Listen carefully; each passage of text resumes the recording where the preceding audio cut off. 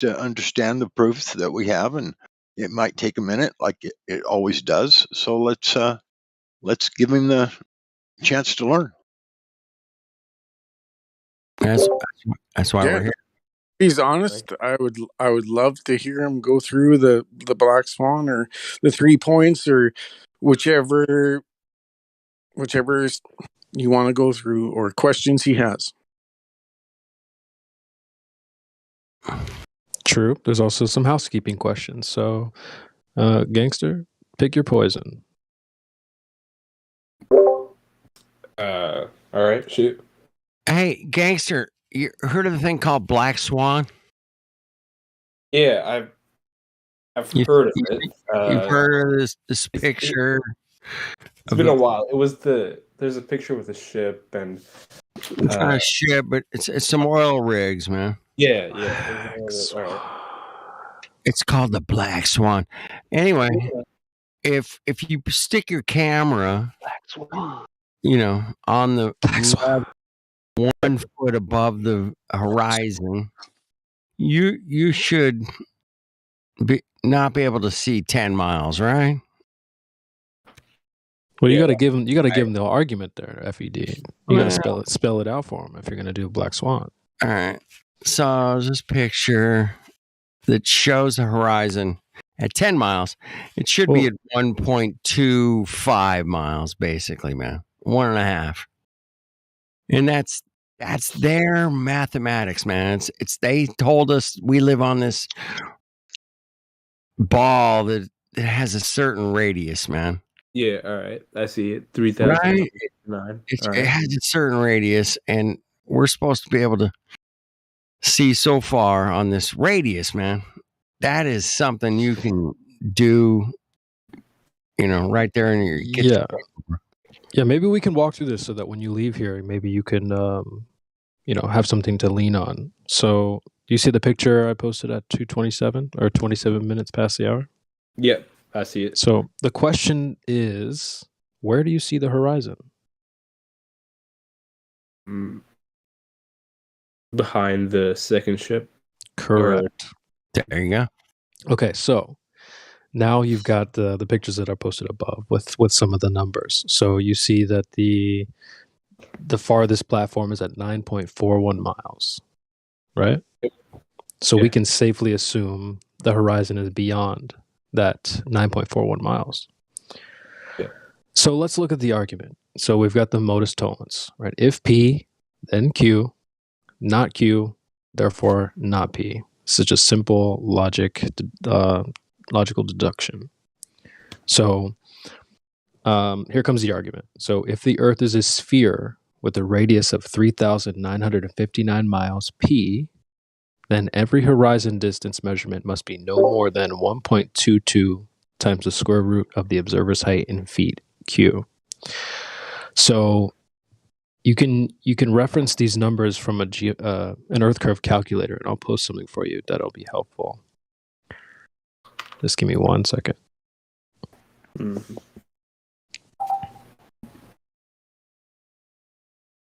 And this curve calculator calculates the amount of drop that the water is supposed to be falling away. If it were a globe, every mile is supposed to be like almost 8 inches. So in the first 1 mile, should be 8 inches down, 1.3 miles, whatever it is. It should be 8 inches lower than level. So that's just to give you an idea of what we're getting to here. Because now you have 10 miles of this going on. So Yep. And so if you plug into that calculator the data, and I've already done this, I'll just post a screenshot.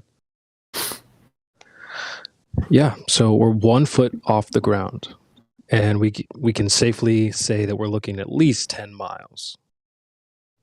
So if you look at the picture I posted at 29 minutes past the hour, you've got D1 that's where the 1.22 miles comes from. So they're saying that at 1 foot off the ground, the geometric Earth curve horizon that's supposed to be blocking boats and buildings, it should be at 1.22 miles. But you look back at the evidence, and like you said, you can clearly see the horizon way beyond that 1.22 mark. That's a little misleading, though. You got to say it won't be blocking all of the buildings of the ship. Only 8 inches of the ship in the first mile will only be missing 8 inches, not the entire ship. So I think when you guys say this is where it blocks, where things disappear, that is not where they disappear. That's where only 8 inches disappears. Then another mile, then you got 16 inches. Well, what I'm saying is, 32. if you see something, 32. Excuse me, 32. Excuse me, my math's bad. Sorry. What is Gator's opinion on this?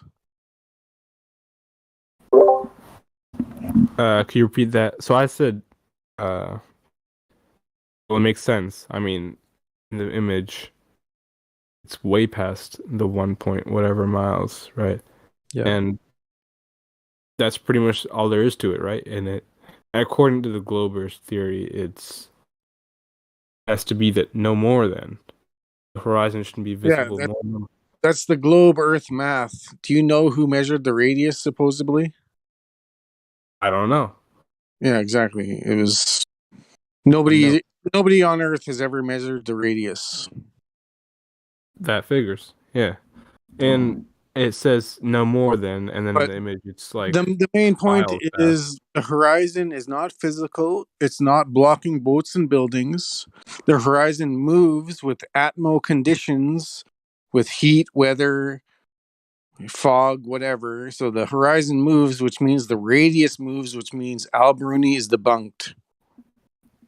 So, like right, you may not remember this, but it's kind of advanced. But yeah, no, I see what you're talking about. Yeah, right. The thing with the no more than, it's like the globe has already been given a specific size. So it's not like it inflates or deflates or grows or anything like that. It's locked in to a specific geometry. So that's where all this math comes from. This specifically disproves their math, correct? Yes, 100%. We use the globe math to debunk the globe. Yeah. And a lot of globers deny the globe math, or they'll fight it, and then they don't know their own model. Yeah, so yeah, but you're on the right path. I think a little backstory might be helpful as well, because this argument popped up January 1st of 2020. So prior to this argument, the globe earthers were saying, like, so the boat goes out to the horizon, right? A boat goes out to sea. They say, oh, well, see, it's being blocked by the Earth curve. There's a geometric horizon there. That's the Earth curve blocking the boats and buildings. So, and we would say something like, well, there's different factors like refraction, observer height, weather, that type of stuff. So this argument comes out and it completely destroys any idea that there is a geometric Earth curve in the way. And so I guess their only response now is, well, refraction. It's like, well, that's what we were saying, okay? There's no way out of this. The Earth curve that you said was there is not there. So that's really the result of this evidence. So basically they finally rely on refraction, and that's their final argument. Really, their final line of defense, I guess. That's like the only thing you'll hear. Illusion. Yeah, they'll be like, well, there's refraction. It's like, well, that's not the kind of refraction you think exists. When they say refraction, they're talking about terrestrial refraction, which again relies on that R value, which wasn't measured and also debunked. So, no. Welcome to Flat Earth if you say refraction. Yeah, if you deny the geometric horizon, welcome to Flat Earth. Yeah, because if it's a ball, if it's truly a ball, like they say, then it has to have a geometric horizon. It just has to be there. Period. I mean, whether it's the exact same spot or a spot where they say it is, it moves around a little because of refraction, which is probably true as far as where you see it. But the fact remains the same that if it's a ball, the curve has got to be there somewhere. They can't show it. All right. Nobody can. And their excuse is refraction. Which is chucking the geometry right under the bus, right? The globe that was supposed to be there blocking boats and stuff, they just chucked that whole idea right under the bus. As soon as they say, well, it's refracted, it's like, okay, well, no geometry then. Yep. An impossibility, because if it's a ball, it's got to be geometric. It's just all there is to it. You can't take the geometry away from a ball. You can't do it. Right. Globers are impossible. Yep. So Black Swan. Black Swan. It's making sense. Making sense. We'll quiz you on it in like a week. So. All right, I'll be ready.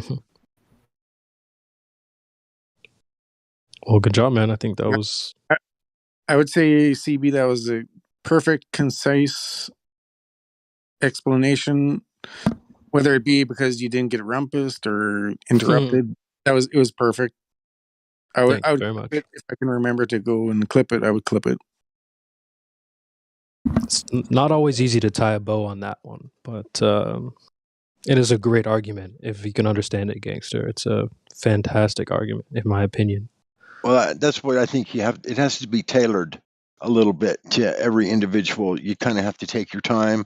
True. And explain a few things like I did with the 8 inches the first mile, and then it's 32, and it's not like this cut and dry thing. You know what I mean? You kind of have to paint a picture for every individual, something that they're understanding.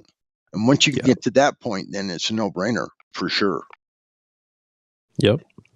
Yeah, whether it be Lime or Gangster, like that was the perfect 2-minute segment.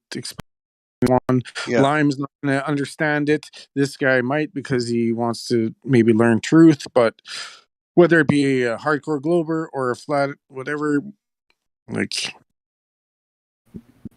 Yeah, man, I'm happy I came out today and I actually learned something worthwhile, and I feel more confident in truth. Yeah.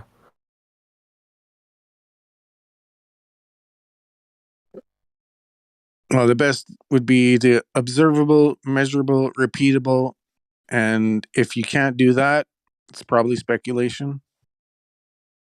Yeah, right. That's like almost the best part about this is you can go out and test some of this stuff on your own. You don't have to just believe us because we said it. Like, take this idea and go out and test things on your own. Next time you go to the beach, see how far away you can see certain islands or boats or whatever. Go to a lake, do some laser tests. Like, there's a bunch of stuff that you can do on your own instead of just relying on some dude told you, So yeah. that's the best part. You can verify this on your own. I'm wondering. That is the best part, and the thing about it is the stuff NASA and the scientists give you cannot be verified. That's the big problem. They give you stuff that you can't verify. You just have to believe that that's what the truth is. But we tell you a little different story here. We tell you things that you can, like he just said, you can actually go out yourself and test them. Take your own camera, put it on the beach. Take your own set of binoculars, put them up to your face. Look out to an island, whatever. You can do these things yourself. Verify that they're true. What these people are telling us in these textbooks and whatnot cannot be verified. That's a big problem. None of NASA can be verified by you. Yep. Nothing. Well, Nothing. duh, that's why you just believe it.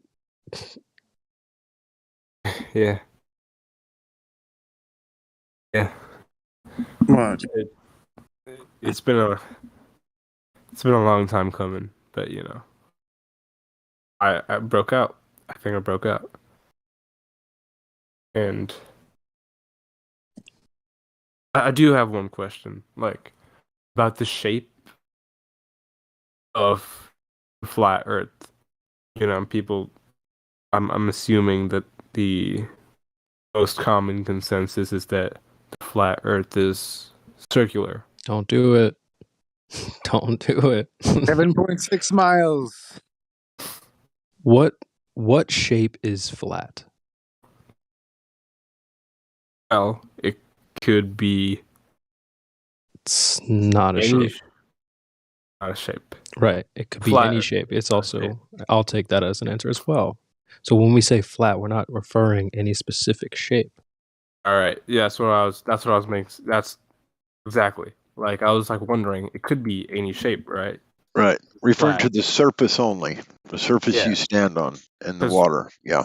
'Cause we don't like like traditionally in the media and whatnot, like when they show you flat Earth images, they're all like circular, and I'm like, well, flat Earth just says it just means flat, and I've been confused this whole time. Like, what shape is that? So right now is the consensus like we don't know, or Here's a question for you. What Mhm. shape is a lake? it could be anything. Right. So what if the earth is something like that? Yep. It doesn't have to be some specific shape, a square Yeah. or a circle. I'm saying, I mean, I'm hoping that. Do you think one day we'll be able to find out this shape? Because obviously there will be some shape, you know. Would you be okay if you never knew? Oh, there are obviously stuff I don't know, but Check this that out. bothers me. Check this out. There's one thing I think that most people, and maybe not saying you do, but most people find it really, really hard to take out the Earth, take it out of the solar system that they say we live in, like the third planet from the sun. These planets floating in space, rotating around the sun. Okay. Yeah. First of all, you've got to take the Earth out of that. You've got to do away with all of that. None of that exists. Because You're talking about the Earth only here, and Earth what is in a celestial body. No, Ding, it is ding, ding, ding, not. ding, ding, ding. Ding, ding. Very correct. Very nice answer. What we don't know is the exact shape of it because we're not able to know those things. It's too far. We're limited. There's a thing called the Antarctic Treaty that doesn't allow anyone to go below the 60th parallel, which is still like 2,000 miles from Antarctica or from whatever region that takes you to. You can't go beyond that. It's against the law. They stop you. And so, how are you going to know what shape it is? How is anyone going to know? I mean, obviously, maybe someone knows, but they're not telling us How can because we map it when we're not allowed to go certain places? exactly. So it's can't. So gonna be a long while. your question, but the question debunks itself in a way where like how do we map it? Well, we're not allowed to go and search those areas, so like nobody's gonna map it except maybe the government. Area 51, Antarctic Treaty. Like, who's allowed there? Yeah, we just gotta. Hopefully, we just gotta wait. Well, Until the time of the corporations is over, until the time of the current government, and hopefully the future is a little better. And one day we get to see the shape of the flat Earth. Well, I think the question stems from this idea. Like a lot of people come here, their mind is in space looking at the earth. And I often tell people that we cannot pretend to be able to see the earth as if it were like a puppet on your hand. You just don't have that perspective. So I don't think you're going to be able to. It's no amount of time is going to give you that information. We just aren't able to see it from that quote unquote outside view. We don't have orthographic view of flat Earth. Yeah, aka Muppet vision. Yeah, we don't have hear that Muppet. turned around. Right. We'll never see flat Earth from outside because you can't get outside the container, and because you'll never see the side of your own head. Can I add Right. something that they've got this whole discussion, kind of as a false dichotomy in general, and because they supposedly showed us the whole ball Earth, then the onus is on us to show the whole flat Earth, which most likely is impossible and wouldn't matter Because then compared to what, right? Like even if we could get to the edges of whatever it is, or to the barrier, or to the dome or something, we don't know how far around it goes. We don't know if there's anything on the other side. Maybe there is, maybe there isn't. We have to have something to compare it to. Everybody observes and knows the Earth is flat intuitively, or that it's stationary plane. I should say flat's a misnomer. It's not even flat. We all know that. So the whole discussion is based on this flat versus sphere, which is ridiculous to begin with. Like we're supposed to define the whole thing or know what the whole thing looks like. We all observe and know that the Earth is flat already. The Earth presents itself as stationary, and locally that's all we can know. So we all know it's flat. Even the Globers know it. Yeah, but they're going to present us with a globe, a complete fantasy, a complete made-up scenario of where we're at, the third rock from the sun, and orbiting around the sun, this big solar system that we supposedly live in. The thing of it is that all has to go. It's gone. It doesn't exist. And so you have to start from scratch. And what that scratch is you're standing on it. Yep. And that's all we have at this point. And do you need to know more than what you can, what it appears to be locally? Focusing on having to know what the whole thing is where they're pointing us. Like we have to define the whole thing, otherwise we don't know. Who cares? It's impossible. They're asking us an impossible question and acting like we're idiots for not being able to supply an answer. We're not going to supply them with the answer they gave us, a complete fantasy. We'd have to all lie we to them. can know is the way it seems. Yeah. Reality is like it seems. Big surprise. Stationary plane. That's all we can know. That's all everybody knows. We all agree. Yep. And to present anything but that, we'd be making it up, just like they did. Exactly.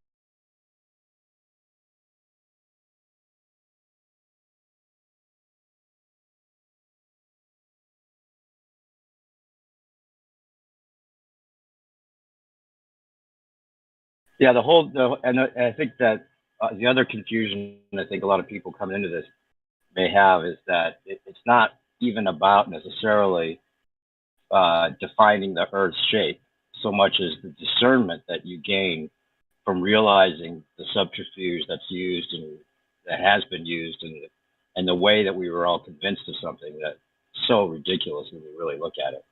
And then a lot of other things become clear and other matters become clear as well. And it's really the discernment that you gain from realizing that the Earth is not what they're telling us that is the most important part.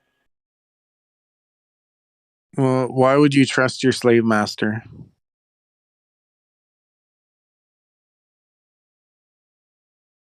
Well, why would I trust the think government slave master who I think they poisons think me poorly on and purpose. who taxes me and who oppresses me?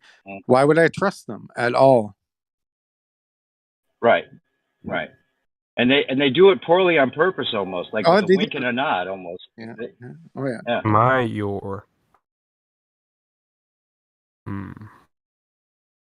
Yeah, like all you have to do is ask him, "Do you trust the government?" "Oh, no, I don't." "Okay, well, welcome to Flat Earth." "Well, no, I do, kind of. They lie sometimes. They do. They tell the truth sometimes." Like, they're hypocrites. You got them. Like, they're just...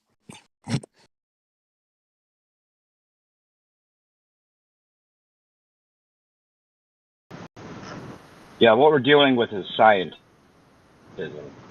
on all levels, especially with what we're going through. New perspective. I heard Kosho today say, "I believe in the creator. I believe in blah, blah, blah, blah, blah, blah, blah." I was like, what the fuck are you talking about? Like, you believe in the creator? A lot of them go with that. Really? Kosho, you believe in the creator? Come on, Big buddy. Really? I agree with y'all. So talk about the government, right? Like, anyone, I would say to anyone, if you lie once to me, I will expect everything you say is a fucking lie. All right, I won't trust you again. Yeah. So, Yeah, I have a friend who totally knows the moon landing was fake, but then he'll believe everything else NASA said after that. Yeah. Like, Of what? course. Wait, so it's like the guy in high school that said he slept with the finest chick, and you find out for sure he didn't, and then you believe every other chick he says he slept with after that. I trust the government sometimes, but not all the time. Sometimes they lie, sometimes they don't, and I'm the decipher. I can tell when they're telling the truth and lies. Like, no. If you trust the government, you lost the debate, like, instantly.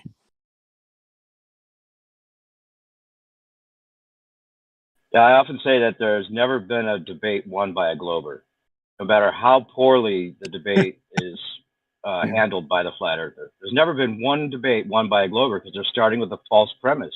They're using assumptions, which automatically counts them out of winning the debate. Yeah, it's about the audience, and you just hope for that one or two random person listening that is going to be able to tell the lies, the government lies, from the flat earth truth. Yeah, this isn't a movement. It's just one person at a time realizing that we're not on a spinning ball. Yeah, I'm personally just trying to survive this disgusting world and trying to make the best of it and spread as much truth and have fun and like a lot of Yeah, there's a whole new beauty that you find though when you realize that it's not what they told us. You're free from that then, and it's not disgusting anymore. Even though there's disgusting elements to it, it's much easier to enjoy the natural beauty of it. yeah, you gotta find. Yeah, it's depending on what location you are, the restrictions are different, and so yeah, it's everybody's a different age, a different level of truth, a different. So it's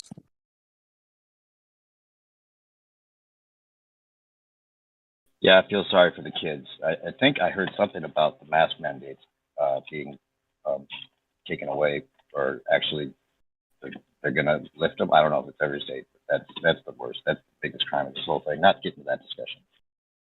Yeah, man, I'm really sympathizing with the kids right now. no, yeah, it'd be like if anybody ever says you're too aggressive, you're too this, you're too that. Well, think about the Palestinian Holocaust. Think about the American Indian Holocaust. Think about children being forced to wear masks. Think about like, yeah, your life's good, you have fun, but remember what's happening. Hey, man, 1984. Yeah, no matter how good life is, remember the people that are being oppressed. And just because your life is good and you're having a fun and going to doing whatever you want to do, like there's people being murdered, kids, Palestinians. So At this rate, I wouldn't be surprised if the government murdered people and called it the coronavirus. You know what I'm saying? well, they We already can't the we can't CDC, be too direct with what we Yeah, say. but we're We have not to kind we're of not supposed to CDC talk about that, so we're gonna CDC stay away. already We're admitted gonna that stay they away already. from that. We're gonna EDP. yeah, sorry. We're gonna stay away from that subject. That's all good. But yeah, it's just call it minestrone soup or something. Don't you, use you the have to live your actual life word. and survive, but try to enjoy it, but spread truth, but remember what's going on in the world in different places. Just because it's not happening to you, it doesn't have to happen to you to actually for you to care about it.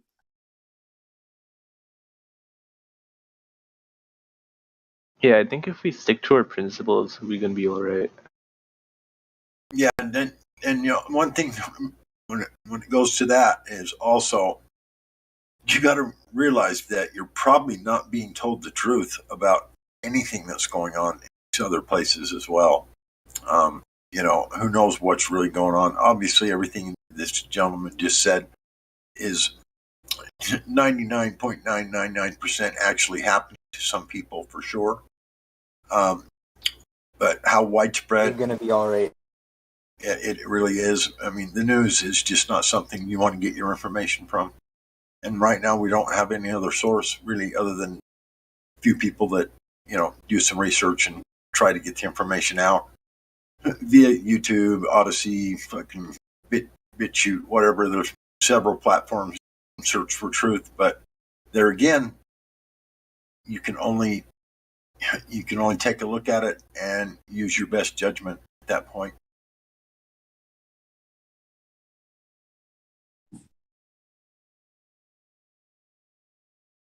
Everything is censored anymore. Everything is censored.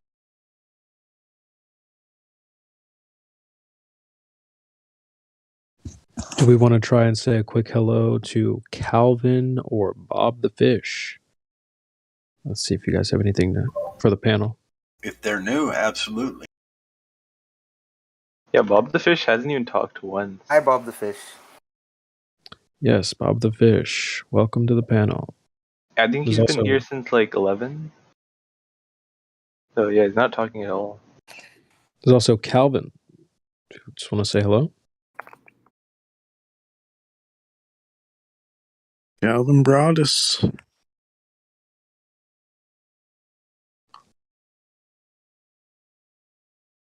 If not, you can always just go through the check-in and have a quick conversation with someone up there, and you can get speaking roles here. So, speak now or forever hold your peace. Man, it's my life. I had to fight, fella. And like, you know what I mean, right? And like, those bad trips where you're like, yeah, right? And like, homicide be looking at you from and shit goes down, man. Like, and I have to tell my mama that I love her, and this is what it's like, bro. Hey, man, not like that. It's shit's going down, and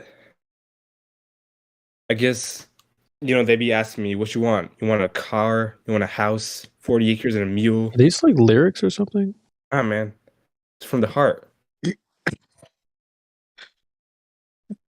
Do you have any globe proof?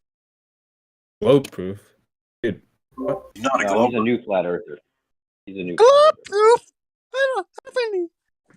I'm a flat earther. Do any of the new flat earthers here notice that there was like a extreme prejudice towards people that realized that not on the spinning ball that's changed like rapidly over the last year? Like now it's more accepted. People are talking about it in general. You know what, man? It's okay. I'm be all right. Just want to say that for Alpha a second. New perspective. Tiny bit low. I would say yes, though, to answer your question. I would say yes. I've heard some people say, well, because of the the current narrative, now I've started questioning things a little bit more. So I wouldn't be surprised if that's the case.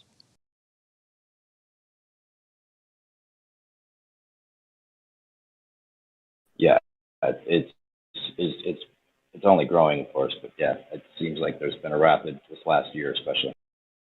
And it's not like it's going in the other direction either.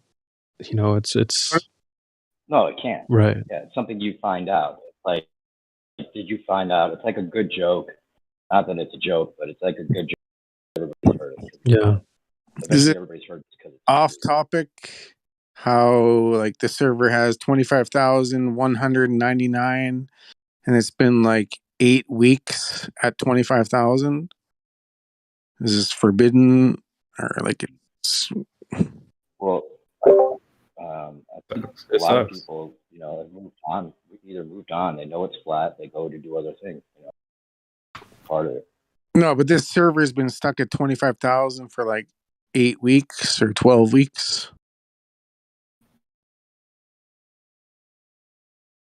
Yeah, I do remember when it crossed over to 25K, but I don't know. Sometimes the way I think about it is like, you ever had like a really cool park or like a badass park that you really like, and you get it to yourself, or maybe you have some friends, but like when way too many people start finding out about it, it starts getting like annoying, like frustrating to be there because there's nowhere to go. There's also been some other servers.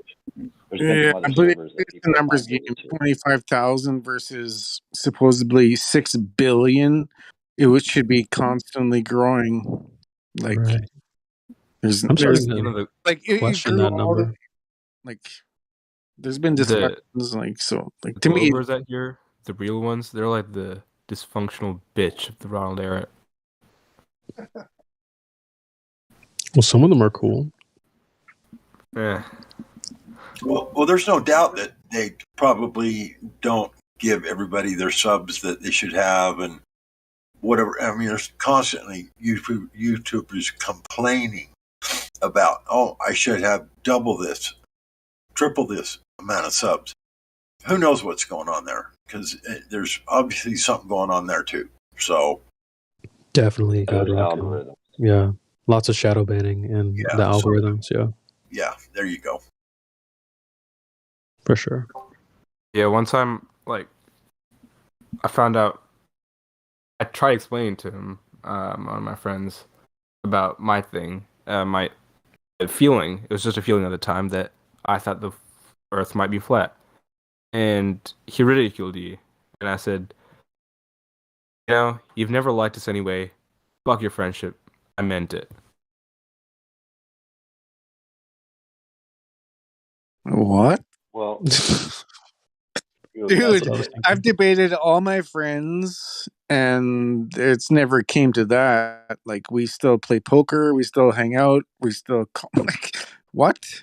What are you talking? and if you Some just had a people have feeling, why would lost you? friends Why, over it, why bro. would you? You know that's true. Yeah, but like Definitely God rocking.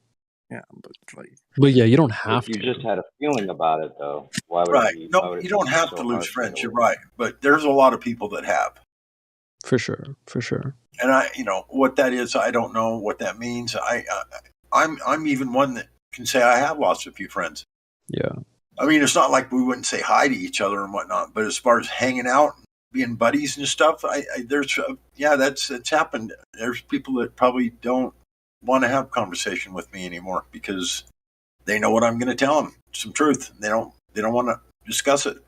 It's a Why? defense mechanism for sure. I really don't know why, because I would think anybody would want to know truth if you were going to offer them up some.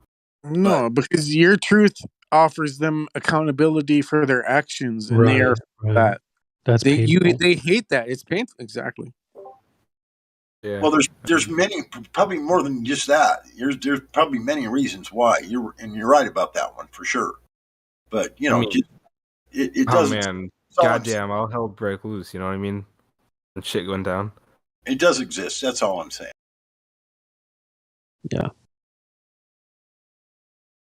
Yeah, like I intentionally cut people out of my life because I don't want the drama. The more people Yeah. in your life, the more drama. So like, why? That's what I'm saying. Like, might as well go buy a chopper and have a doctor on speed dial. I guess. Like, that's what I'm telling people. Like, I don't want you out of my life. I don't want me. You know, I'm sorry. I'm having a hard time talking, but you know, shit hits the fan. So fan. I'm having a bit of a thing right now, but I'm getting emotional. I've had to cut out a lot of people in my life, and for being toxic, and I'm sure you guys understand. It's just a thing. There's a lot of people out there, man. You don't have to jive with everybody. Yeah.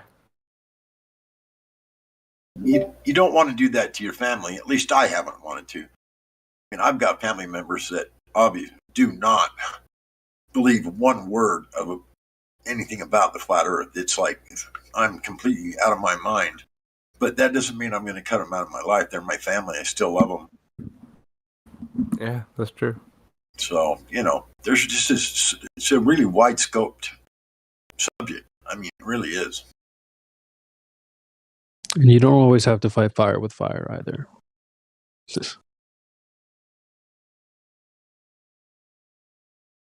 Yeah, I mean, if it would be an interesting world if Globers and flat earthers all got along. No, never.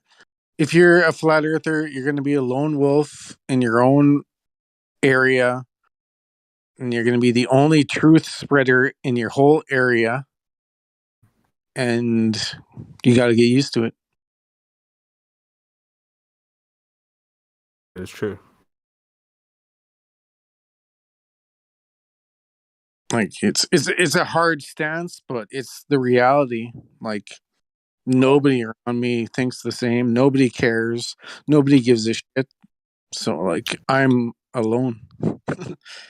But it's the way it's got to be. Well, I guess I'm the lucky one then, because I do have a few flat Earth friends. Yeah, that's nice. That must be nice. You know, I was telling someone about my beliefs, and they're like, "Oh, Martin had a dream. Martin had a dream." It's not a dream, bro. It's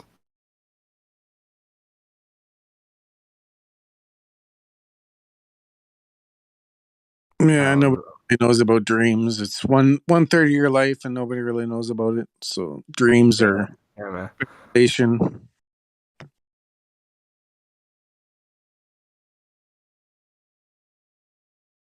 But that is pretty interesting. Like no one really talks about that. Yeah, it's one third of your life, but nobody really knows what's going on. What are What are the dreams? What do they mean? Why are they always different? Why can you control some of them? Yeah.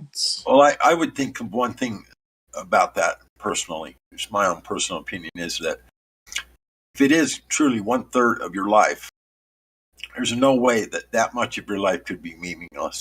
Right. I agree.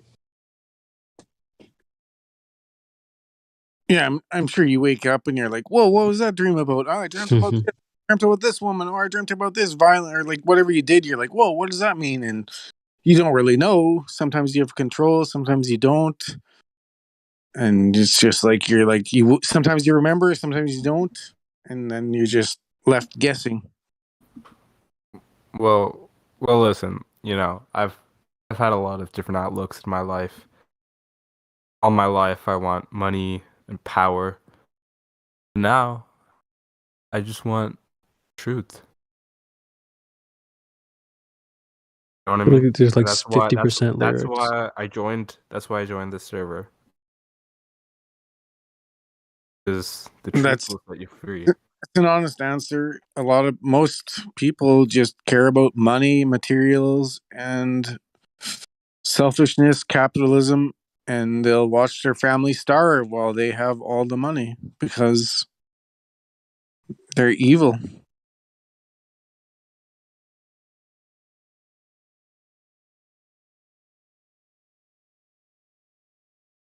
But if you make the opposite decision, then welcome to the server, and hopefully you get all the information that you can find or desire. Thank you, man.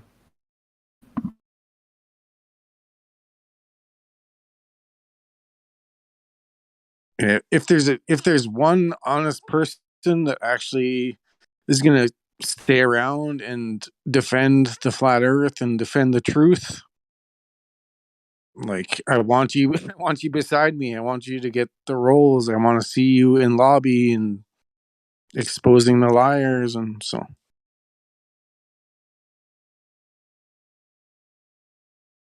I would say that about someone on both sides. You know, like personally, I like having some of the good globe earthers around that know their model at least. Of course, we get tons of like clowns who come in saying that there's curvature if you climb a tree and stuff like that. So the more people that actually do know what the claims are, I'd take a group of globe earth soldiers any day.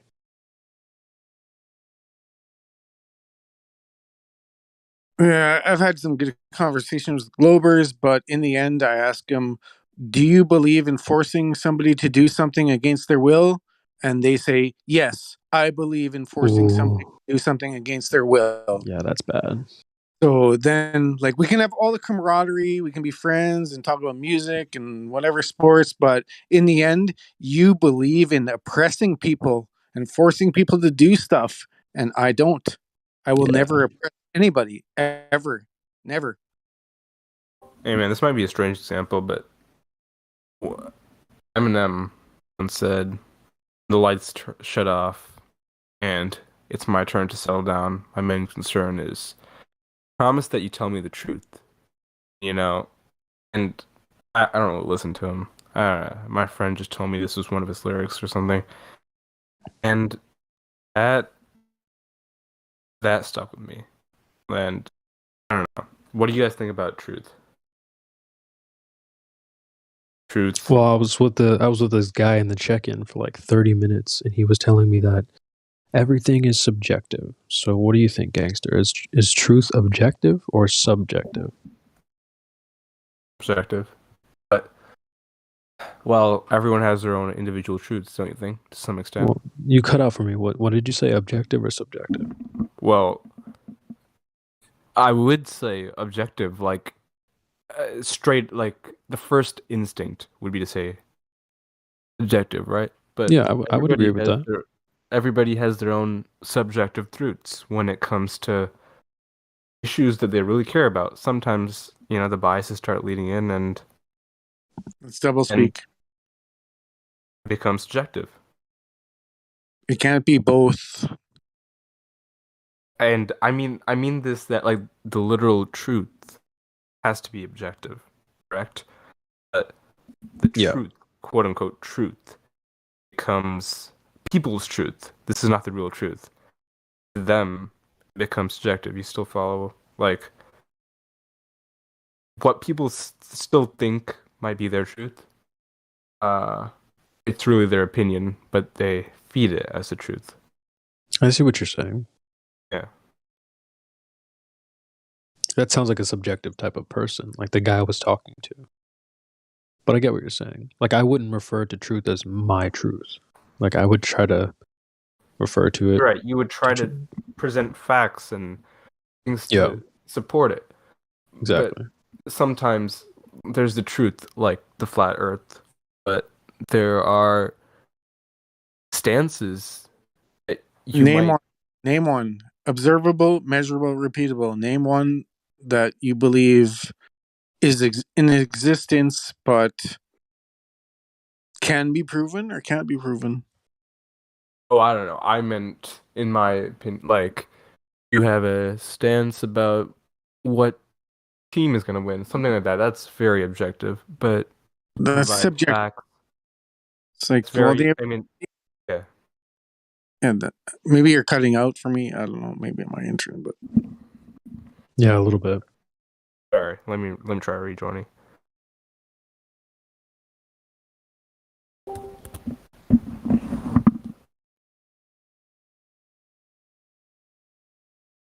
Yeah, like, he asks you yes or no. Is truth objective? Yes or no? The real truth is obviously objective.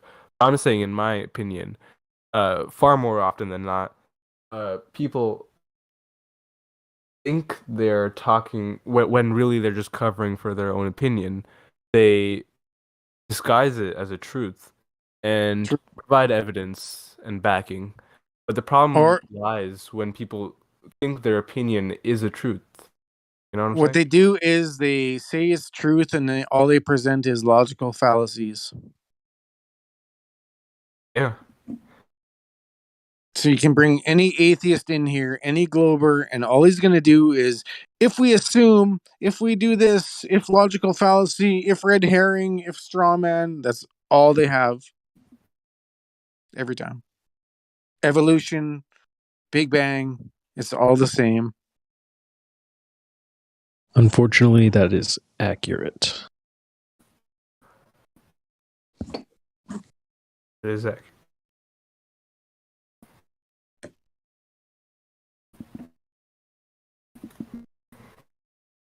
Say pretty much anything the government is selling, it's lies. I hope they remember, man. Hell is hot fire. It's proven. Long time ago. Yeah, how's it proven?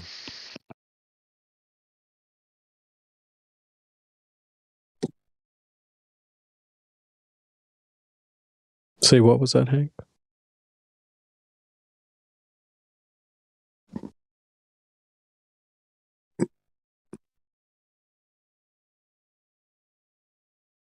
How was the statement that hell is hot? How's that been proven? Interesting. No, that is valid. I would say, even myself, it's an opinion. It is an opinion. Speculation.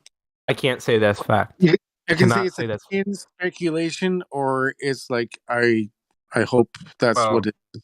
It's a hope. It's a hope. It's a hope, yeah. It's a belief, right?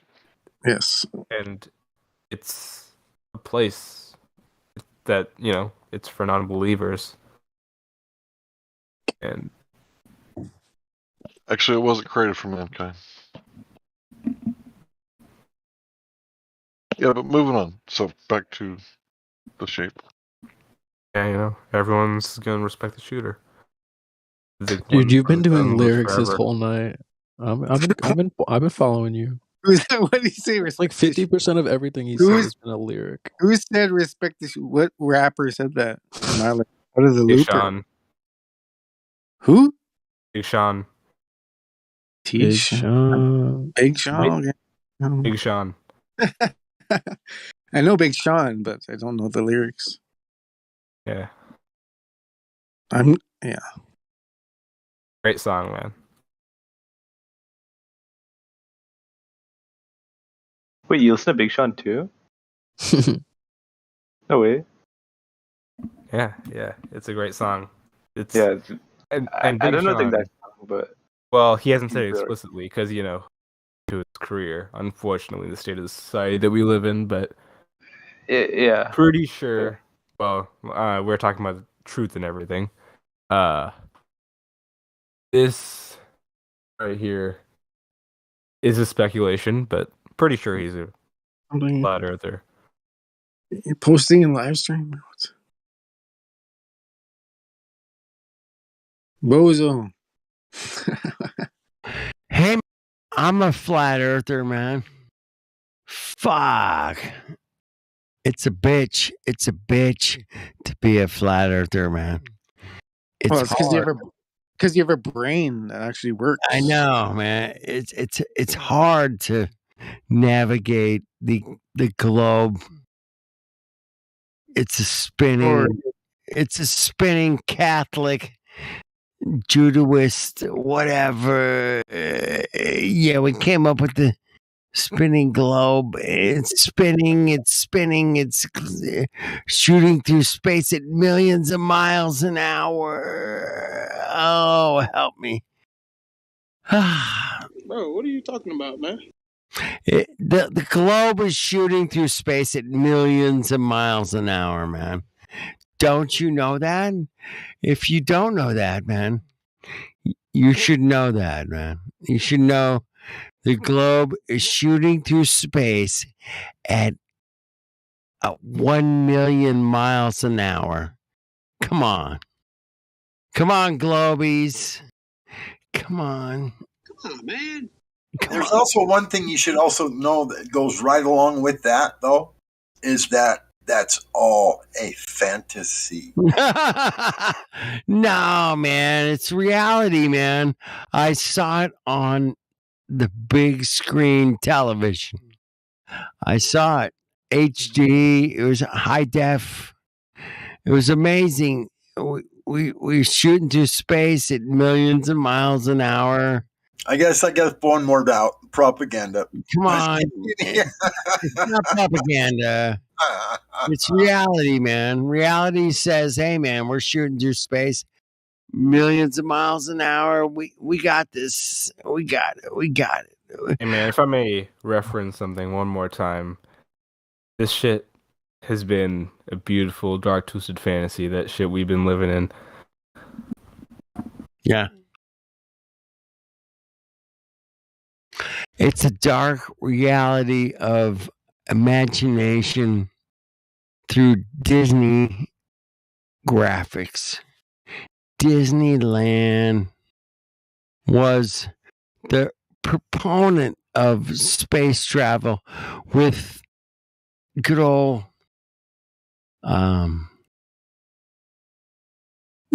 the German guy, scientist. With good old Captain Kirk. What do you mean? Yeah, and Disney buying out Pornhub.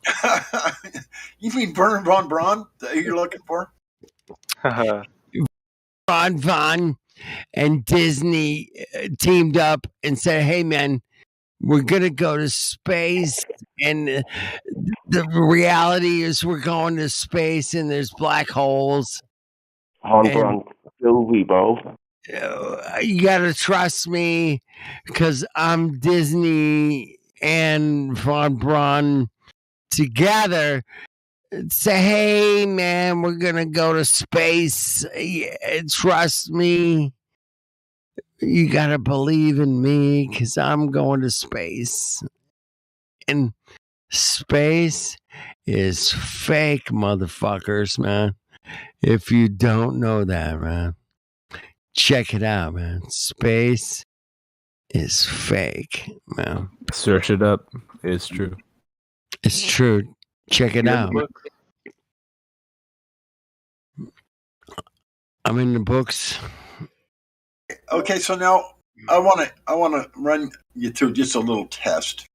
I want you to go into a high school classroom, and I want you to stand there and say that same thing and see what kind of looks you get from these people. Go into a high school classroom and tell everybody there, space is fake. Space is fake. Satellites are not real. Yeah. And Try that. Do you have any flat earth questions? What? They'll probably call the cops on you. Have you It's removed? fake, yeah. I'm done, man.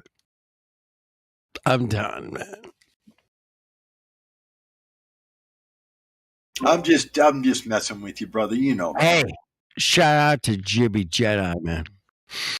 Jibby. But that was a long, treacherous excursion, man, to get through reality of where you live, man. If you dare to get to the reality of where you live, it's a journey, man. It's a fucking journey. And you're gonna discover some shit that ain't gonna exactly equate in your mind. They're not going to say, hey, man, of course the earth is flat. How dare water be level? Oh, my God. Oh. Gangster. What's good? So where do you go from here? From here? What do you do now? What do you do now? Where do we go? Where the fuck can we go now? Come on, gangster. Where does he go if he's actually searching for truth? Well, I mean, like, can we get much higher? I think we can. What does that prove? What height do you want to go? I would say to the stars, but space isn't real, right? So higher than before, Gilbert. Yeah. Yeah, it's so you're like, it sounds like fantasy where like I'm like, how are you ever gonna get there? Are you ever gonna go? Go where? To space. You're never gonna go to the top of the firmament. You're never gonna go to Antarctica. You're never gonna go to Area 51. I hope to. Never. Never. You know, I call me a dreamer, but I want to go everywhere. Test the limits. See as far as I can, just for my own self-satisfaction. So how many days do you want to walk through the desert? As many as it takes.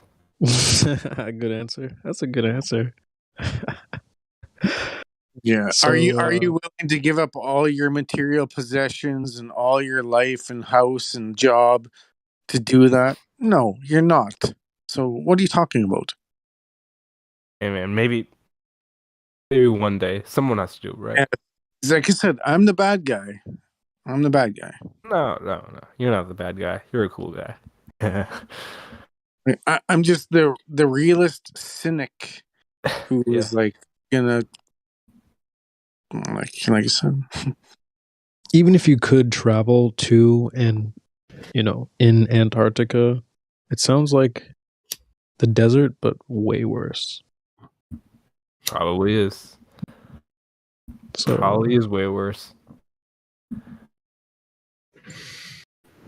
We'll see. One day, someone has to do it. How much do you know about Antarctica? Do you really know what's out on the ice shelf? Do you know? I don't know, Jack. I could be completely wrong. Maybe it's super easy to go there and have a good time or whatever. But I would just imagine it's like trying to trudge through a desert, but just an icy one. And that's what they tell us. Yeah. Yeah. I don't know. No food, no animals, no resources to sustain yourself whatsoever. I mean, yeah. So that could be BS for sure. I guess it could be. You're right.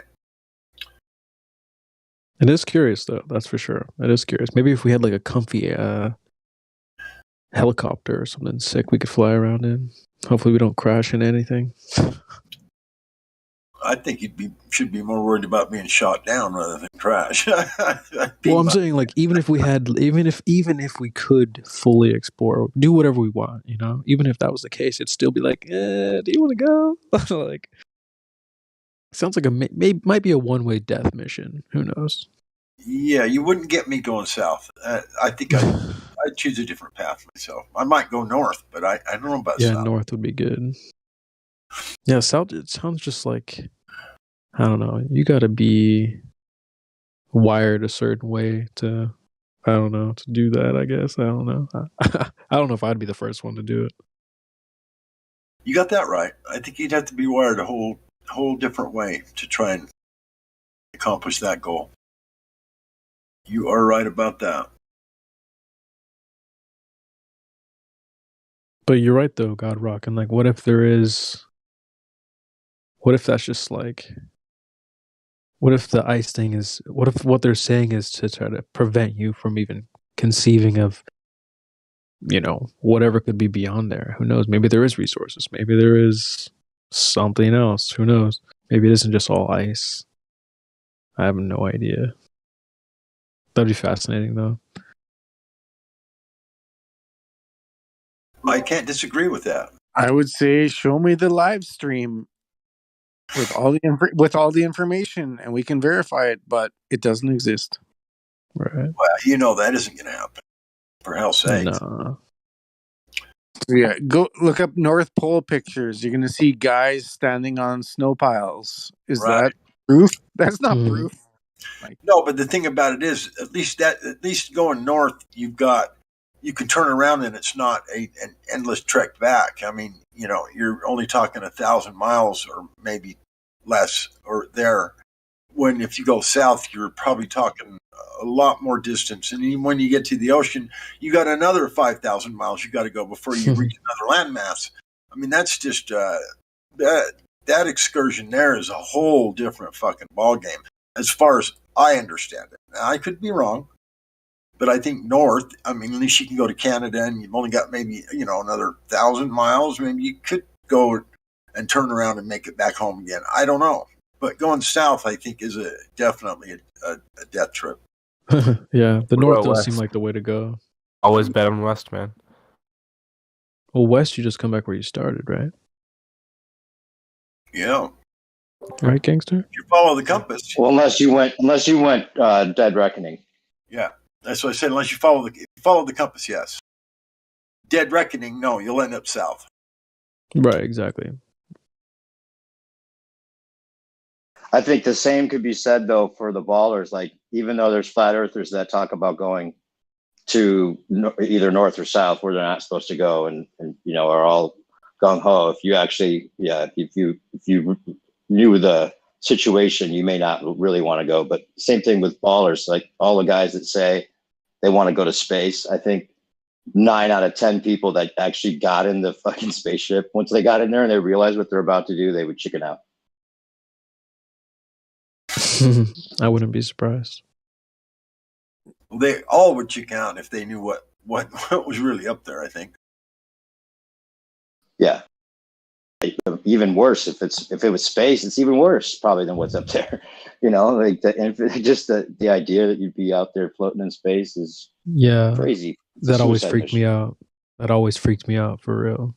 Like imagine being like unplugged or from your spaceship, you just start floating out in the middle of nothing. That sounds terrifying. Right? You wouldn't do it. They wouldn't do it. I guess, but see, I just can't. My mind can't go there anymore because it can't be a privation. It can't be a vacuum for one thing. So there's got to be stuff there if it's there at all. If there's something more than what we're being told, a privation is not what it is because it violates everything out there. Violates the second law of thermodynamics. It's obviously not what they're telling us, but just the whole way that it's hilarious the way that they got us to believe that we just go far enough up and all of a sudden we start floating. Right. They did a good job planting that in everyone's mind. I mean, it's a thought experiment and it works.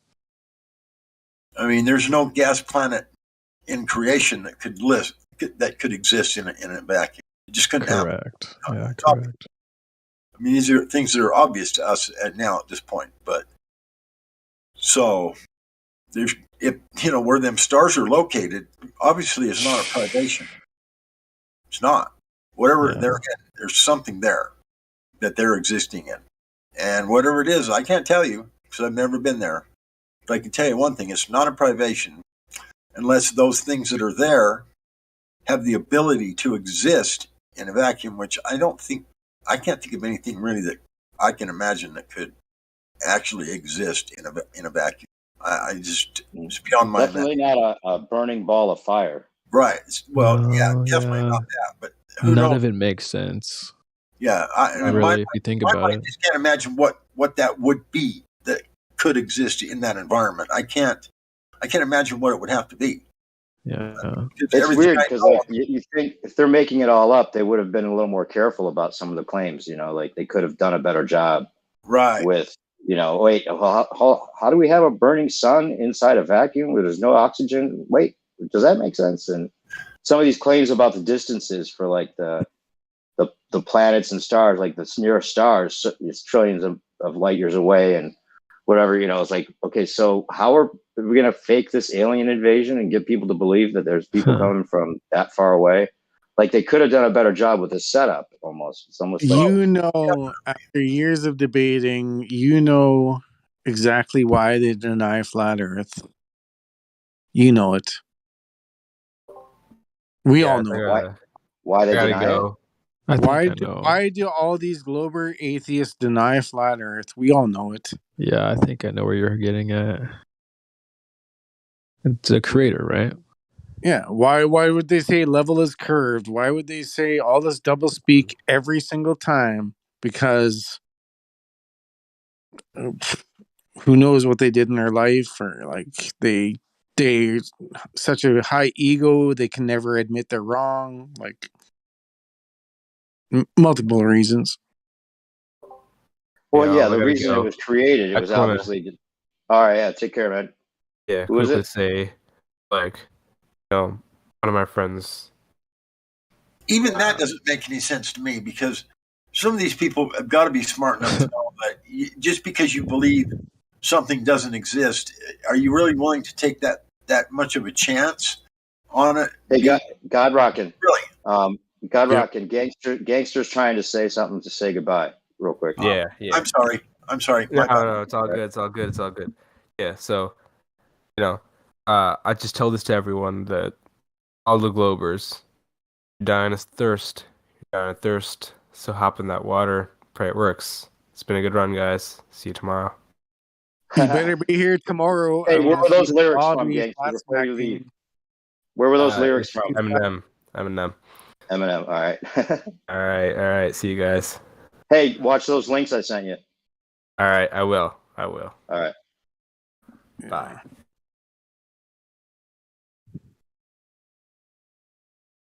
We're gonna have to put him onto some of our flat Earth raps. Getting him spitting some flat Earth bars. Hey, play us your tune. Speaking of flat Earth bars, real quick, if there's a moment of silence, or if there's anybody else wanting to talk, that's fine. But the last thing you did with Karma was cool. Yeah, I have one more too that I made recently after that. Oh yeah, give us a listen. Yeah, I'll see if there's anybody that's better with the bot that could play it. That'd be nice. I'll try and see if I can get it to work. Yeah, give me one sec.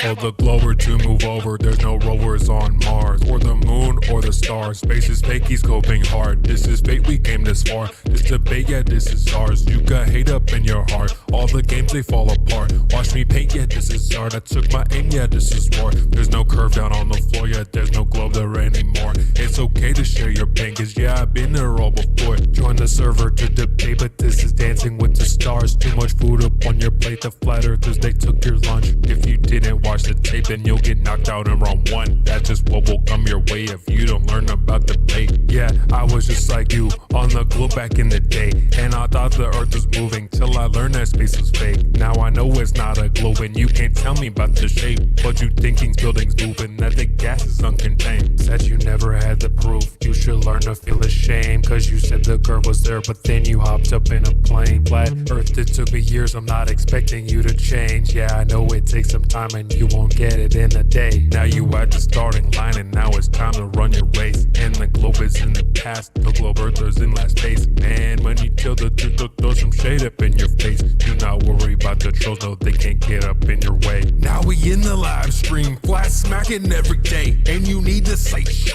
Better back up all your claims. I won't take no fallacy. Cog diss him if he plays. No, it's not a disc. Yeah, flat is not a shape. If I say the earth don't move, you'll get bent all out of place. Take the flat pill. Yeah, do it with some grace. Don't get mad at me. No, you can't go to space, cause it's on the TV. Yeah, outer space is fake. Now we in the live stream, flat smacking every day. And you need to say shit. Better back up all your claims. I won't take no fallacy. Cog diss him if he plays. No, it's not a disc. Yeah, flat is not a shape. If I say the earth don't move, you'll get bent all out of place. Take the flat pill. Yeah, do it with some grace. Don't get mad at me. No, you can't go to space, cause it's on the TV. Yeah, outer space is fake, huh?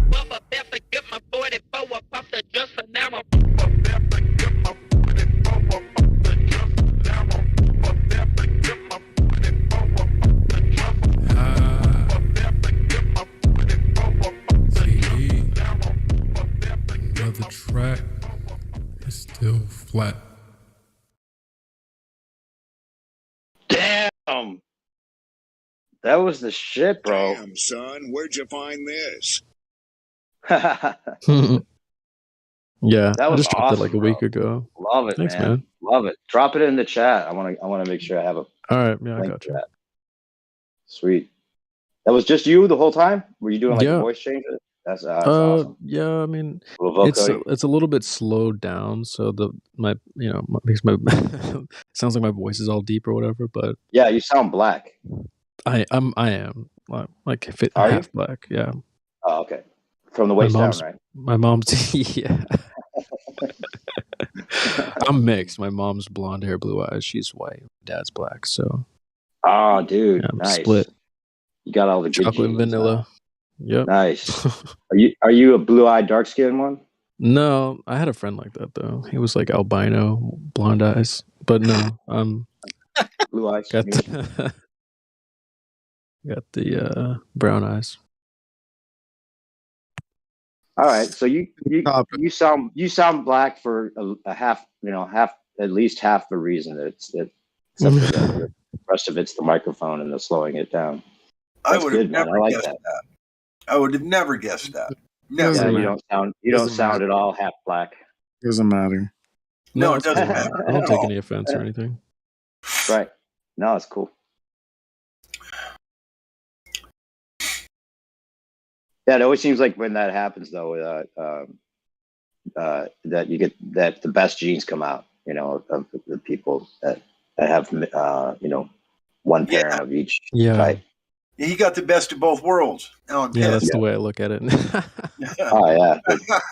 I didn't always think that. Growing up, I obviously not obviously, but growing up, I was like, I always wanted to be more fair skin, or whatever, fit in type of thing. But as I got older, I actually started to really appreciate the duality, both sides. Yeah. Fuck yeah. I agree, because I got two. I got two family members that are very, very fair-skinned girls that are both married black men, and their children are just gorgeous children. I mean, amazingly gorgeous children. I mean, it's just like, it gave me a whole new perspective on looking at mixed marriages. Because I used to be against it when I was younger, growing up in Utah, and you know, whatever else. And so, yeah, I've got a completely different opinion of the whole thing at this point. And like I said, I feel like you got the both of both worlds. You know what I mean? Yeah. Do you have any brothers or sisters? Yeah, I have a sister. Did she get the blue eyes? No, we both. Yeah, both. I guess brown it's a hair, brown eyes. That'd be sick, though. My one sister married a Tongan, a full-blooded Tongan, and her daughter's she's almost 6 foot tall. She's gorgeous, thin. I mean, it's just amazing, bro. A Tongan, that's interesting. I don't ever hear about anybody knowing somebody from Tonga. Yeah, my sister married a Tongan.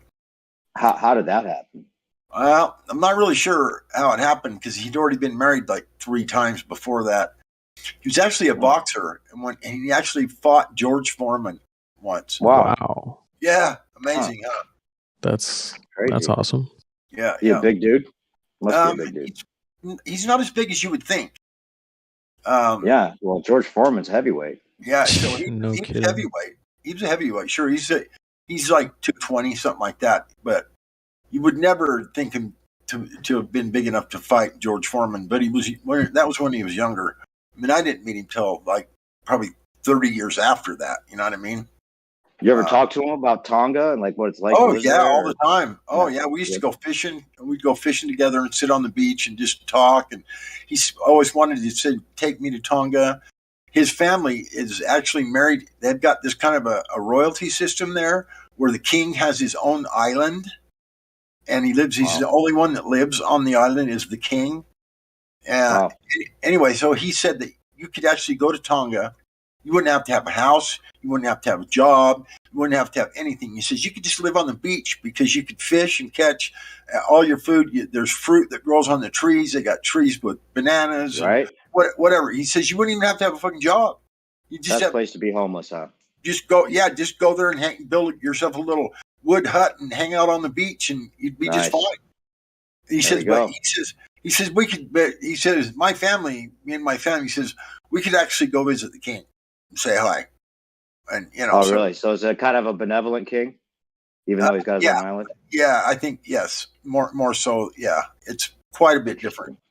But yeah, he told me it's just a beautiful, beautiful place to just go. And why he's not back there? He just basically says that his whole family came here because of the LDS Church, the Mormons. They drug his parents here and everybody else. He in his early 20s when he came. They just talked him into the American dream. You know what I mean? Right. And brought him a bunch. And he had some of it, obviously. If he got some money from fighting George Foreman, I'm sure. Well, it was amateur. It was getting ready for the Olympic shit, stuff like that. Oh, okay. So it wasn't a professional fight. No. Right. What does he do? Just curious. What does he do now? What does he do now? I'm not sure where he's working now. Generally been just a laborer working for different companies here. I just seen him like 6 months ago. We spent 2 days together. He stayed at my parents' house. They've got this huge, big poplar tree on the west side of the house, and it's like 60 feet tall. And I watched it from a kid growing up. We planted it. I mean, I built the house for my dad and mom when I was 17, working for my dad. My dad was in the office, obviously, but that's cool. We built the house in 74. And so, anyway, this tree is like 60 feet tall, and it's huge. And it's starting to cover the house, and limbs laying on the roof and whatnot. So Primo came up and spent 2 days with me. And we spent 2 days on these big tall ladders and big extension poles with chainsaws on the end of them, cutting off limbs and anyway, trimming this tree down so it wouldn't ruin the roof. But anyway, that's the last time I seen Primo. That's what's his name is. Primo. Yep. Awesome name. Yeah. Huh. Nieta, something like that is his last name. Huh. Nieta. That's good to hear. That sounds like a cool place to visit for sure. A little vacation. Don't bring any money. You just go there and hang out on the beach. Yeah. He said he's got 2 brothers that still live there. They just didn't want to come. So anyway, but yeah, I'd love to go. You could use him as a way of getting there. Yeah. Yeah, that's near where Bong lives, by the way. Where's Bong? I thought he was in Samoa. Australia. Oh, okay. Right on. I think he lives in Samoan Islands, which is very near the Tongan Islands. Oh, okay. It's near it's near New Zealand. It's closer to New Zealand than it is Hawaii and whatever. It's like totally south of Hawaii, on the way to New Zealand. So yeah, there's areas around there that you can see that it's still labeled. It looks like you can see the outline of like where the island of Mu might have been. There's debate about that, but that looks like about that area. I always mention Tonga when you're talking about like going from one side of the plane to the other. You have Easter Island on one side, and then you have Tonga on the other, if you look at it that way. And this guy that doesn't come around here much anymore, or he doesn't talk online as much anymore since he got off grid, but he's really knowledgeable about the stars and how they move. And his main thing that he left the conversation for a while back is the idea that flat earthers were not really acknowledging the southern star trails, and that he thought it was one of the best flat earth proofs, and that there's 2 adjacent spirals in the sky, and they work like thermodynamics, like they're funneling in through the celestial equator, and that actually works in favor of flat earth. And a lot of times the patented answer that flat earth will give, if you talk about the southern star rotations, is, do all stars move east to west?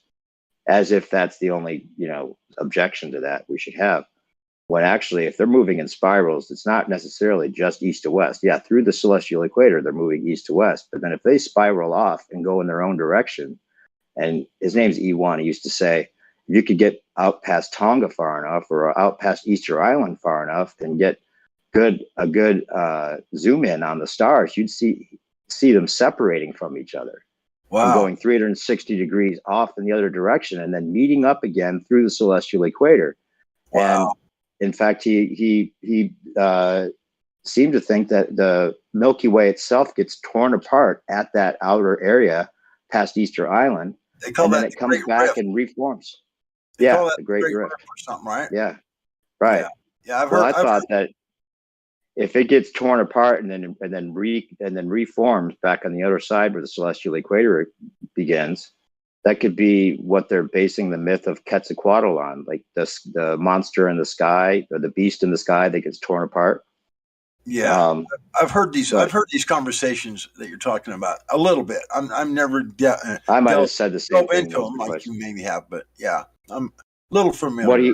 What he also found very interesting is that he speculated or seemed to think that Orion, the 3 stars of Orion's belt, goes straight through the middle, and they were the only 3 stars that didn't go off in one direction or another, but they would reappear right in sync with all the other stars on the other side, almost like a Pac-Man with the Orion's belt.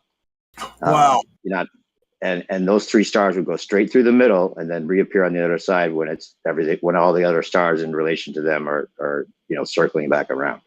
I don't know why he thought that was he seemed to think that was, for sure. And then I sent him some videos that were talking about how Orion's belt not only matches up with the three, like the positioning of the pyramids, Yeah. They say that the positioning of the pyramids matches that. Well, there's monuments all across from Easter Island all the way to Tonga. In fact, in Tonga, you could zoom in on the three squares that were designated to match that pattern as well. And the whole idea that he based his model on was that the three stars of Orion match these monuments, and that's how you know where to put the continents. And the celestial equator is not the same line as the equator, the way that they make us think. And he used that as a way of repositioning all of the continents in what he thought might be the closest he can get to a flat Earth map. Wow. I'll put the only thing that he doesn't have his channel up right now, but I'll put the only thing that he did a presentation on sun and moon. I'll put that in the live stream voice text. That's interesting. It's really cool. Yeah, it's interesting. Thank you, by the way. That's cool. Sure, absolutely. Could be a key to where the continents are actually supposed to go if we know that they're actually still in alignment with the three stars of Orion.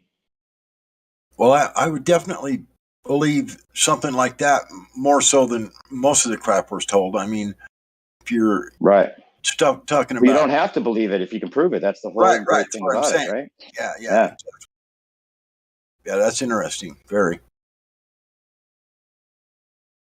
Yeah, some people in here might still know who he was. E1 is his name. There was a couple things that I've heard that name before. So yeah, it stands for equal one. He left the conversation because he thought, well, there's some things that aren't being acknowledged, that some assumptions that are just being pushed, like the AE map and that kind of thing. We can't claim that the AE map is right, and we don't know that Antarctica is surrounding us 360 degrees. It could be ice that's surrounding us. We don't know, but why make a claim you can't prove? In fact, he thinks that there's good reason that Antarctica might be its own continent that you could go around, even though it may be next to or part of this ice area. And maybe I speculated that maybe this is set up for like a flat Earth knockdown at one point, where they proved that you can sail around Antarctica, and okay, flat Earth is wrong. Okay, you know what I'm saying? Yeah. So we just have to be careful about making any claims that we don't know for sure about. Right. Yeah. I see what you're saying. They've just moved it inside a little bit closer and basically saying that there's more beyond it. Maybe is that what you're getting at? Yeah, to think that the whole land surrounding us, if there is a land surrounding us, which we don't know for sure either, if that would all be Antarctica. Think about the landmass that would be that we're calling Antarctica. Well, you're familiar with the moon map, right? That new thing that came out just recently. Oh yeah. Well, I love Ewar and An's videos. Yeah. Isn't that amazing? I mean, even if it's only partially even accurate, I mean, it shows one hell of a lot more land than what we're exactly. And the idea that the really sun and moon, the idea that the sun and moon might be in their own rotation is the other fascinating idea about that. If that circles around and then there's like an ice age that this land will be eventually an ice age that as a race of humans maybe at some point will rediscover when it thaws out as the sun and moon system circle around again. Wow. Yeah, there's a whole lot of mysteries yet to be discovered about this realm. That's for sure. I like the speculation. Yeah. That moon map thing doesn't get talked about here a lot, but I find it pretty fascinating. Yeah, me too. I haven't talked about it a lot because I plan to do like a check on it. I've downloaded the images to see if they actually line up as well. As some of them do.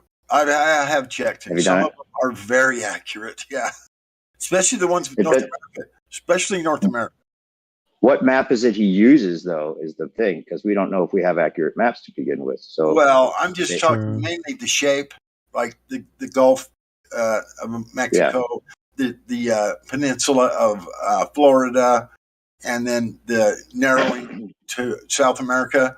There seems to be a landmass on that moon map that matches that shape. That's That's a crazy. very interesting thing. Almost. You know what's the most convincing part about that almost is that the idea that there was a double image captured with the dome, the firmament that looks like a balloon knot with the strings coming out of it. That's the double image. So it's overlaid on top of it is the firmament, or the hole at the top, wherever that, if there is a hole or a North Star designation, that would be kind of like the top of the firmament also on the moon. It's an interesting idea. Did you hear that part? I didn't catch No, that. that's the first I've heard of that. Now you got me wondering. Oh, yeah, me no. too. Have you watched all of EUR stuff? No, I heard this from.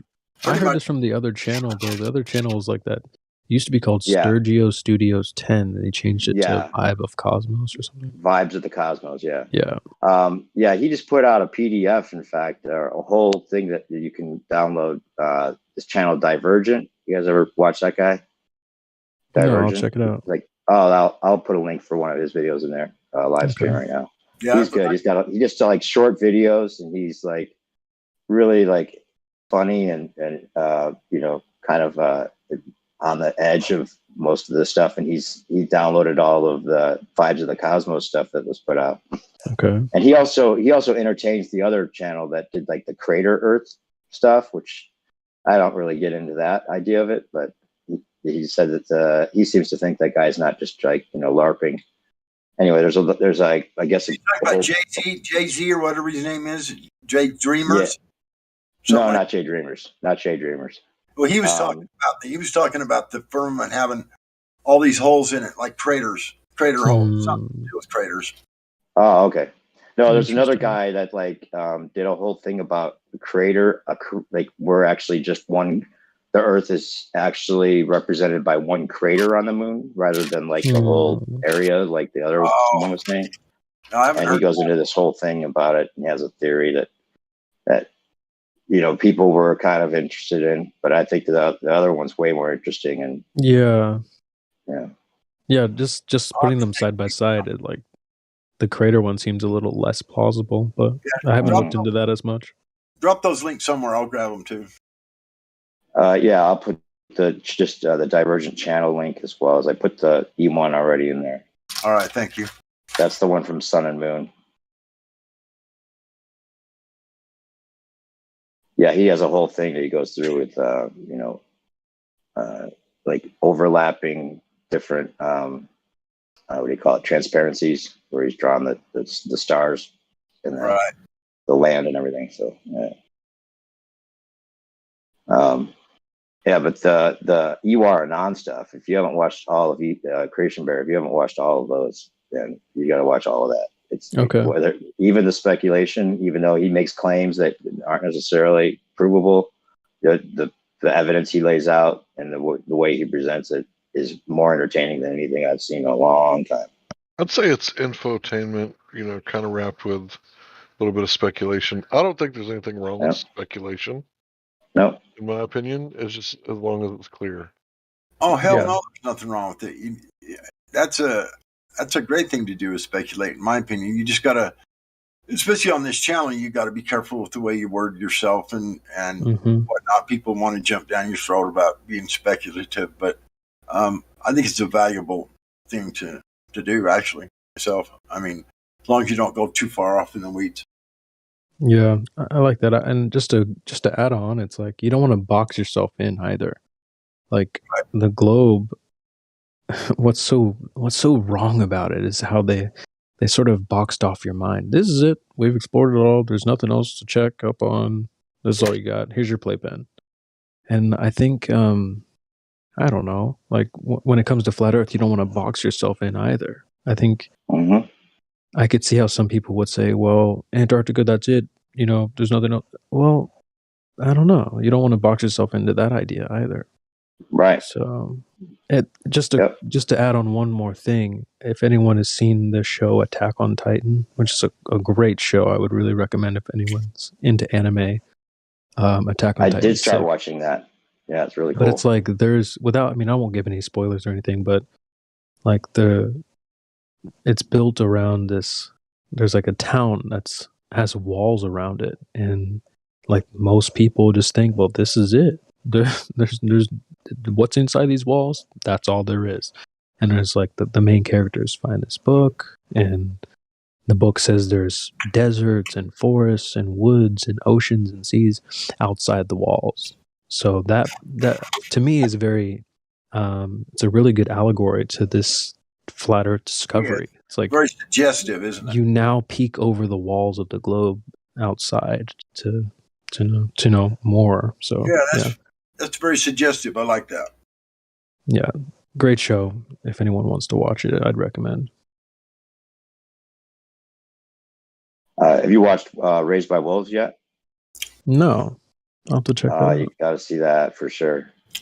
The first episode is available for free on YouTube, but I think it's HBO Max or something that has them all. I guess the second season came out, which I didn't know about.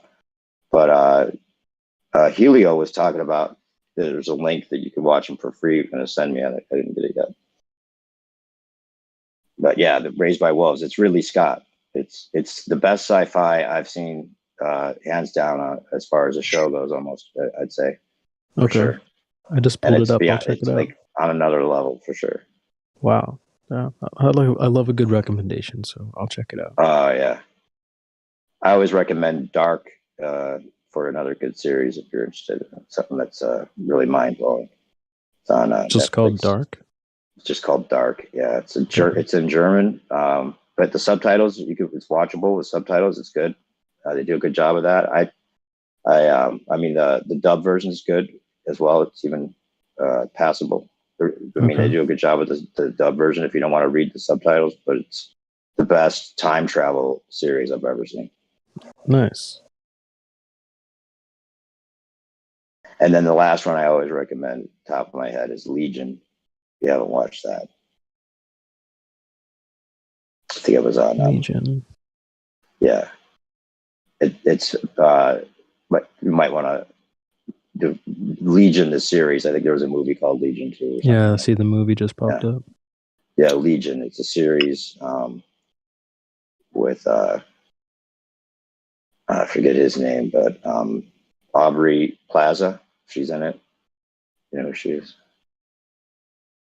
But yeah, it's based on a character that's kind of tied to X-Men because it's supposed to be the son of Professor X.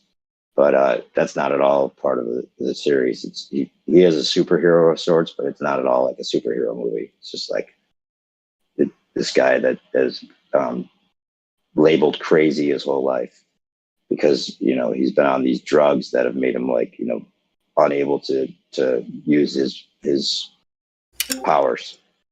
And he kind of starts with that. Good hell, that sounds like me. What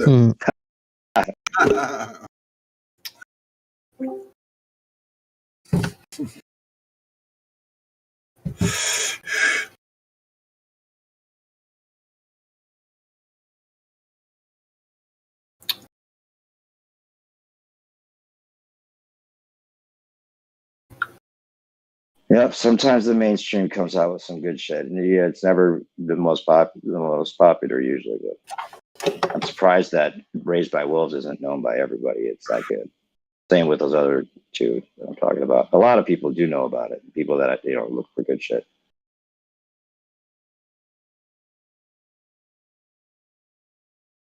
Witsit gets it. Is he in here? Oh, I guess I'm looking through my list. It's not.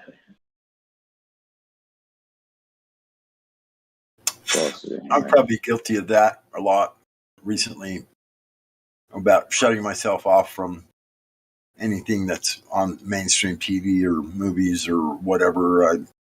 I kind of wrote all that stuff off. I haven't been paying too much attention to it. Maybe I probably should. Maybe there's some stuff that might be interesting. I feel you on that. Yeah.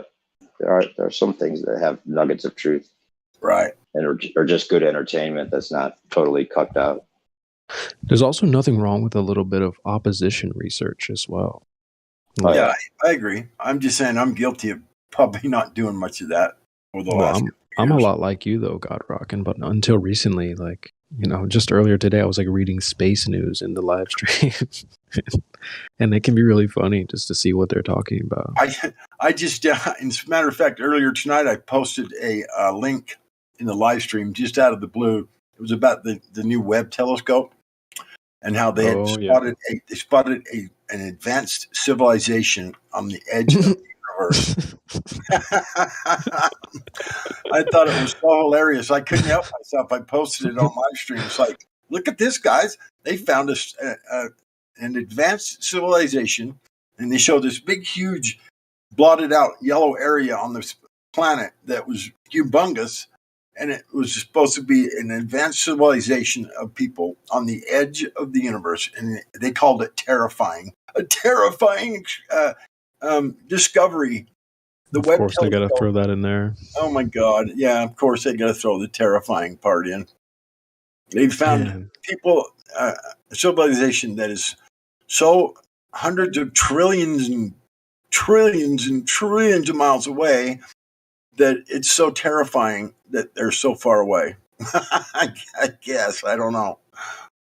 It was hilarious. I'm just convinced they will literally just say anything at this point. Oh, yeah.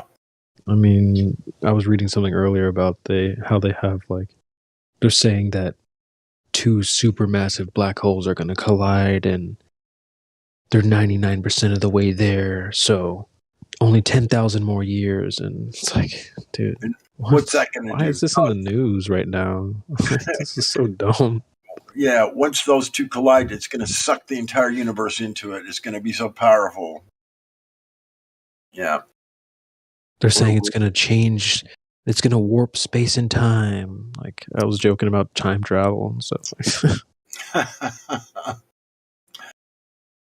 Yeah, and the weirdest thing about that whole thing is how many, literally millions upon millions and millions of people believe that shit.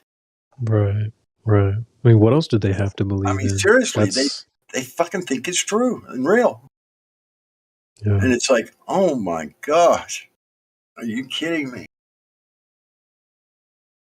But yeah, it's making headline mainstream news. Yeah, they pump it out too. I mean, it's like, if you weren't already a curious person, then you're just gonna eat that stuff up, man. Fuck, I couldn't believe it when I seen it. A terrifying discovery. Oh my God. That's what caught my eyes. Terrifying. What could be so terrifying, you know? I mean, I knew, before I even looked at it, I knew that it was obviously all just horseshit. But just the fact that it said terrifying discovery, I had to click on it and see what the fuck they're talking about. Yeah, not only is it the space agenda, but they also got to keep the fear theater going too, right? Oh, yeah. Everyone stay in fear. Did you hear? There's a there's a civilization. Oh my God. Fear porn is so crazy. It's obviously doing something for them. I mean, it works. Some part of their narrative. I haven't quite got it figured out. Never probably will, but it's multi-layered. It's definitely there, and they're using it for something. They're keeping everybody scared, one thing or another. Yeah. I've heard other people talking about how, like, the next grabble might be like a space junk. So look out, you might have to trade in your mask for a helmet. Oh, fuck. The space junk's coming down. Oh, fuck. That sort of pisses me off a little bit. I just threw my mask in the garbage. And now I got to go dig them out and trade them for a helmet. Well, it's like, and then you look in the news and they're talking about, there's a movie that just came out called Moonfall. There's a rocket apparently going to crash into the moon. They're going to bring down the ISS. Apparently it's going to crash or somewhere. Yep. Yeah. So they're going helmets. And then I said with the masks, that they're going to eventually get us with like the whole suit on, the whole Android full suit on, so that people can hear you through the mask. You'll have little speakers for when you talk. You'll have a helmet on. You'll be like completely covered. They'd probably get us to like be afraid of the air we breathe in general. Like I was thinking, if they do absorb the flat Earth, and because everybody knows now, or most people, anybody that looks into it finds out, right? So if they do absorb it, then the best way to get us into the smart cities is to tell us there's a dome over us and the air is contaminated. And now you have to go in these little domed areas to be safe from the air outside and get us into the smart cities that way. Yeah, wow. Because when people think they're inside a dome, it'd be easier to convince them the air is contaminated. Yeah, you got a point. Right. Oh my God.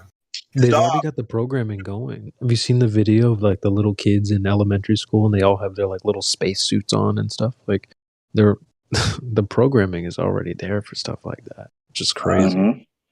Stop. And the VR, think about it. Now you got the VR inside your helmet too. So you might as well just wear the helmet because you're used to that now anyway. Maybe like after wearing that for a while, you're going to be so used to it, it'll be hard not to have it on. You know, your equilibrium will be all fucked up.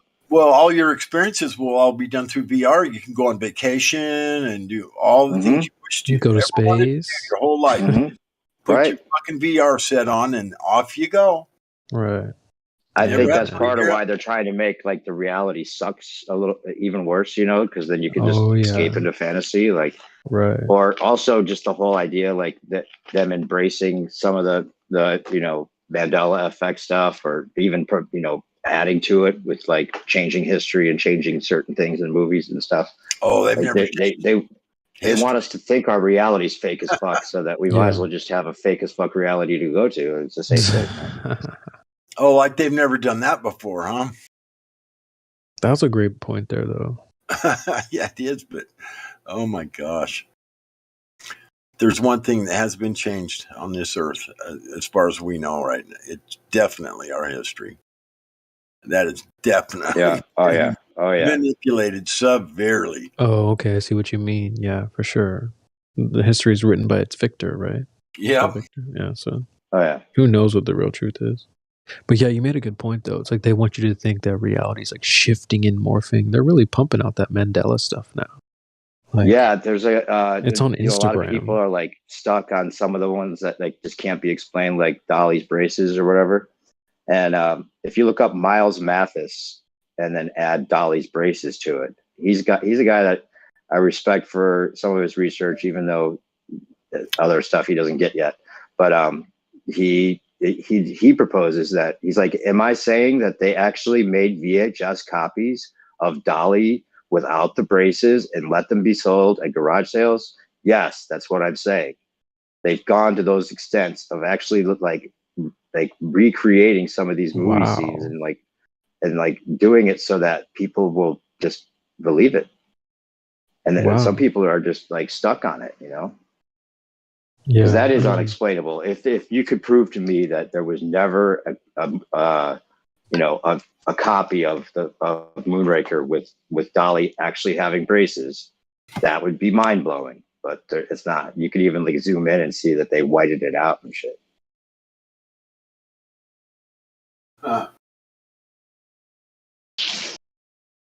So they're actually changing things on purpose. And changing like because you can see the residual, and sometimes it's a very good, easy explanation. Like they had to, change their name from Fruit Loops to FROOT because there's no fruit in Fruit Loops. Some of them were just changed.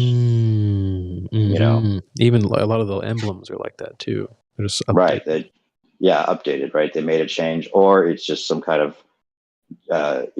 experiment with changing as much as they can these small things on the internet, so they can then practice on getting rid of the residue and like how much, the scrubbing practices. Like, okay, somebody's found some residue of this Mandela effect, so we didn't do a good enough job of the scrubbing of the old information, that kind of stuff. Yeah, the topic is really interesting. Like I sort of was into it for a little while, but then not so much anymore. But then you look on Instagram and they're like pumping it out on Instagram. They got people like Mandela effect. Oh, wow. They got some new hooks coming. Yeah. Right. What's so telling about that is anybody that's pushing the Mandela effect, they never make a list of the ones that are explainable. Like they don't go, okay, I've researched this one makes sense. Fruit Loops isn't fruit because of this. They just keep this whole list going as if they're all Mandela effects and none of them have been explained, or there's no reasonable answer for any of it. Right. And that's very telling. It's like you're pushing it rather than trying to figure it out. I think his name was originally Ryan Starvely, wasn't it? Ryan Starvely? Brian Stabley. No, in my reality, it's Ryan Starvely. Oh. That's funny.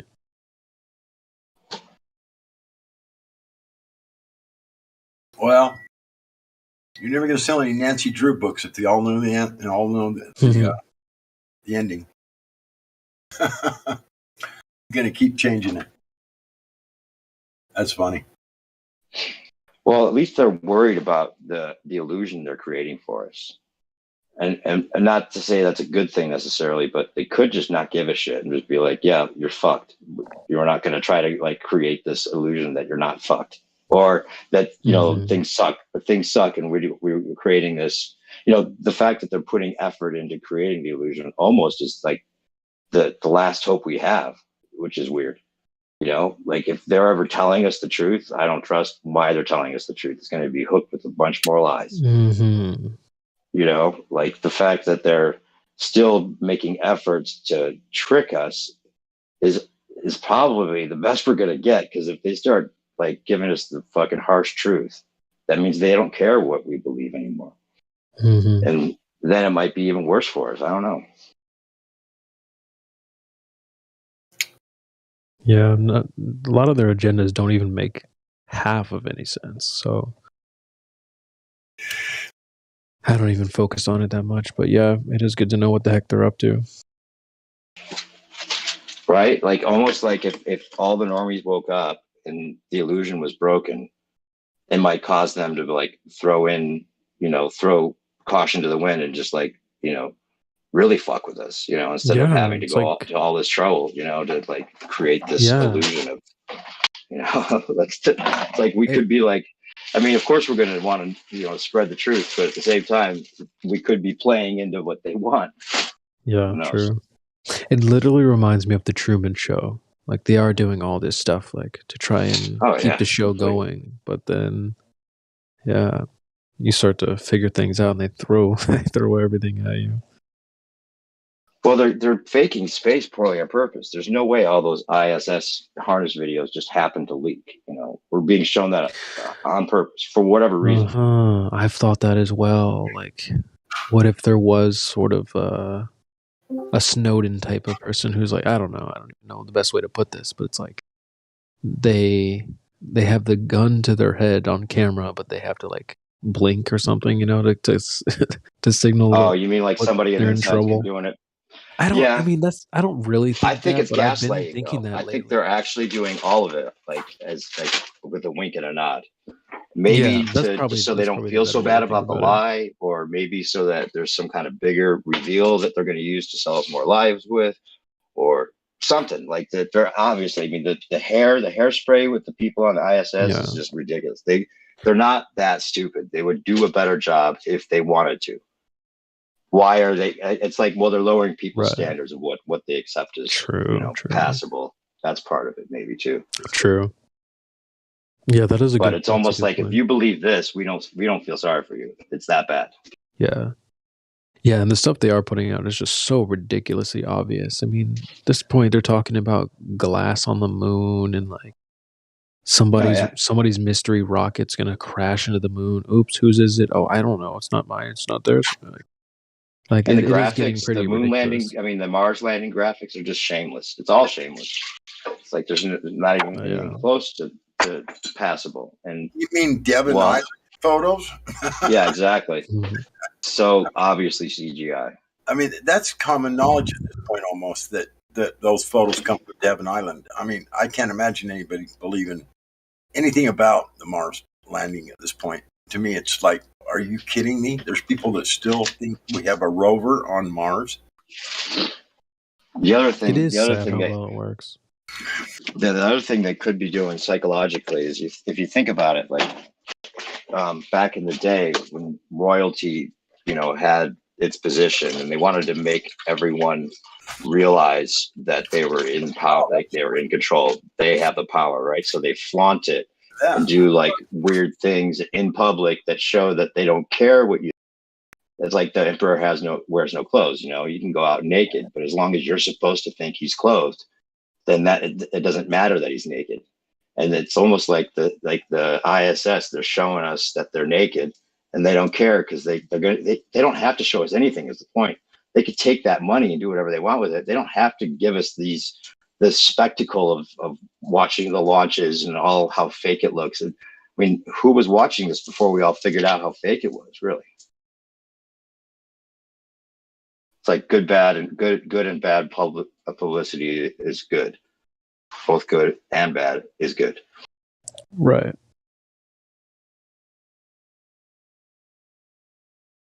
You know, it's like one of the other things that I think that people coming into this may not know exactly what to. I mean, even flat earthers, none of us. I mean, we don't know what the goal is. I mean, the goal isn't to get them to tell us the truth, right? Because then we're in trouble. If they're telling us some truth that they have to, they're seeming like they have to admit to, then they've probably got a whole pack of lies tied to it. Like I said, Right. you know, something else that they're going to make us, you know, now you're in a dome and the air is contaminated or whatever it is, right? Right. So the goal is, I mean, we already won, in my opinion. Flat Earth won like in 2016. If you were paying attention, you know, and the fact that we can sit here and talk about it and realize that 99% of the world still is under this delusion, and we're the lucky ones that got to find out about it, even if they never figure it out. You know, this is probably as good as it gets, guys. Yeah, I'm willing to accept that. You know, everyone figuring it out may not be the best for everything, because then you're going to have people just can't handle it, act a fool, do some crazy shit. Maybe that's what they're trying to trigger. Who knows? I'm just saying, watch out. If they ever admit to it, watch out. What the fuck, right? What now, right? What is okay?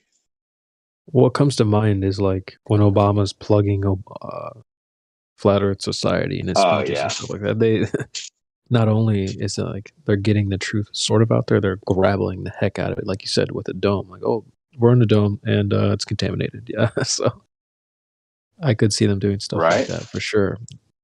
Yeah, people point out the Obama thing as if it were like knocking us back a rung, but it actually made everyone aware that flat Earth is something people actually are talking about. Yeah, it brought attention to it. I think it was definitely a rollout, in my opinion. For what reason, we don't know.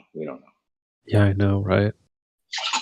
And the timing is interesting too. But like you said, all publicity is good publicity. So, right? They don't care what you're talking about as long as you're talking about what they're psyoping us with. Yeah.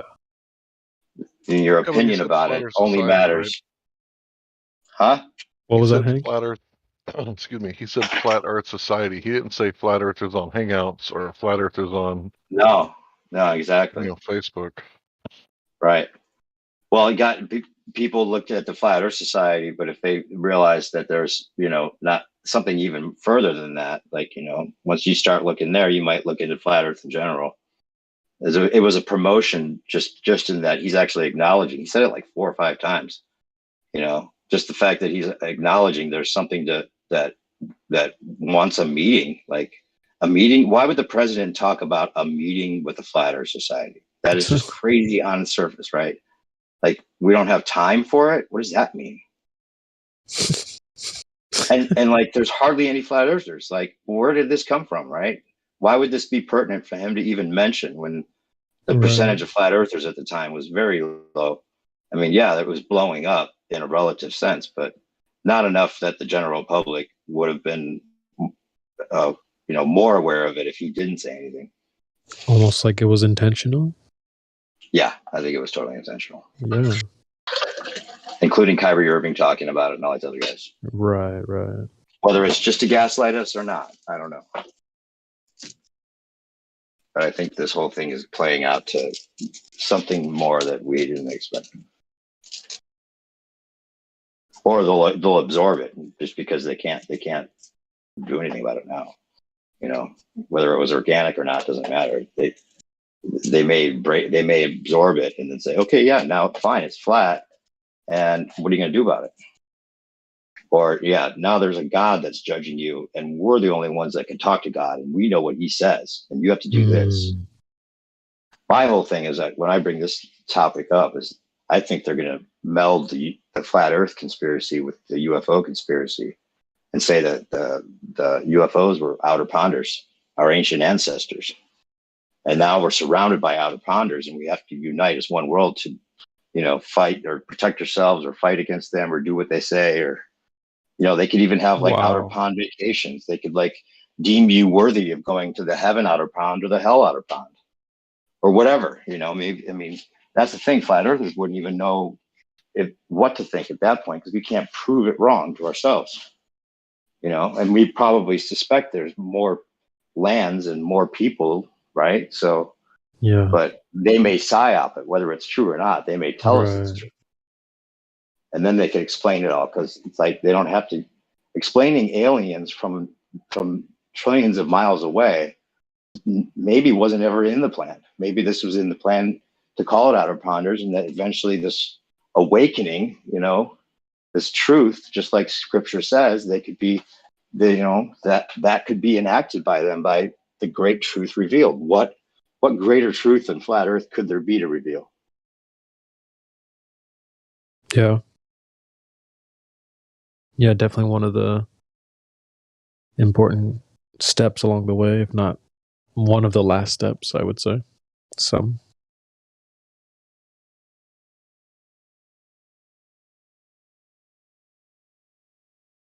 Yeah. I mean, you touched on Scripture, so it's like when you get to flat Earth, shouldn't you be asking like, well, where did this place come from? Who made this place?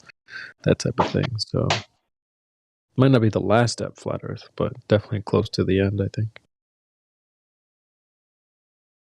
Yeah, I don't know. It has to be more after that. I mean, that's the thing. It sucks because they're probably trying to make it seem like Scripture's being fulfilled when it could just be them doing it, rather than actually it being something prophetic that happened. Yeah. For you personally, what do you think the odds of something like that would be? Because I can see how people have thought that. I've even thought that from time to time. But how likely them like aligning themselves with like scriptural stuff and trying to grapple it along the way. Seems like they're doing it already, It does, yeah.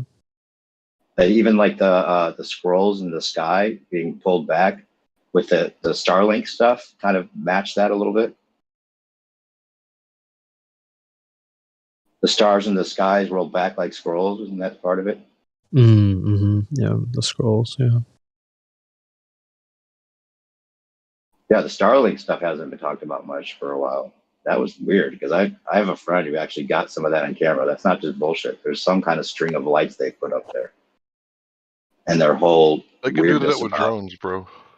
Yeah, totally. Drones. Yeah. Or some kind of some kind of ionic propelling whatever. Like how do they stay in line, bro? I mean, yeah, I'm not trying to say it's anything real, like what they're saying, but there was lights in the sky that were all on a string, right? What's the deal with that?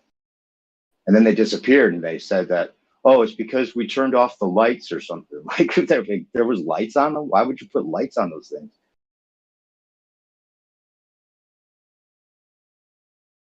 Grapple. Like the whole idea that satellites would have lights on them makes no sense either. Like what, you're going to power a light the whole time that it's up there? People that think that they can see satellites with lights on them. Maybe there is times where you can see reflection of the sun. I don't know. None of it makes any sense. But there's shit flying around up there, that's for sure. We've all seen something like that or know somebody that's seen it for sure. What are they? Government.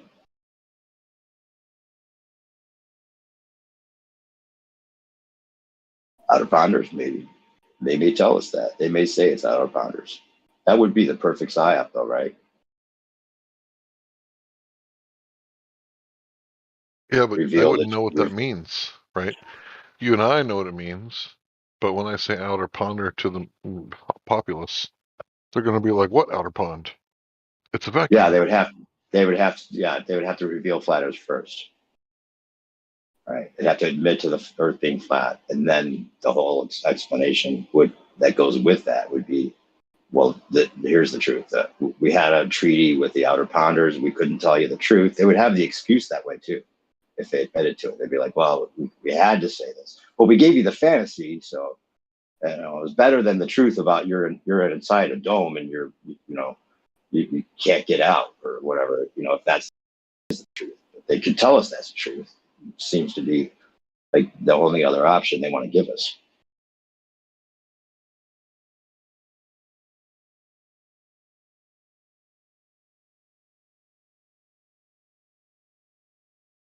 I think it's their best move.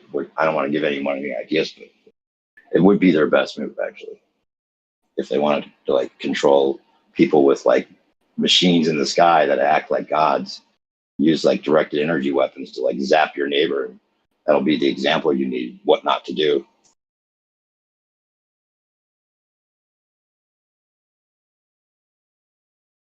Anyway, speculation. Punishment from God. A direct beam right straight to your skull. Oh, right. I got to descend. Oh no. Right. There you go. Don't do what this city did. It's flattened. They didn't wear their masks enough.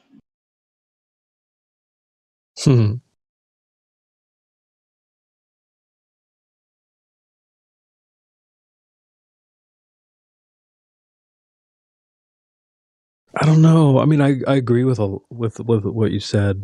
It just does seem like they've been building up this agenda, this alien agenda, for a long time, right? Mm-hmm. Right. Yeah, I went back and looked at, remember the Disclosure Project thing that they showed us, like, or they showed on the internet at least, right before 9/11, and it was like the doctor, what's his name, that was the Disclosure Project dude with like 20 other witnesses, eyewitnesses that worked for the government in some capacity, claiming that they would testify in front of Congress. They've definitely seen these things on radar, unexplained flying phenomenon. And one of the guys even claims that there's 52 or 57 different species of aliens living among us as we speak. That was his claim. Didn't show any pictures or any evidence of it. He just talked about how they could see colors and they could sense things in a different way than us, but they would look pretty much human.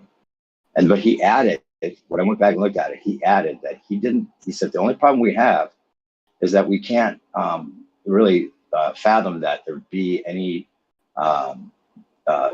beings looking so much like us that happen to evolve from another planet. Like, he was pointing out that it didn't make sense that if there were aliens here, that they would come from another planet, almost implying that they would come from here, right? Right. Outer Ponders. Like, how deep seated was, if that is the plan, how deep seated was the psyop, right? Well, that's the only actual thing that makes any sense, is the fact that they came from here. Right. There is no other place to come from. Well, Right. we don't know. We don't know that for sure either. That we know of, exactly. Yeah, that we know of.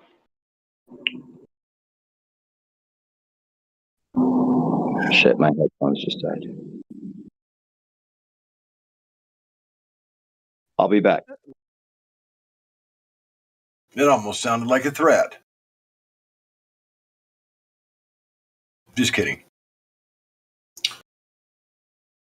I mean, the aliens thing, this is in mainstream news now.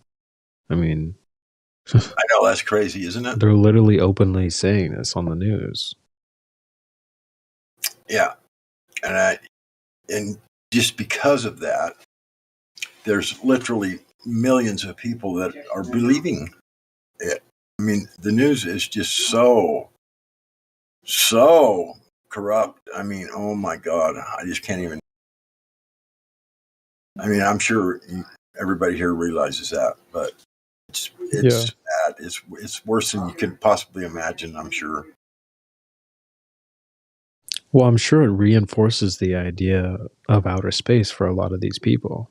Oh, yeah. Barbecue.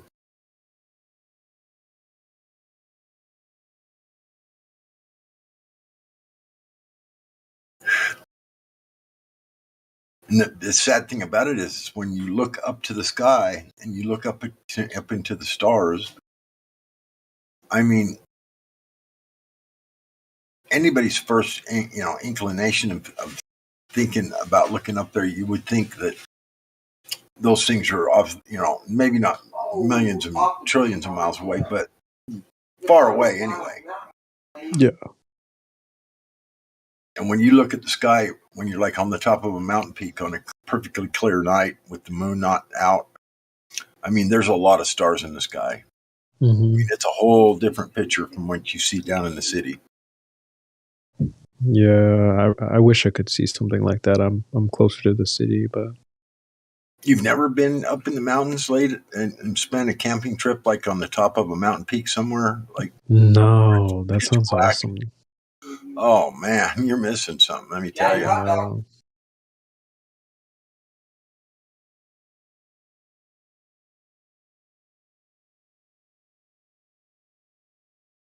I've seen the pictures, but yeah, I'm definitely missing out. That's something I would definitely do. I would travel to do.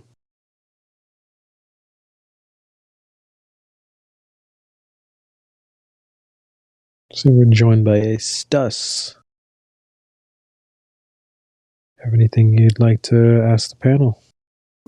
Yeah, the stars are quite a sight to see when you're in the mountains, with no full moon and whatnot, clear night. It's a whole different picture. I mean, the sky is just literally full of stars. I mean, full. And you go out here where I live now, and you go out, and, because I live kind of the city area, kind of, but yeah, it's not the same at all.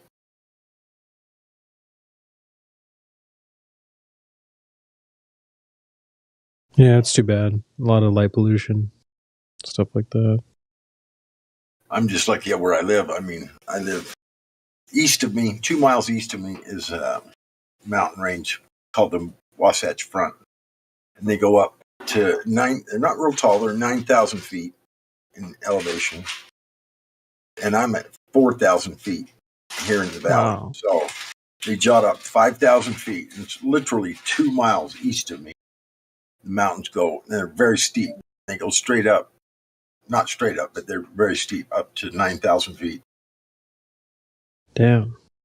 And it's a big, long mountain range that goes as far north as I can see to as far south as I can see. It's just a huge mountain range. That's awesome. I think I'm at like 400 feet. Yeah, 4,000. It's 5,000, 4,000 feet. No, 5,000. 5,000 feet straight up. Yeah, that's awesome. And then east of that is nothing but more mountains, one range after another, just stacked, just all the way as far as you can see, mountain after mountain after mountain. And to the west of me, it's all desert. Great Salt Lake is out there. And then there's mountains out there too, but they're too far away to see for the most part. First time I went out west, I was amazed by how much you could see. Just being, there's not, because I'm in Ohio. There's like tons of trees, and I'm not that high up, so you can't see jack, dude. You can't see anything. But when I went out there, you could see so much, man. Like I was really taken back by that. That was awesome. There's central and southern Utah has got some amazing national parks. There's this one called, I think it's called Bryce Canyon. I swear to you, I swear on my skin, bro, there is an ancient civilization I can see down there in these mountains. And they're like all dilapidated. And it's all built out of stone or whatever. I'm not quite sure what it is, but there's walls down there that are 500 feet, 1,000 feet tall. And they're perfect 90-degree angles and squares, and you can see inside of them. There's one of them has like an opening on one side, and you can see inside of it. But it's a restricted area. You're not supposed to go down in there, obviously. Interesting. Yeah, it's cool. I mean, it's fucking amazing. And there's just tons of it. I mean, everywhere you look, you can see where it looks like remnants of some civilization that was there maybe 1,000 years ago or something. I'm not quite sure how long it would be for it to look like it does, but it's one of the most amazing things. I want to go down there so bad and just get off the trail and go down in there where you're not supposed to go and start poking around, because there's some cool ass shit, let me tell you.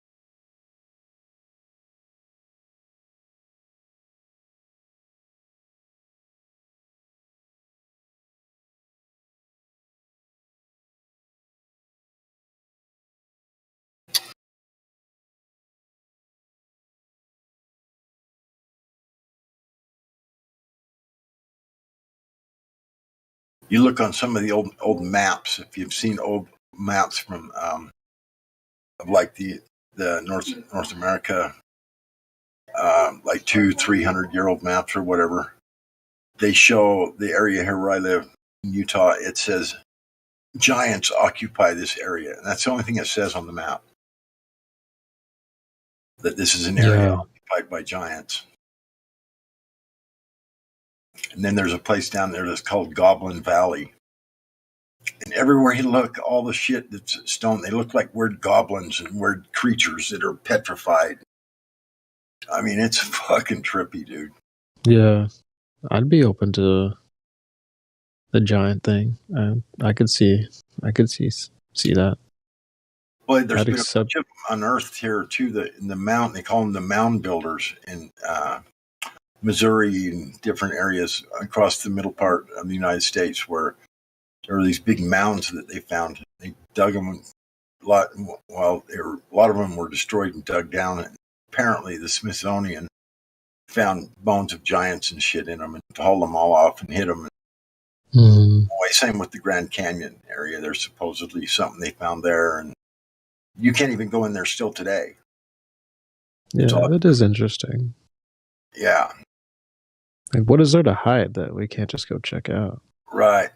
Well, apparently something. Someone told me that too, that just recently, that the national parks areas are the areas where they're trying to hide something. Interesting. Yeah. And golf courses. I also heard that too. Huh. That would give them reason to go in with caterpillars and loaders and change the landscape and reorganize it. See. Get rid of shit that they didn't want you to see. And right. There are a lot of golf courses. Yeah, and most of them are owned by Freemasons, from what I've been told. Huh.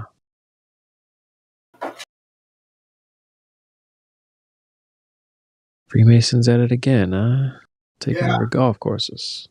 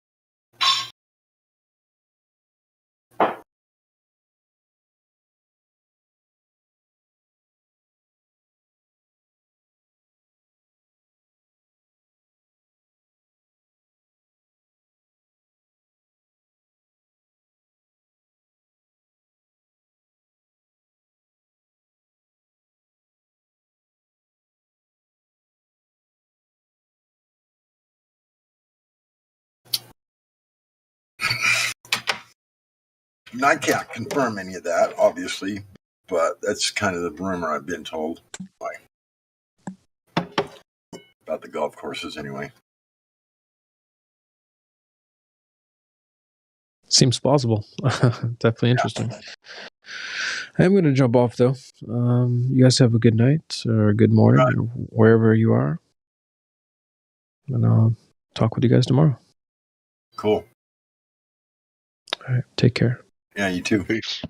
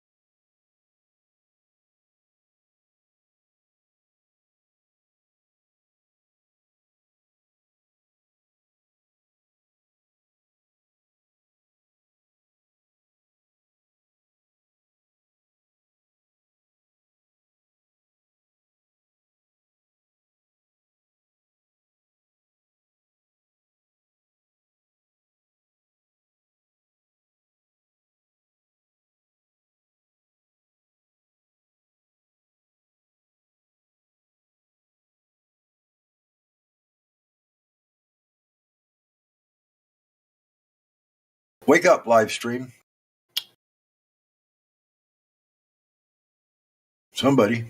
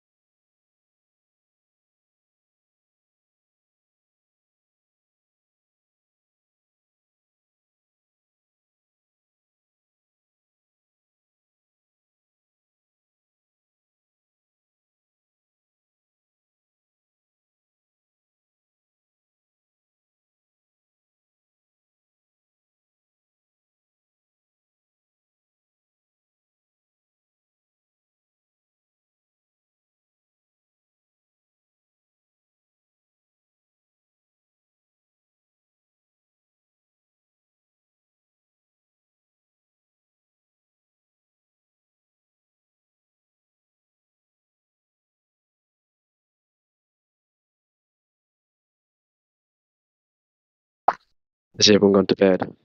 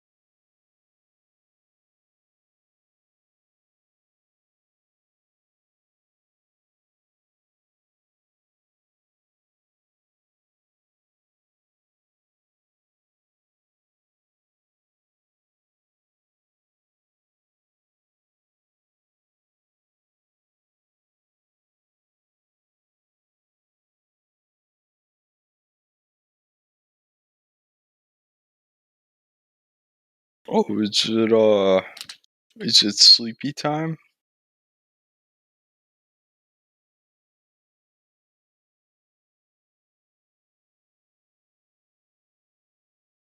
Sleepy time? Sleepy baby time?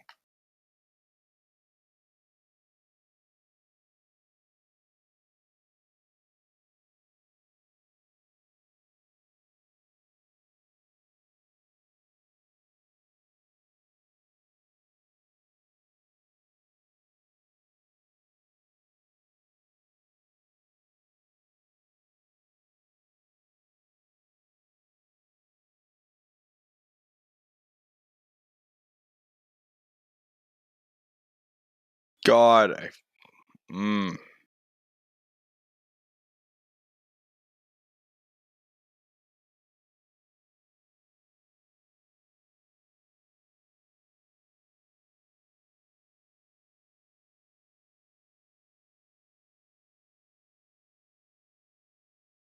Fuck this guy! Oh my god!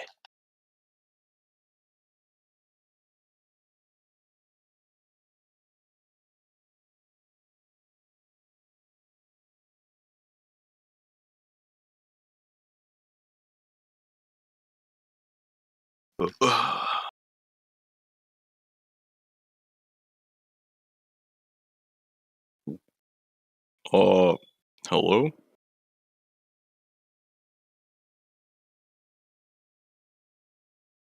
Everyone's asleep, by the way.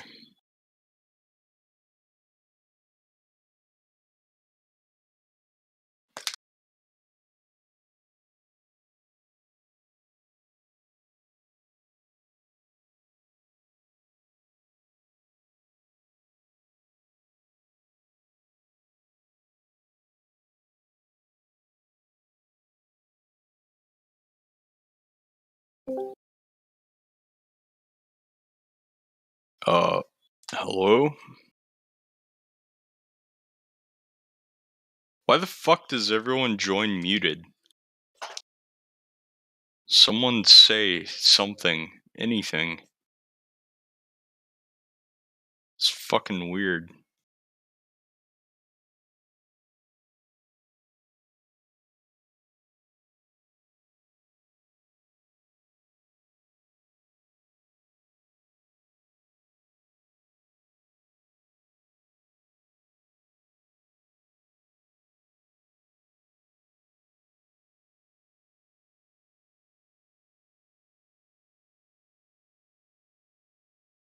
Am I fucking wrong? It's fucking weird. Everyone joins muted. No one says anything, ever. It's pretty bizarre.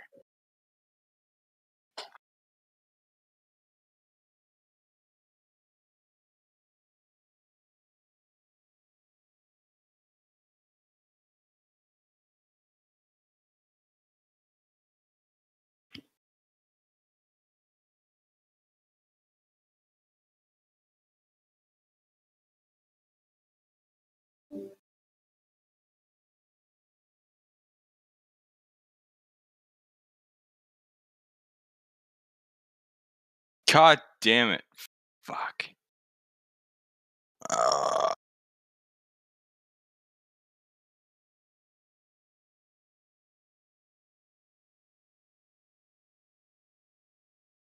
Son of a bitch! Ah!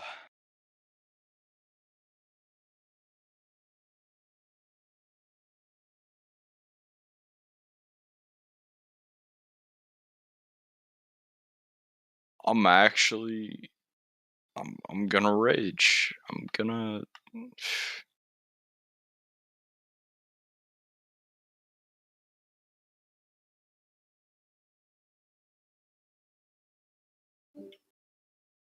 Oh my god. Fuck.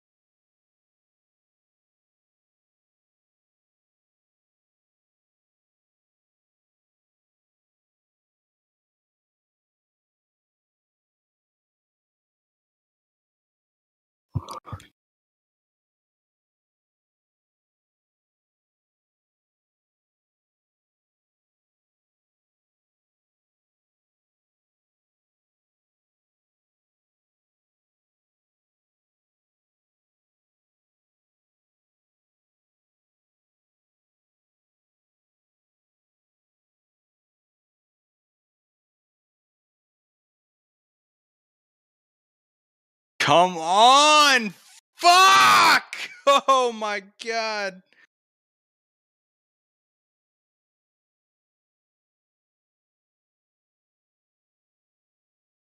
Oh, sweet.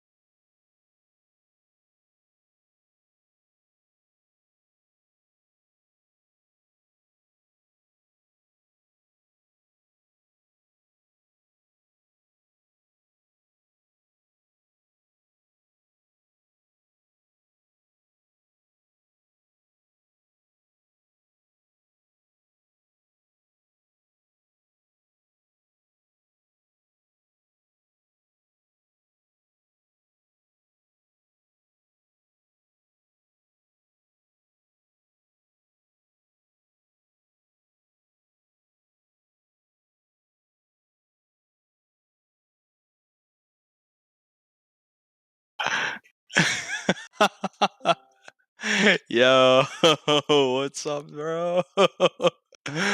Yo. Oh man. This Yeah. live stream is popping off. Yeah, everyone's asleep right now, I'm pretty sure. Yeah, I think that verifies exactly what I said. Everyone's asleep. Why is this guy like, dude, fuck this game. You're not live streaming, by the way. I can't stream in here.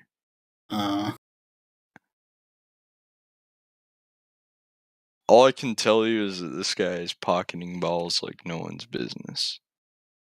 Cause the game fucking sucks, Nito. Oh, he pocketed the cue ball. Eat shit, idiot. Yeah.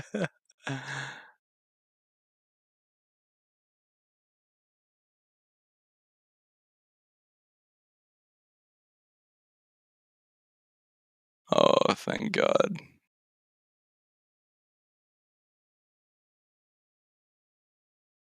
Does your cat look like the cat in the server that I posted? Or in your server? The meme? Oh, I don't know. She's just a cat. I don't know what to tell you. Kelly. She's laying on my jacket right now. Okay. What color is she? Calico. I'm not a white girl with they, them next to my name. I don't know what that means. Just tell me a basic color. It's literally orange, black, and like white mixed together. She's spotted. Okay. She's got colors all over her. Come here. Yeah. Oh. My simple string. My good egg. The little homie. The one who yells at you at night. Asking for food, attention. Pretty much. It's kind of funny how this is like live streamed to YouTube. There's just gonna be a portion of the live stream with us talking about cats for like 10 minutes. The cat has the fluffiest fur in the world. If you own a cat, they can hunt down your mice, your rats, and your overall rodent problems. They also come with long nails, so you're gonna have to trim them and get them fixed, or else they'll cause issues later on in life, like scratching your eye out. You never know. Yeah. Nito, do you have your cat their nails clipped? Callie's adopted. She was declawed when I got her. Oh, okay. So yeah. She likes to pretend she's like the badass of the house, especially with other cats in there. She just like fucking bats their heads and then gets her ass kicked because she forgets she has like no fucking claws, I guess. The alpha cat, or the wannabe alpha. Yeah, pretty much. Well, you know what they say.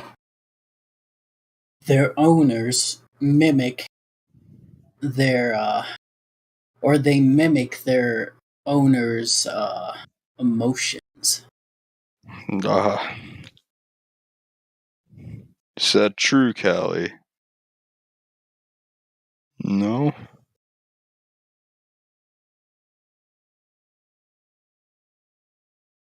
I don't know what to tell you, man. I want a cat so bad. My fucking parents are allergic to cats and it sucks.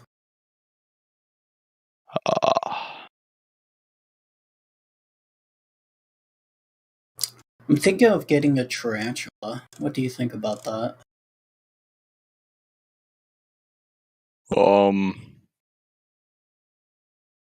Should be fine.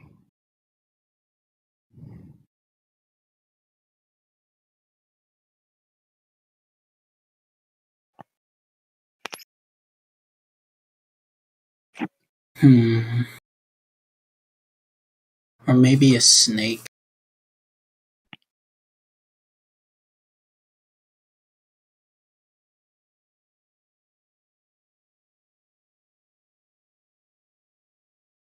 Dun, dun, dun. Ooh. Ooh.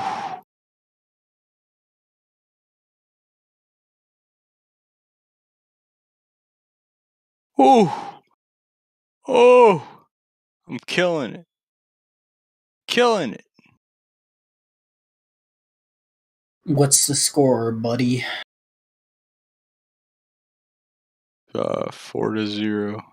I'm the 4. Nice, nice.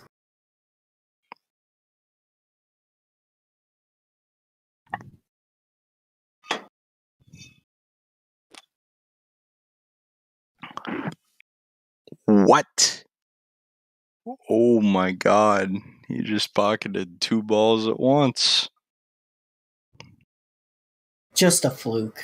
Just pure luck. You'll be fine.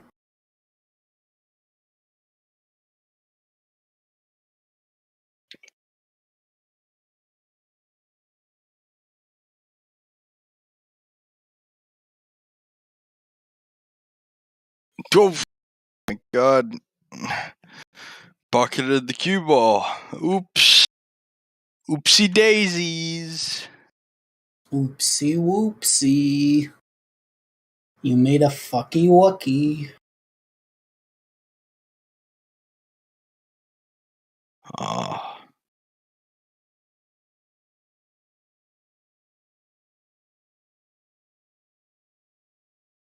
There's no way he's gonna make this shot.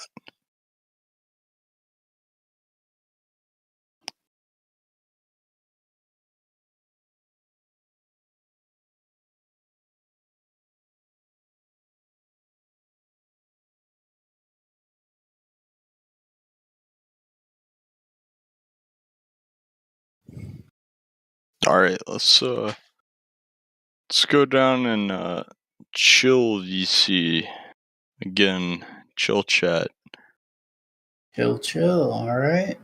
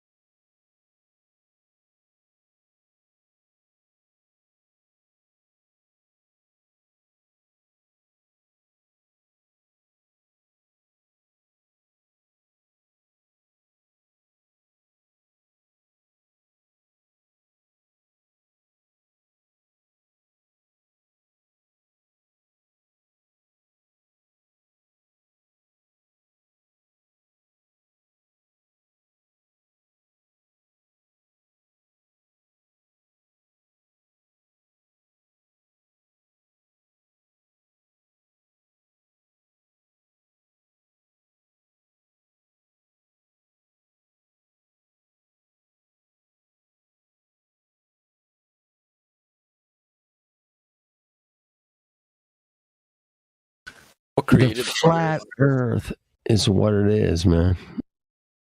Check it out. What created it? That's the ultimate question, man. I mean, what created this beautiful place we live? What's beyond it, though? Is there something beyond it?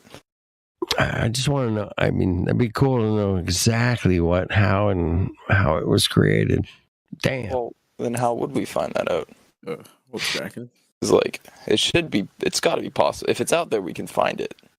Dude, we live on this dirt, trees, oceans, lakes, rivers. We live here, man. It's not like you heard of Operation Fishbowl?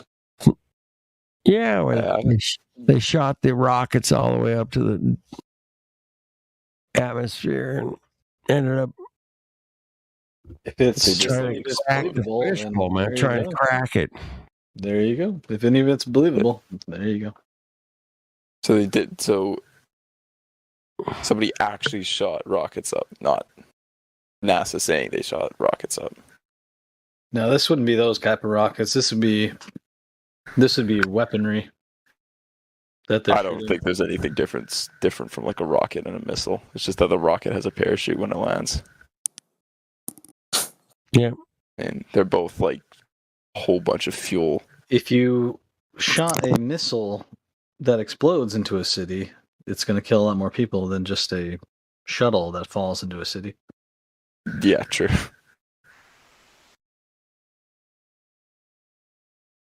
You guys saw the Beirut explosion, right? I think that was about a year ago, maybe? The firework factory that exploded, or like firework pneumonia factory, or something. Sure. I don't That's know what the story is. No, you're right. That's what the story is. Oh. But that was a weapons test. They want to show off a bomb. It's the biggest in our lifetime. Thing was badass. Why would they show it in a city, though? It seems so unnecessary. Well, why does it matter? Why kill all those people just to... I don't think that many people died. Oh, a lot of people died. Well, they if it did was a whole one lot person, worse. that's too much people I to didn't know show it off was an a weapons explosion, test. because you could just blow it over the ocean, right? Kill a few fish, but not people. Just show of force. Rock the whole city. Yeah. I mean, that is where it's going to get filmed the most. I mean, it was way more scarier to see it from a perspective of just somebody filming it out their apartment window than it exploding in the fucking shockwave just... Right. It was awesome. It was something.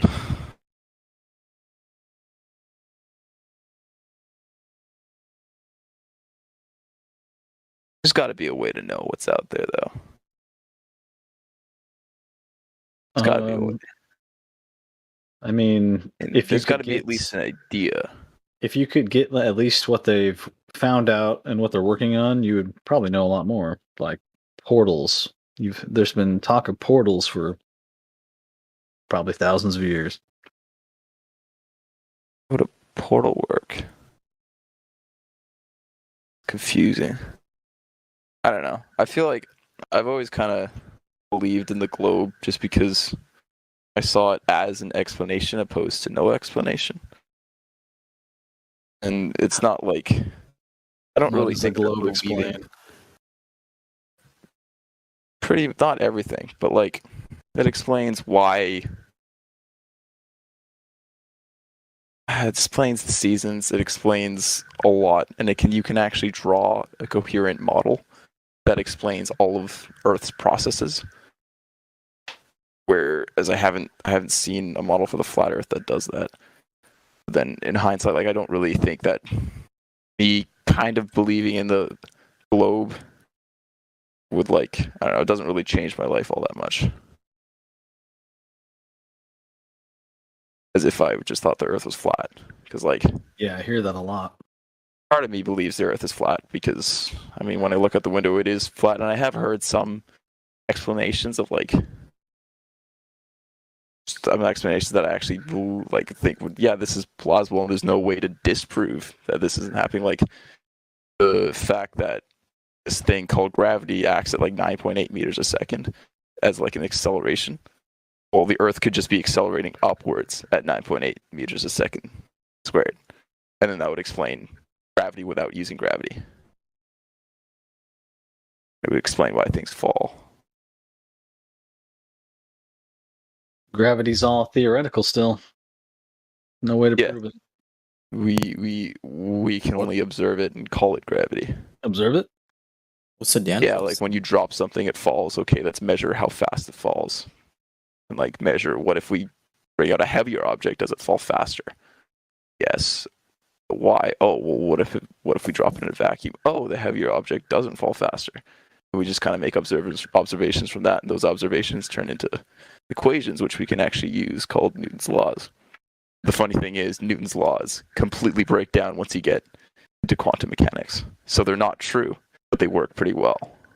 They still work to like explain things and like make predictions and use them in like complex engineering problems. You can still use Newton's laws even though they're not true. They fall apart as soon as you get down into the quantum level, but they still explain big objects how they fall. So like, I don't know, I feel like there's definitely a big misconception about as soon as scientists say something, everybody takes it as a fact. It's like, no, they just like didn't an experiment. Yes, they're really smart, but they just did an experiment, took an observation down. They're just calling this thing that they found out about a name. It doesn't mean that we fully understand it. We just know what it does. We have no idea where it came from. We don't know why things fall as opposed to like living on an Earth where things don't fall. I don't know. That didn't really make any sense, but you don't think relative density explains it? I don't really get that. Is it just things that are denser are at the bottom? Things that are, it's like when you fill a cup up with maple syrup and water, maple syrup goes to the bottom, maple syrup goes to the top. Exactly. So what's that? But then why is there iron underneath us? Well, that's never been proven. No one knows if there's iron underneath anywhere. Well, why is there pockets of air underneath us? And what's causing these denser objects to be lower down? It makes sense on the surface, but as soon as I start asking questions about it, it just doesn't, none of the questions have answers. Oh. We've only ever dug 8 miles deep. Yeah. How do you think they do have how do you think they know what's at the core? See down. To see? What do you see? What do you think you see? Well, I mean, I know they have some versions of, I think you can use ultrasonic and see kind of what comes back. I don't know. Is that for real? You really believe it? I have to look more into it, but I do know that the observations they use from scanning the ground, they use in real world applications, and those real world applications do prove results. So, have to be results that prove the center of the Earth is a molten iron core. It proves that we can think it is. It doesn't. Well, no, it doesn't prove it. It's just the most plausible. It's the most plausible explanation that we've found from our observations. Last time I checked, explanations weren't evidence. Would you agree? Well, their explanations and evidence are related, but they're not the same thing. No. Correct. Good. Explanations are an explanation of the observed evidence. I cut somebody off, though. However, I did want to say that. Who was talking to you? That was me. One more time. It's a huge list. I got to scroll. Who was Storm. it? Hey, Storm. Okay, sorry. Go right ahead. Continue. Where were we? So you can't prove anything about the core of the Earth, or even the crust. Let's. You can scan for minerals under the ground, though, and you can like. I mean, I guess that was a bad example because I don't know too much about it. There's measured vibration and volcanic type activity all the time. But what are they using to get all this information about their core? Let me search it up. I'm pretty sure they send, well, say you send a wave down, a wave of something, and let's say that we do know that sound and other types of light and whatnot reflect differently off of different surfaces, right? I mean, you're observing it literally right now just by light. Light reflects differently off of a white surface versus a black surface, and that's why it looks white or black. So, and that same thing kind of carries over to sound waves. If you yelling at someone through like 3 feet of concrete is a lot harder than yelling at them through air. And so these sound waves are bouncing back. And so when we send sound waves or waves similar to this and send it right into the earth, it doesn't matter if the earth is flat or if the earth is a core, it will bounce off different materials. Yeah, and so it might go through a whole bunch of dirt, but then it might hit a rock and bounce back. Crazy. And that's what we call distortion. So how do you know what's really happening from start to finish? You don't. You can just create an explanation based on the evidence. Exactly. Wow. Thank you for being honest. I'm done with him. Thanks, dude. Yeah, you can create an explanation based on the evidence. Where do you sorry, I'm confused of why that's not the flat Earth, or I don't know why that's not. Why is that bad?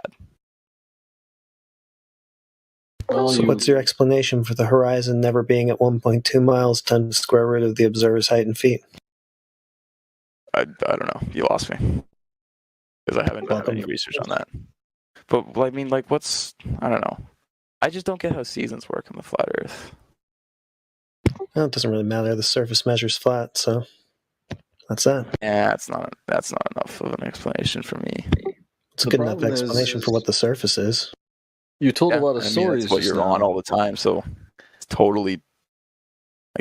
I could definitely agree with why you wouldn't need to see past that, but for me, it's just I don't know. I like to think about weird stuff. I have no idea how it works, like space or what would be beyond the flat Earth.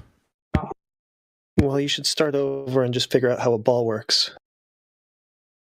Ball is all the gas balls that are supposed to exist in space. How would they all contain the air that they have? Well, you agree that gas has mass.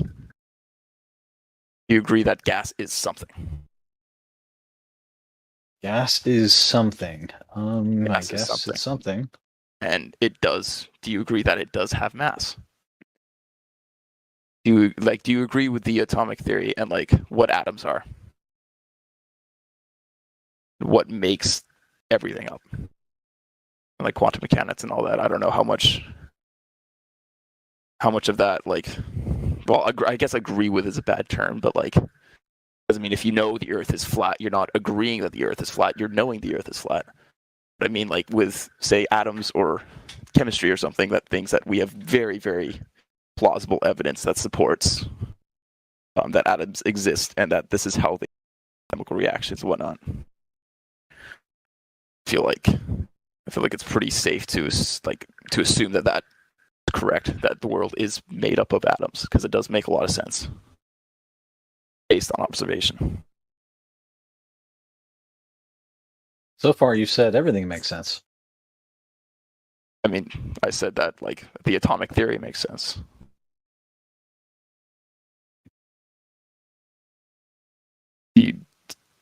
But is there any proof of the atomic theory?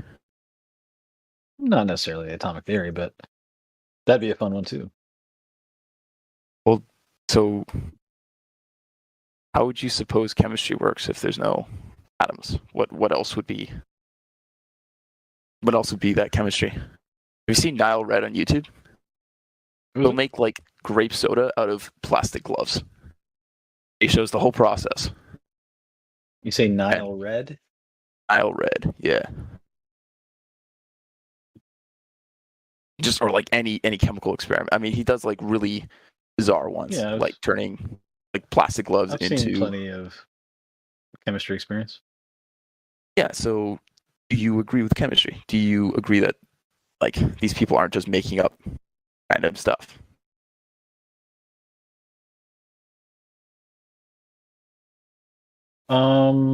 Sure. Yeah, there's plenty of chemistry that's fine. Yeah, so I mean, yeah, so atoms are real. I'm pretty sure we can agree that atoms are real. We've a lot of scientific evidence that supports that. And atoms don't disprove a flat Earth, not at all. Just because the world is made up of very, very tiny indivisible particles does not disprove the flat Earth, right? But all of these little tiny particles, they're all made out of fundamentally the same things.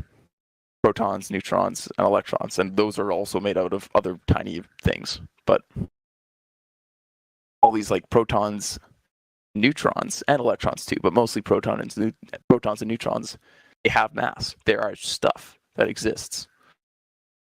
They have mass, and our theory of gravity says that this fundamental force of the universe, gravity, which is one of the 4 fundamental forces, it affects everything with mass. And it basically, even like saying that gravity affects mass doesn't, well, that's not, like, that doesn't even make any sense, because it's just like something that happens when there's mass, right? So mass is attracted to other mass, and this is something that we have observed. And the globe theory, I guess I'll call it like the globe theory, was like, it doesn't disagree with like having a gas next to a vacuum, or that, I don't know, whatever that counter argument is that says you can't have gas next to a vacuum or something. Because if you can imagine, all these little tiny particles are all attracted to one another. So if we have this big ball in space, and all these little tiny molecules are all attracted to each other, and if there's a whole bunch of them, they're all wanting to get to be together. It's like, I don't know. I'm trying to think of an analogy, but I'm too tired to. All these little atoms are all like running together, trying to get as close as possible. And even if you're a really tiny atom, say a really light atom, you still want to get don't in work together. because you're still Mass attracting mass and the atomic theory. Why don't they work together? Isn't that what you said already? I never said that. No. You said sorry Newton, if you misheard me. You said Newton's gravity and the other, right? They don't work together. Newton's, yeah. So the Newton's, isn't Newton mass attracting mass? No. Newton is the like something with inert. Like he has a few fundamental involved, but mass attracting mass was Einstein. No, you're wrong. You got I know. Yeah, I know. I am wrong. Sorry. Anyways, I guess, yeah. So Newton did say that mass attracts mass, and that is observable. No, it's not. It is still. It was superseded by Einstein, so no. Was it though? Yes. Yeah. How? Why? That's what the scientists say. What science says that though? Is there like? I think that's. Well, science is always the reason changing. why. So let me re-explain Newton's laws and like re-explain why they don't agree with Einstein laws, because Newton's laws basically all of our equations are based on constants. An equation is just a relation between two things. But once you add a constant in, like the gravitational constant and the spring, like, and Young's modulus constant, and there's like thousands of, like, I don't know how many constants there are out there, but there's tons of them out there. And they're basically like, how do we know how much mass this spring can hold, or like how do we know how much force is going to happen when I compress this spring? That's based on, I think, Young's modulus or some sort of modulus, which is a constant which we've observed, and it's basically the world just saying this is how it works. Like, this is, for some reason, there's a very specific number that we've measured, and that's how we basically turn a random proportion into usable data. That's how we can figure out that the way things accelerate on Earth is 9.8 meters a second squared, instead of just saying that they accelerate. Did I explain that? I feel like I explained that like shit, but you understand me so far? There is a constant that Newton discovered that explains how things right now work. But as you get deeper, as you get smaller and smaller, that constant starts to get more inaccurate and more inaccurate. But I've also discovered why it gets more inaccurate. Because of the 4 fundamental forces in nature, gravity is the weakest. And as you go down, and as you get really small, and this is something I don't fully understand, but as you get smaller, other forces start to play. Like electromagnetism, the strong force, and the weak force. They start to play around. And that's why Newton's laws don't really... You can't use the gravitational constant to explain how a gluon moves and why protons and neutrons are held together. Because they're not held together by gravity. They're held together by... I think it's called the strong force, which is... I don't know if I'm making any sense or if anybody has background in like quantum mechanics, but the strong force is, I think it's created from gluons. They basically glue together atoms together, like protons and neutrons. I really don't think I'm making any sense. I think you're talking more about electromagnetic forces and such than you are about Newton, because Newton was superseded. Mass does not attract mass. But what does that? Mass does attract mass. Just because he was superseded doesn't What are you mean trying to relate this to anyway? To the flat Earth? How are you telling me that this is proving that you have a globe? Yeah, that's good point. But I'm trying to explain why the vacuum surrounding Earth doesn't pull apart everything. Because gravity... That's right. You were saying all the particles of air and all the particles of space or something. What were you saying about that? All particles attract each other. That's because of gravity. And when you go down and down, and I don't really know why I went down that rabbit hole, but as you go down, other shit starts happening. And that's why Newton's gravitational constant doesn't really work on a very, very subatomic level. But just because it doesn't work at a very, very tiny distance doesn't mean, like, it still works at a larger distance. Can you demonstrate a gas ball in a vacuum somewhere? Have you ever seen a demonstration or any proof that can happen? You can have gas thermosphere in a vacuum. Well, it's not just a gas ball. It's a ball of dense material surrounded with a layer of gas that's then inside of a vacuum. Have you seen any demonstration of any of that concept that you're explaining here? Gravity is... You've got a nice story. It's been a really nice story to listen to, but do you have any demonstratable evidence that is even possible? I mean, it's a nice explanation, but that's not what we see in our reality. I'm glad I'm at least interesting somebody, but what was I going to say? Sorry, I forgot what I was going to say. Right. Gravity is a very, very weak force. So when you think that you can apply gravity that's on such a scale as the Earth to a small demonstration, that doesn't hold up. Well, now you're in conflict again with your current model, which says Einsteinian gravity is what's going on, and you're going back to Newtonian. So you're contradicting yourself because you just jumped back to Newtonian again, where it's mass attracting mass, which is not what your current Einstein model claims. Doesn't disagree with that. That is a way of explaining it. It's just not the full picture. Yes, he does. You might want to check out what was posted in the live chat at 32 minutes after or something. Sticks. Sorry, I might have some echo, but I forget what I was going to say. Sorry. Facts or beliefs? 34 minutes after the hour, that Einstein's general theory of relativity was superseded. And so, yeah, you might want to read that before you keep claiming that Newton's works together with it. So Einstein superseded Newton. Yeah. It reclassified gravity as an effect, not a cause. And not a force either. Yeah, but it doesn't mean that Einstein's laws don't hold up to, like, yes, it's not an exact... No, it literally means Newton's does not work every time in every situation, which means it's not consistent and it does not fit the model anymore. And that's why it had to be superseded by the concept that Einstein came up with. because it didn't work. Yes, your calculations can work in certain situations, but they're not reality. It didn't work in But reality. what if you knew exactly what situations those laws worked in? The problem is you're looking for consistency that works in all cases every time and matches with reality. You can calculate anything. We could sit here and calculate for a world that has certain laws that you come up with. You could make up laws and calculate for whatever.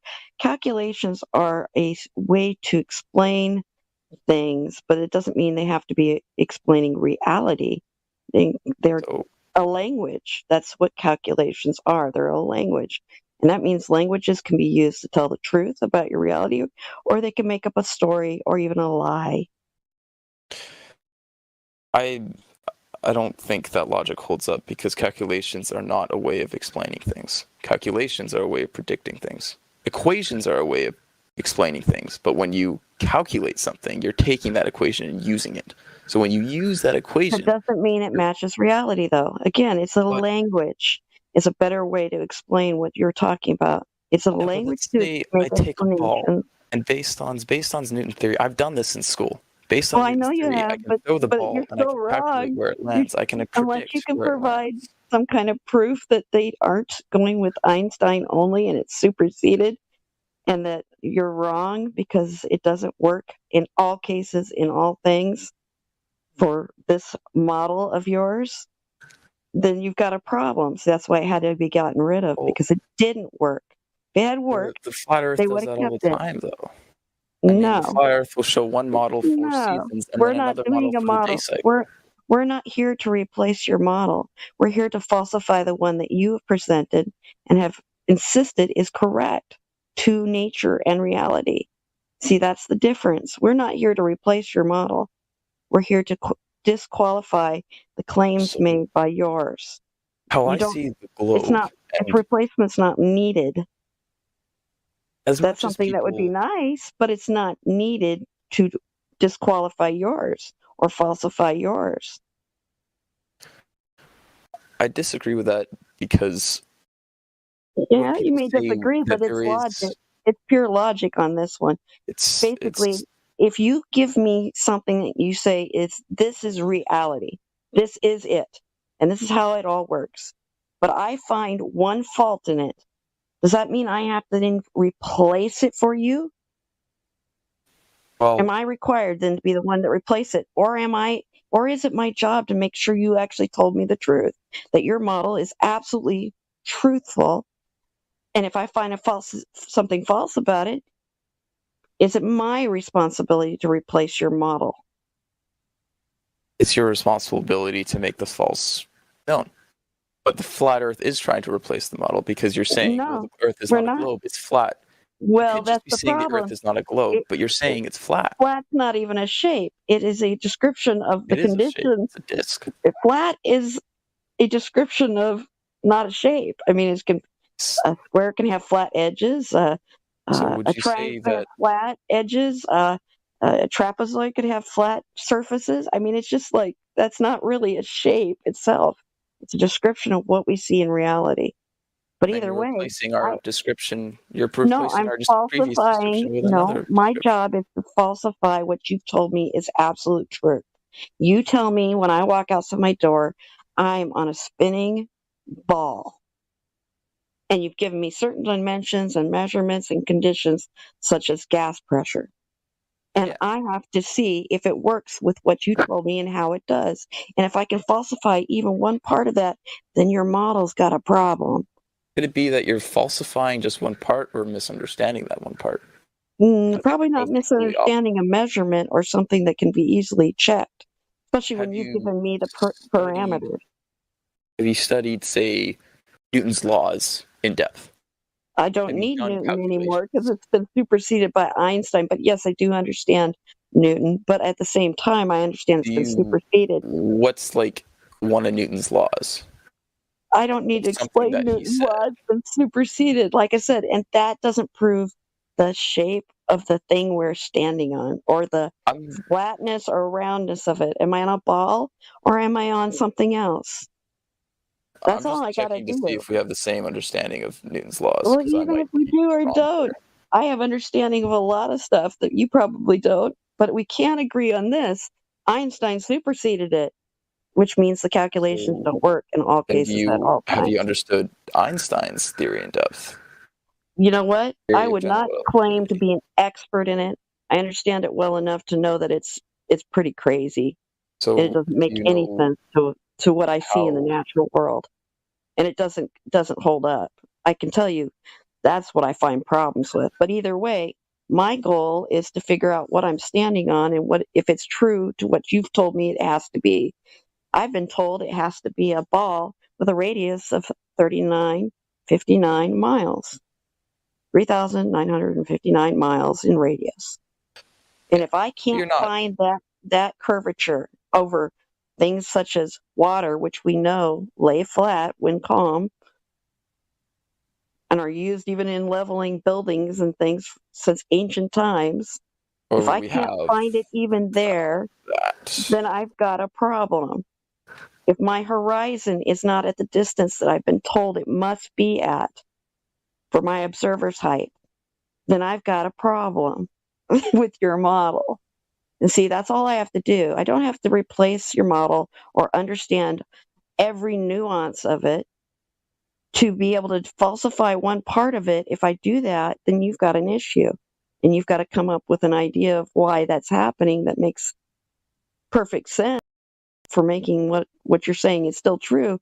But if you can't, then it's not what you said it was. Yeah, but if you can't provide another explanation, then nobody's going to listen to you. No, that's not, again, the explanation is self-evident that there is something not a globe. A globe has certain parameters that must be fulfilled, does it not? No, a globe is. Yeah, no, a globe is a It's sphere, certain parameters that we and it has geometry that must be fulfilled, period. If you're going to claim something is round or circular, as some people want to always call it, which I find funny, but round like a ball, it's a geometric shape, which means it has a radius, means it has a circumference, means it has certain aspects that must be consistent and can be found. It's physical, so we can do things to find out what's going on with that. And if I can't find what you say is absolutely there, then we've got a problem. And this is where long distance observations that are measured distances that we know and can confirm, and even have done ourselves, many of us have done over different types of water, even frozen lakes, or even over large salt flats, or, just at any distance that doesn't match up with your globe, then you're going to have to fix your model because it's not right. It's not up to me to replace it. I don't need to do that. If the model's 95% accurate, should we just not believe the first 95%, even though we know the first 95% Well, I would say the major works? portion, I'd say, wouldn't you agree, though, that the major portion is the fact that it's a globe versus something that may be a plane? That's kind of a big deal because that changes everything, even from your ability to do space flight is changed basically by that claim that you have a globe versus a plane. I'm actually working on not like a project, but so right now I'm in first year engineering. I'm on, like, it's hell, but I'm having a lot of fun with it. I'm learning a lot of cool stuff. And the things they teach us where you like, well, yes, it's like indoctrination. I know the big thing is the reason why the globe Earth keeps continuing is because of indoctrination, but they're not telling us that, for example, they're not telling us that capacitors hold charge and then can discharge very, very quickly. They told us that, hey, this is kind of how it works. This is how this is how a capacitor works, but here, we're going to show you it right in person. They brought out this big capacitor and they charged it up and they lit it, and it behaved exactly like they said it would behave. The whole thing is blurred lines between science and pseudoscience, and that's where you have to figure it out. And I think that globe Earth lies in science, not pseudoscience. Except for you didn't explain then how you can prove the difference between what is pseudoscience and science. How would you know the difference if you just make that claim? Oh, I think the globe is science. How is that so? What is science? What's opposing the globe Earth then? What's opposing Well, it? no, I asked you what is science. What is science? Yeah, what is science? What is pseudoscience versus science? What's the difference? Pseudoscience, I think, is science that's usually has bad intentions and usually is a way for somebody to make money. So you have a philosophical definition you're using. Me, I'm going for the pure definition of what science is: experimentation from observation of natural phenomena. Yeah, that's what and that's science how we truly is finding cause and effect using experimentation, which requires you to have certain requirements, certain things like a hypothesis, an experiment that will actually hold up to examination so that you actually can find a cause, and not pseudoscience where you're just making up crap as you go, just pretending. That's just like the thing is, I'm never ever gonna I can't just sit here and think we don't know how the Earth works. We have no idea because nobody's saying that we don't. But you got to understand, if you, I don't know how far you've been in your college experience at this point, and but for me, I finished my college experience, now more than a decade ago, and I would tell you right now there is foundations that have been laid that have caused such havoc because now they're being discovered that was never confirmed and never checked, and now we have a problem because everybody based everything they did after they laid what they thought was a confirmed foundation on a bunch of bunk. And then once that foundation has been wiped out, a lot of medicine. I actually have biology degrees in medicine, so I'm a medical provider. So when I look at things, I understand that science must be very, very consistent, and you must use the experimentation method and the true scientific method if you want to know cause and effect, and not just jump to claims, because then that's pseudoscience and making up stories. And I also know that, yes, there have been terribly laid foundations that weren't confirmed, weren't checked to make sure they were true.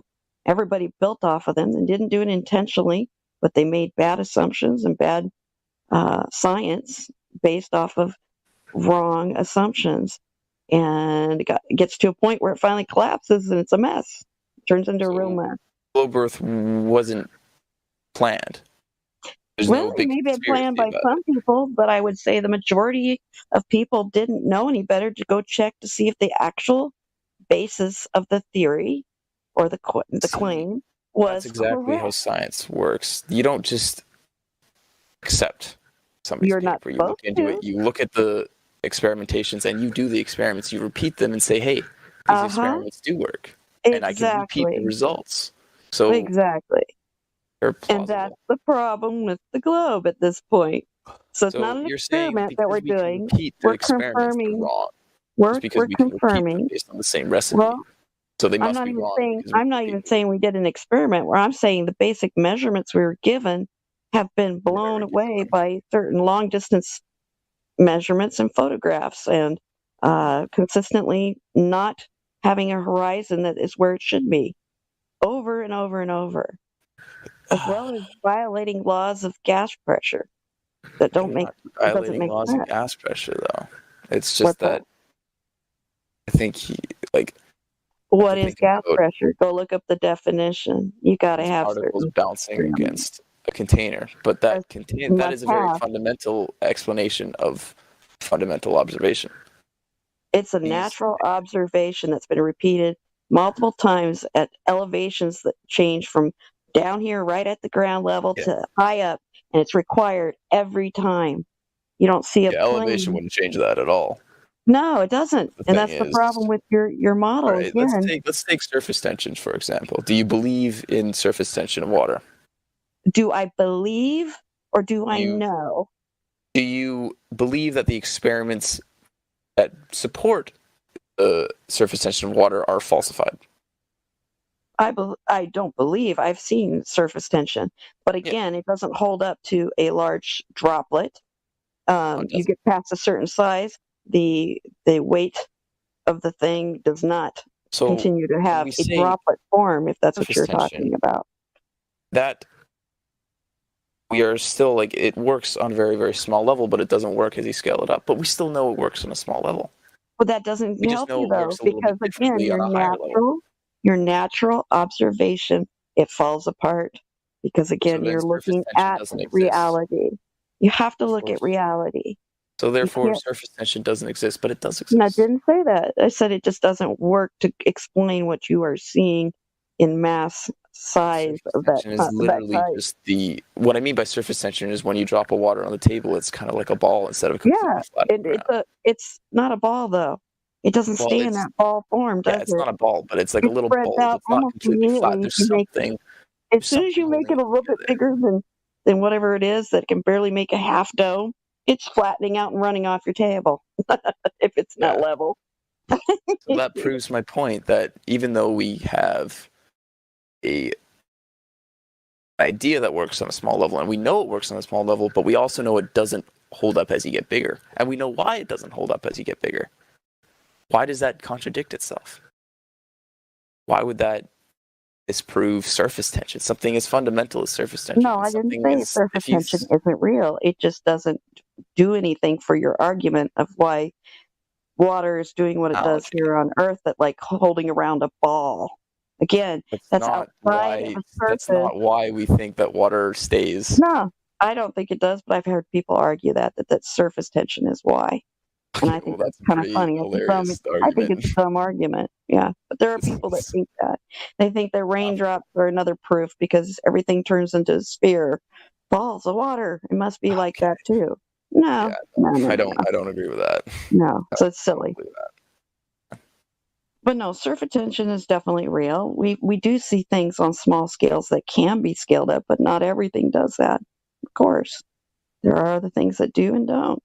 But from what we see in natural observation, again, it has to be observed. And like you said, then you have to be able to see that repeatable measurement again or repeatable experiment. And the globe, unfortunately, keeps failing. You heard of the black swan? No. Sounds interesting. You haven't heard of the black swan picture that they do here? Sounds interesting. I gotta go to bed soon. I got a midterm coming up in a couple of days, and I gotta wake up tomorrow to study for it. Not looking forward to that, but oh, great! Oh, that's always fun. Those are fun things. Yeah.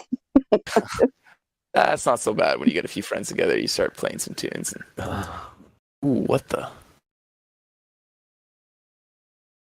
Swan on a swan. Yeah. Let's see if somebody can post it for me. I don't have it. There's one of them. I'm looking for the one that has the measurements on it. Anyway, your globe. There we go. There's some measurements showing up on that one. The black swan is just an example, one of thousands to millions that people are making all the time, that we are seeing objects in the distance way too far for the globe's claimed size. So this is one of our reasons why most of us know your globe isn't matching up with reality. So we go out into reality. I sent a link to a picture that does show wind turbines going below the horizon. So it does also hold up here. But I get what you're saying. As soon as it doesn't hold up somewhere, that it doesn't hold up anywhere else. But all I have to show is your physical horizon not being where it's supposed to be one time, too far, and your model falls apart instantly. I'll leave on this note, just because we haven't explained absolutely everything that works in every single way on the globe or on this thing that we live on. I still think we've done it to a point which is studyable, which we can study and we can learn from. I still think we've done a pretty good job. I mean, we're just monkeys that have just gained intelligence. Well, I disagree with you on that. I disagree. I disagree if your foundation of your model is wrong, which your major model claim is that you're a spinning ball in a vacuum. If that is wrong, then there is a lot more wrong from there because that's your foundation. Your foundation's rotten and that I don't think that a small observation disproves that. I think that the overwhelming majority of observations that do prove that don't get outweighed by the tiny amount of you're trying to observations.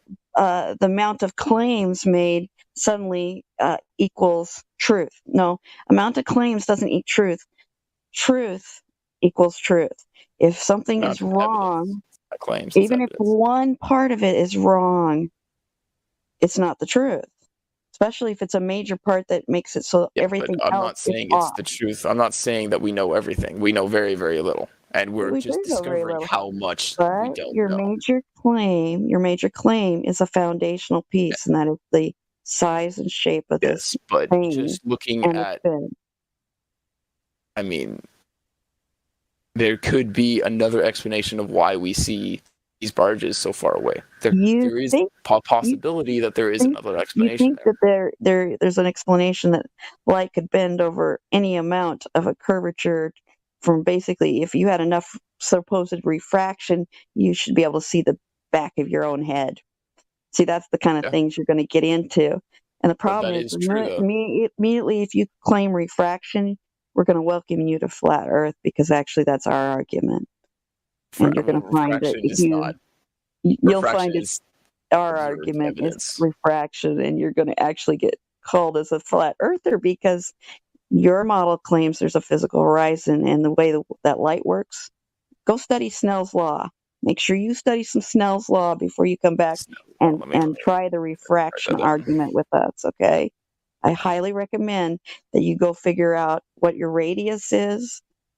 You figure out Snell's law. You figure out Snell's law and what do you need to fulfill the refraction claim that you're going to make? Because I already know where you're going to go with it. But I'm going to tell you right now, it's a losing argument for your side. We actually love it when you guys say refraction, because then we can welcome you to flat Earth because we'll be able to go through that law. End up kind of the reason why I'm here, just because I love talking to everyone here. I absolutely love it. I can tell you're enjoying it. And also, y'all are cool, and I don't know if I somehow become a flat earther after talking to everyone, even though my strong hard belief is that the Earth is a globe. If you somehow convince me that the Earth is flat, I want to be here. I want to be here for that.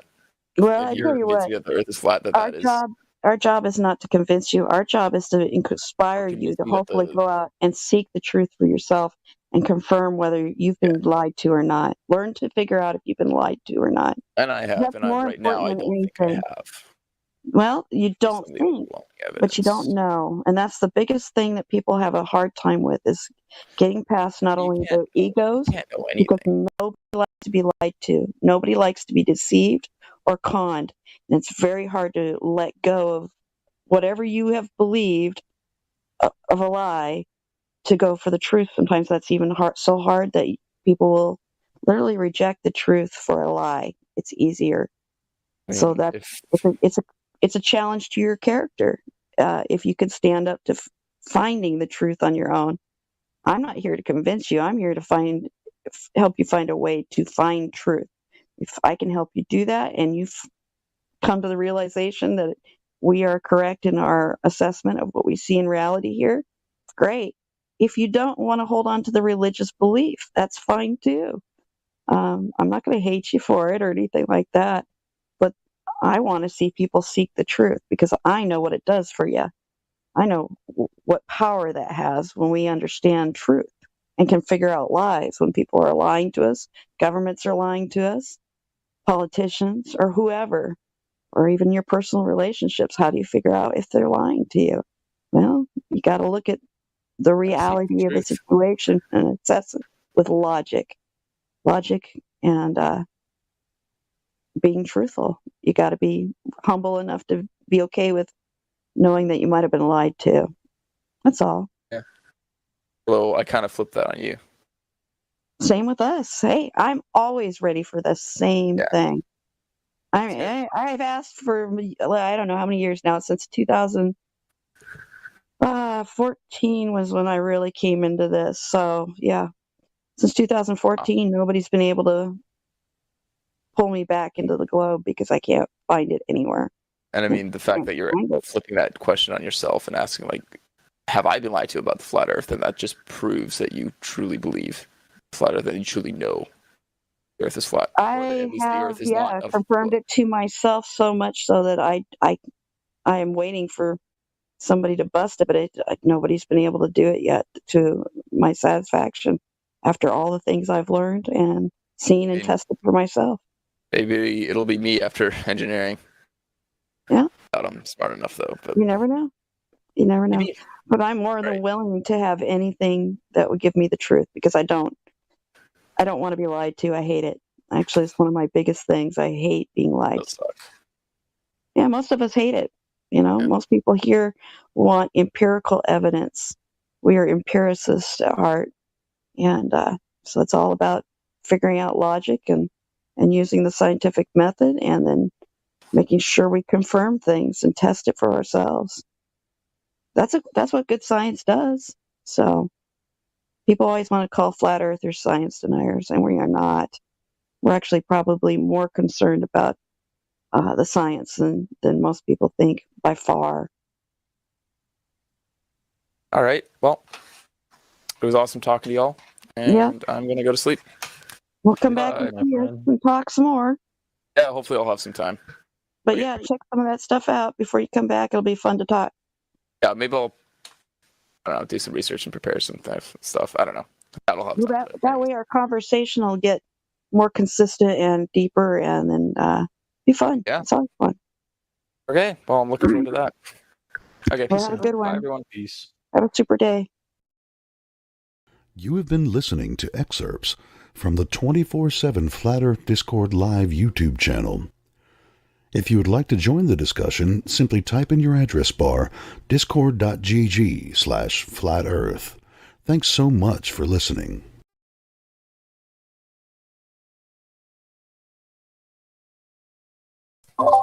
So whatever happened to that fellow? I do know I hear his voice on here sometimes.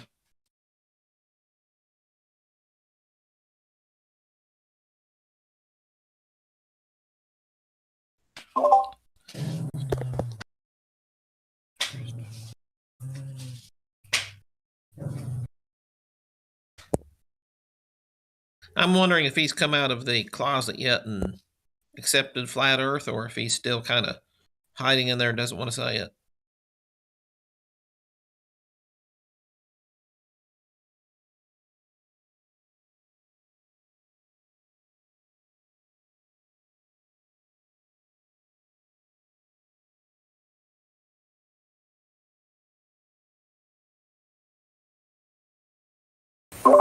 They either come back flat or they don't come back.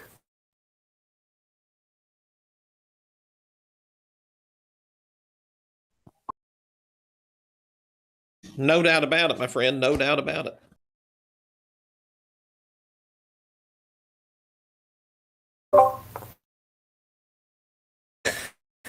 Sometimes it just takes a bit longer to come to terms with the reality.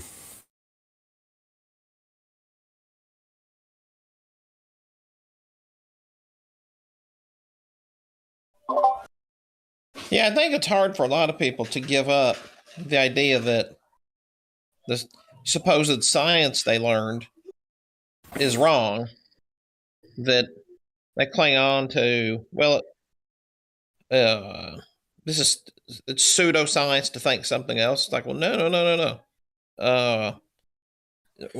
If a thousand hardcore scientists accept one thing and one amateur comes along with proof of something else, well, the traditional test of science is that the one amateur then changes the 1,000 hardened scientists, and we don't live in that world anymore. And I think that's what's hard for a lot of aspiring engineers and others who are studying in college. They hear the rhetoric, but then they don't actually see what goes on in the actual laboratory. They just know what their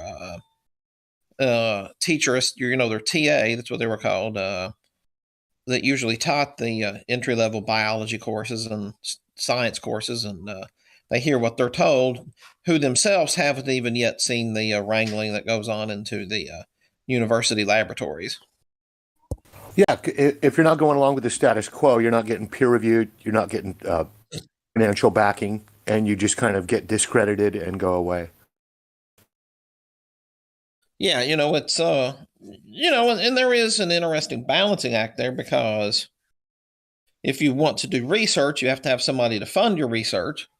And so therefore you need to research the things that somebody wants to fund. So who are usually the ones funding research? Usually it's government, or it's pharmaceutical companies, or it's some other large enterprise that's trying to get government grant money for something. And you and if you don't have a way to come up with the conclusions that they're paying for, then you don't get future grant projects from them. Yeah, for a lot of people, once they've invested education and they have that degree on the wall, it's so hard to come to terms with the reality of, well, shit, my degree up there on the wall is worthless and my whole life is a lie. After, not everybody has invested that much in education and degrees. For some people, it's easier to go, oh, yep, I got fucking fooled. I got fooled big time. I was 50 years old, I got fooled. But some people are never going to want to admit that, just because their credentials become nothing. Their education becomes a big joke. They can't admit that. That's why they can't admit it's flat. Yeah, and that's part of why I like studying economics is that one of the things, especially the economics department at the university I went to, has to do in their department is they have to, a lot of times, study the economic feasibility of something other departments of the university want to do. And so there's usually bad blood there, because they were willing to reject a lot of the claims and other things like this that other supposed academic disciplines would provide. They would go back to their foundational studies and say, well, no, this isn't correct. Here's the actual correct way to interpret the data they provided. And they were always on the outs, but then they were always on the outs because they would be willing to do that. They'd say, no, if the university invests this money on this research project, this, that, or the other will happen. And sometimes the university would still do it, or they wouldn't. It would just depend. But it was an interesting point of view, very interesting point of view in the world of academia, because they didn't just go along with everything. They went along with a lot of things, but they really did. They taught you how to deconstruct studies and models and say, okay, well, let's start from the very beginning. Okay, this is your conclusion. Well, let's start over on this, and let's look at your data, and let's reanalyze this. Let's do regression analysis, et cetera, and oftentimes you would come up with something entirely different than the conclusion from whatever paper they had handed you.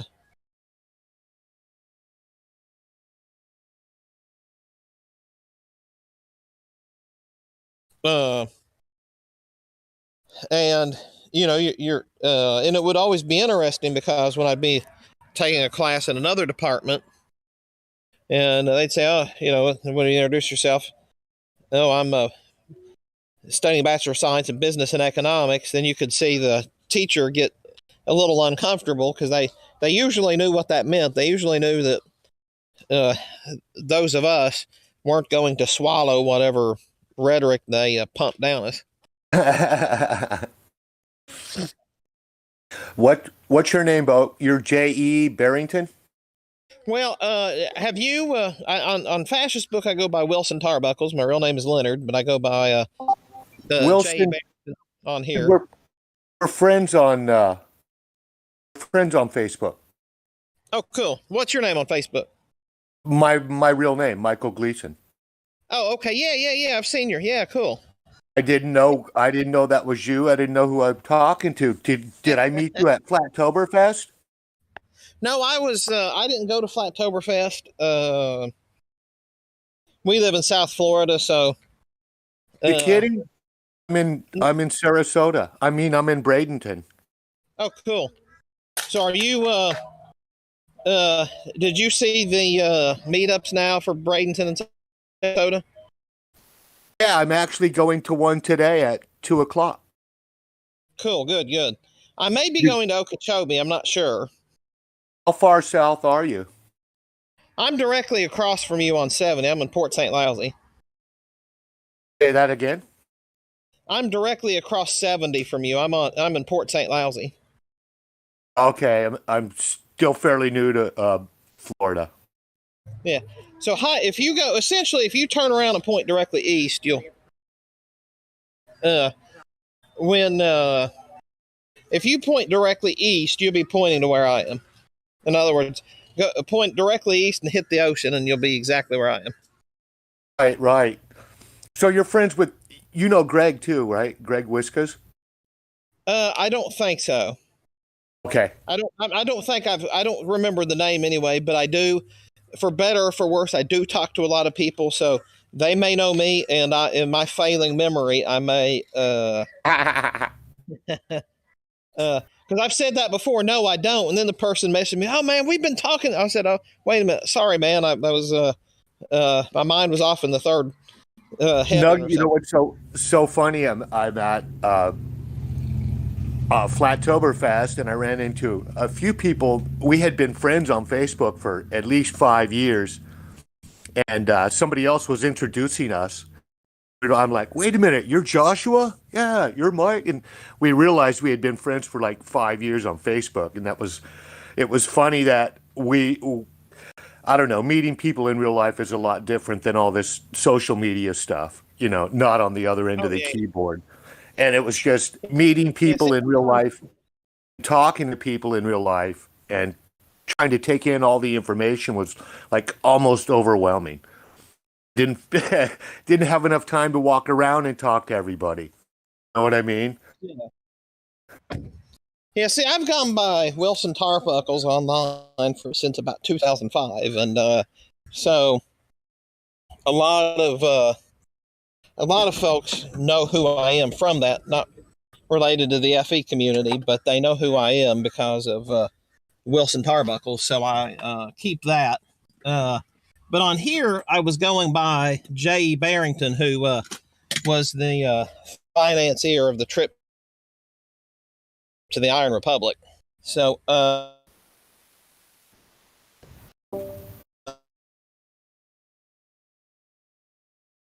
roboting right now.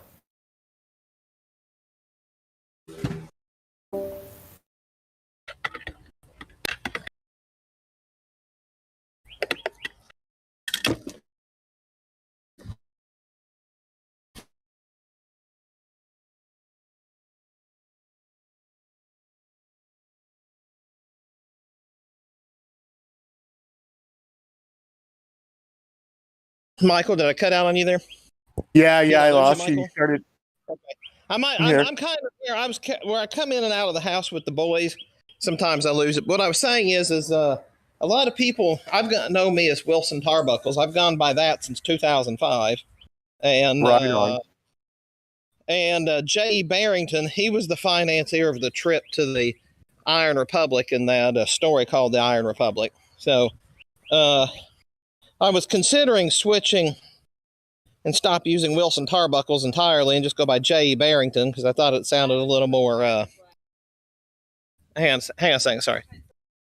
Sure. And so anyway, that so I've gone. I was thinking about switching to that because I thought it had a little more flat Earth cred, but then now it's kind of hard to switch because now people know me as Jay Bale and Wilson Tarbuckles online.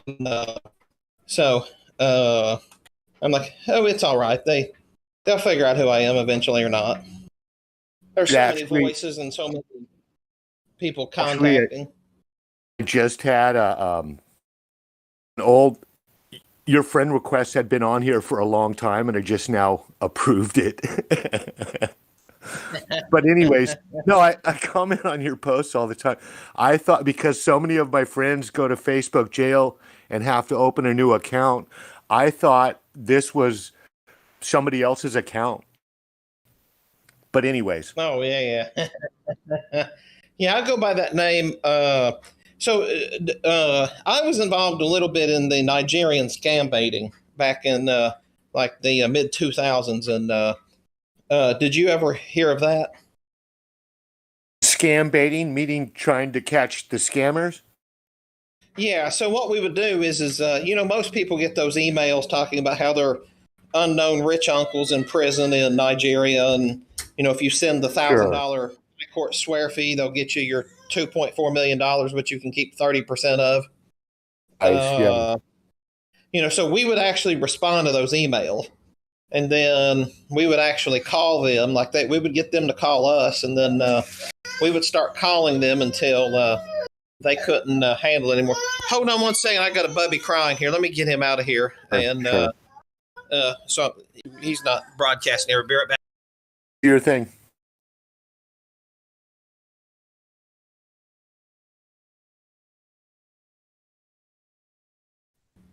Okay. Mama's leaving. Mama's taking one of the bubbies and leaving, and he wants to go. So that's he'll be fine here in a second. But anyway, ultimately, it just comes down to that we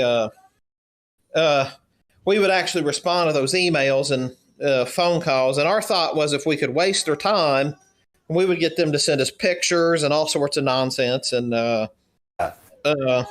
main guy that was kind of doing it, he came up with this character, Wilson Tarbuckles, which was just a confusing foreigner that would speak in about 6 or 7 languages at once, just to put them off. And then at some point, I just kind of I started hijacking the character to a degree, and so I just kind of kept it ever since. And so a lot of people around, since the original guy doesn't do any of those voices or any of those characters anymore, I just kind of co-opted it. Nice, I like it. Hey, it's nice chatting with you. I'm gonna mic out right now, but I'm still listening. I listen all the time. It's great talking to you. I just sent you a friend request. Yeah, sounds like a plan. Yeah, let me know how that meetup goes over there today. I will. There's only four people confirmed going right now, so it's going to be kind of small, but it's still nice to just chat with people in real life.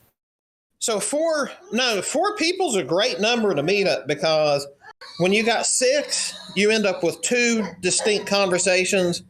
When you end up with more than that, you end up with just a roving number of conversations. When you got 4 people, you can have a nice little back and forth. Yeah. So yeah, that'll be fun. Cool.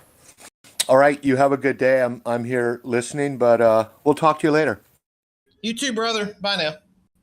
Flat.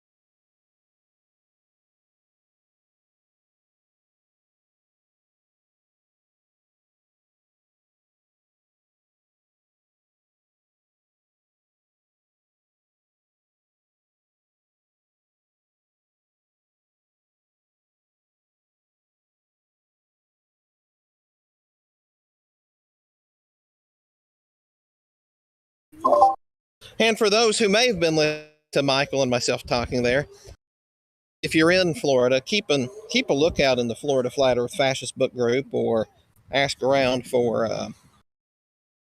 information on meetups. There's probably a monthly meetup near you in the state of Florida. If you don't live in Florida, I do exhort you to start a meetup in your area. It's a great way to meet like-minded people. It's a great way to have some fun and have a nice conversation for a couple hours and get away from all those government censors. The meetup is the we can do as a community. It really is. As a community, with all those trolls and censors trying to shut us down, it's really, really hard to do it it's really hard to shut people up in person. It's a great movement we have, and we do need to get together and meet in person and get to know each other. And even if it's 2, 3, 4 people, it's worth having a meetup. It really, really is. Now here in Florida, I think it's 13, maybe 14 monthly meetups we have in different areas of the state. And I hope we can just continue that number and make that number spread. And hopefully we can have hundreds of those every month, hundreds of those throughout the country. Ideally, maybe somebody could find a meetup within a few hours drive that they could go to once a month or once every few months. So please, please, please, if you've not considered having a meetup, let us know so we can help. We have a lot of people who've put a lot of effort into various meetups and can give some great advice and tips and hints and helps and how to reach out. And there's probably other people who can help spread the message through either the Flat Earth Clock app here, Fascist Book, or get it out to some of the podcasts and radio shows. So let us know. Very, very important to get some local meetups going in your area. And have a great day.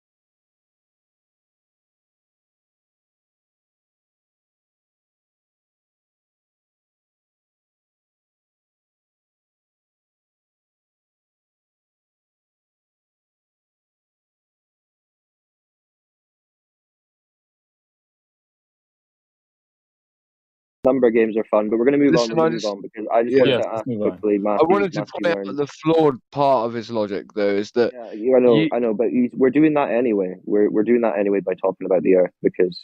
Well, I just was want going to to check take it with back to Matthew. the Earth, but yeah.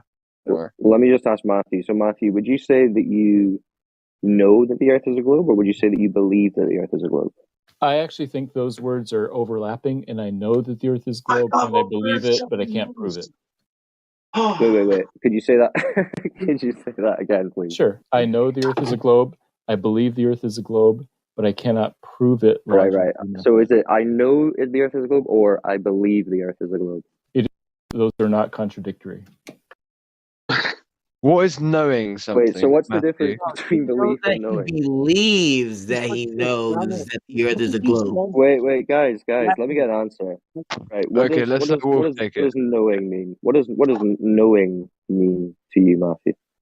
Well, there's a whole field of philosophy called epistemology that sort of talks about that, and it'd be hard for me to summarize it all in one But sentence. just like colloquially, if I'm asking you, Sure. what does knowing mean? Or Yeah, knowledge? having a justified true belief, like thinking something that is actually true, is knowing something.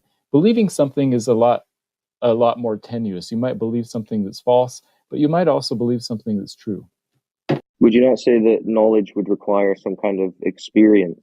I think experience is a big part of knowledge. I think that you can know some things without experiencing them, possibly. What can you know without experiencing it? Logical truths, mathematical truths. And you know fire is hot without experiencing it? Well, No. give me an example. Give me an example of something that isn't just like a mathematical concept. We're talking about like reality. Tell me something you know about reality that you've never experienced. I guess I would say that I know that the Eiffel Tower exists. Curvature. Mm-hmm. I've never experienced it. How do you know that? Based Well, no, you don't. a whole bunch of other people saying it. My brother's been there. Okay. I believe him. Like a bunch of I evidence. liked it better with the Canada example. You could experience that. I could, but until then, do I say that I don't know it until I've gone there?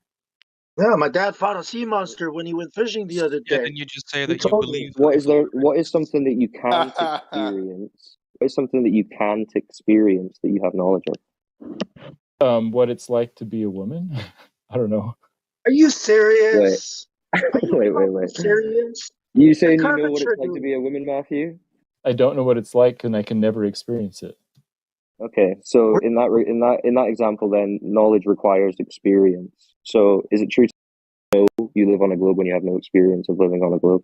What do you mean by no experience? I think that I think the things that I have experienced do lead to that conclusion.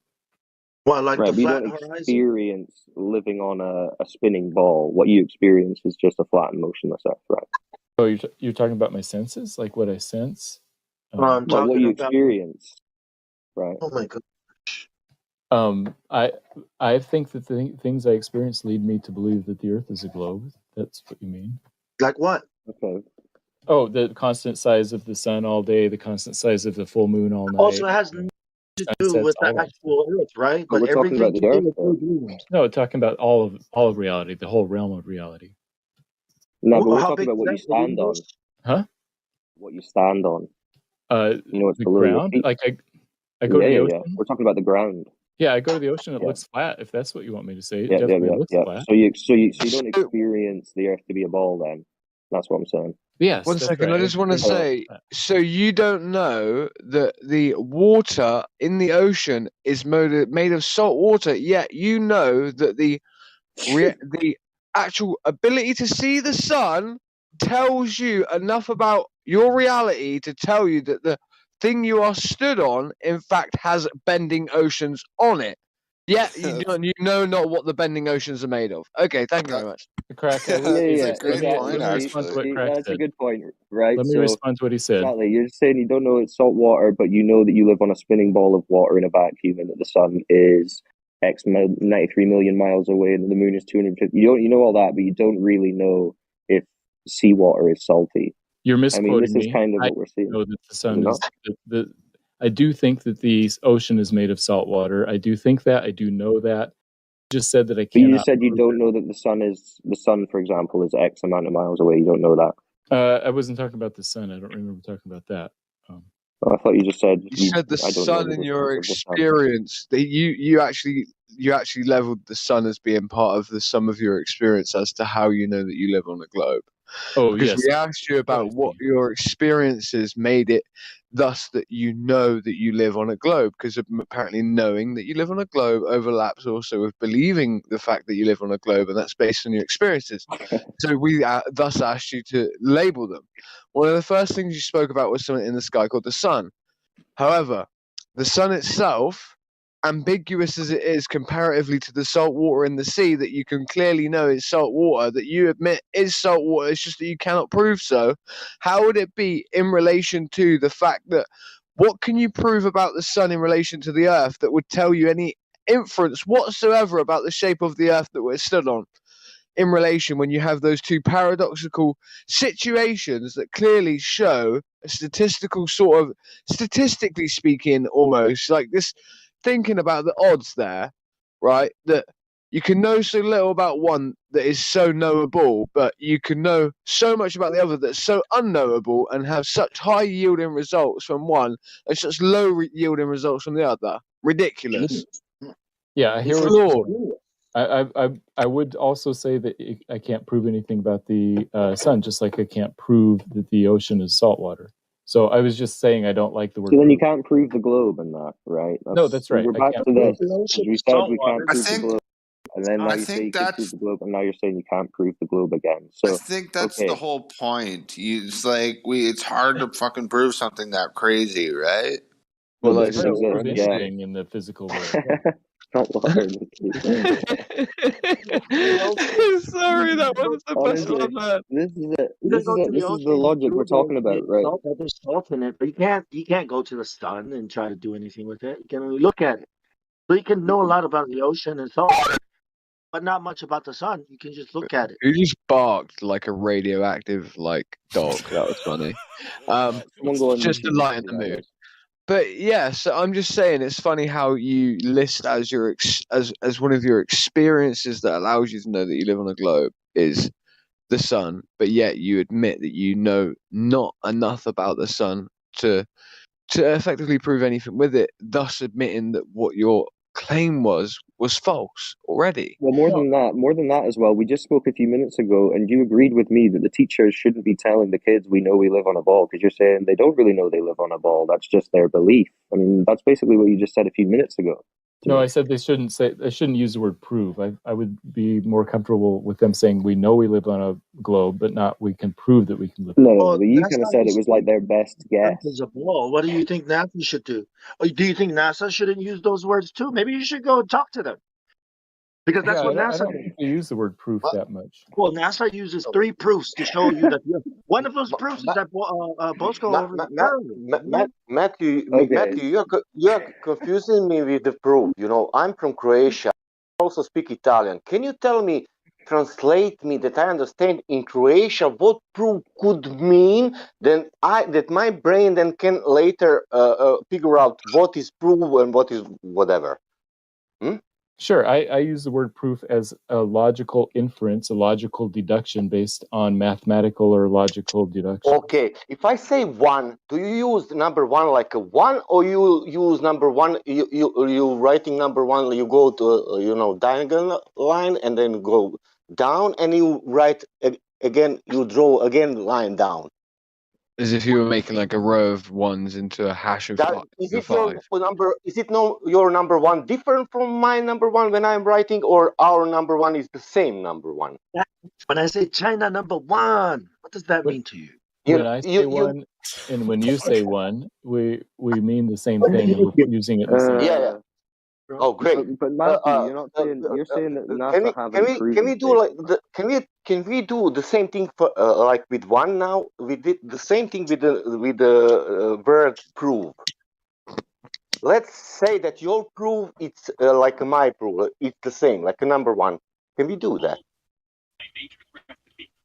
Yeah, so I would just maybe we should just not use that word. Proof. Okay. Because I'm normal human being. I'm not a scientist. Let's do like this. Let's say that if we boil the water because we add the heat, because of that water is boiling. if you just want to use it colloquially, Is that the proof? Is that the proof that water is boiling? If you just want to use it colloquially, I guess people could say that that's proof that the water is boiling. I'm just uncomfortable with that. It was kind of wishy-washy. Again, I don't want to speak colloquially. I want to speak like a number one and number one. You know, we are speaking now about number one. That means that proof in this moment means number one for us, for me and you. Can we agree on proof that it's the same thing like a number one? He wants to be specific, not colloquial. One apple. Okay, so we put one apple in front of us. Okay, can we prove that there is one apple in front of us? No, I want to no. I want from him that prove is the same like a number one. You know that I thinking what he is thinking what proof it is. You know, but I want Let them set a bar. Yeah, so I would say proof. The word proof and prove only should exist in the realm of mathematics and logic, and not when we're talking about apples sitting in front of us. And to illustrate how much I dislike that word, I would even say I can't prove that there's an apple sitting in front of me, even if I'm looking at it. Maybe it's an illusion. So what can you prove? Yeah. Okay, great. But I ask you one specific question: Is it a proof? Is it a proof if we add the heat to the water, that water will boil? Is that a proof? That too could be an hallucination or an emulation. No, that's not. What is that? He's saying, wait, Sasha. He's saying he doesn't use the word that way. That's what he's saying. Yeah, and That's so what he's. I'll just avoid using that word. That's all. Yeah, but here's 3 proofs that NASA teaches. See, these things are taught in school. Okay, and you said they shouldn't be teaching these things in school. They shouldn't be saying proof. This is what NASA is saying. This is why the teachers are teaching it. So what you need to do is go tell NASA. They need to stop using the word proof. Right, Well, Matthew? yes, I would agree with that. Yeah, Right, and Matthew, I want to draw a baseline with you. So, how many senses do we have to use before we start to? How many senses are impacted before we start to say that those senses indicate that we have experienced something in reality? Would that be sight mixed with touch, mixed with, let's say, and touch, for instance, could also go into the parameter of pain. For instance, all at the same time as also smelling, all at the same time as also, let's say, like feeling almost like an energy field or a frequency, which we can feel. So what we do this time is we boil water in front of your face, you see with your eyes. You're downwind from it, so you smell the boiling from the gas, right? At the same time, this is in a progenerated field of electricity, right? Because the heating element that's heating it as well. Also, we also use an electronic heating element that's overly charged, right? And just for some reason has an electronic field. So you're feeling an electronic charge, like your hairs are standing up on end. There's electrostatic in the air. You're feeling the heat from this touching your face to the point of almost like pain. You're seeing the water boil. You're breathing in the moisture of the water that's boiling into your mouth. And you're also seeing it with your eyes, all at the same time. So what would constitute a form of proof in the sense that what is it that defines things that can be conceivably true in reality if it is not, in fact, the apparatus in which we basically observe reality with? That's a great question, and I like the way that you put it. I would say the more senses we experience something in, the more and more sure we can be about something. I would just say that would the water be boiling then? But I don't think any of them ever reaches the with our physical senses. I don't think any of them ever reach the threshold of proof. The same way that mathematics. Okay, could you then explain to me how we could create the exact same situation that I did with the impact that I explained upon the senses of the eyes, heat feeling on the skin, almost hair standing up because of electromagnetic field, breathing in of the warm steam coming off of the pot and the smell of the gas all at the same time? How could you experience all of those experiences all at the same time with it being outside of reality? Please go ahead. Oh, sure. So yeah, I don't think it would be outside of reality. I think those would be great evidences. It's just that I'm saying that I would use words like, "Oh, that's strong evidence that the pot is boiling." I don't think, no matter how many physical senses, you would ever be able to prove that the water is boiling, because I reserve proof for something stronger. So that means you just deny reality altogether. So no, I'm saying that I use the word proof for a different realm, not the physical realm.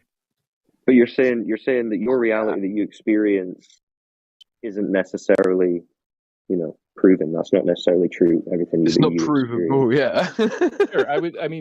I just make a difference between 99.999 and 100. I think that there's a fundamental. But you're at the point where you don't believe anything is technically real. Then, no, I'm not a skeptic at all. I'm not a radical skeptic. You sound like the most radical skeptic I've ever heard of. Radical. Oh, listen, damn. no. Wait. Matthew, you just said you're skeptical of reality.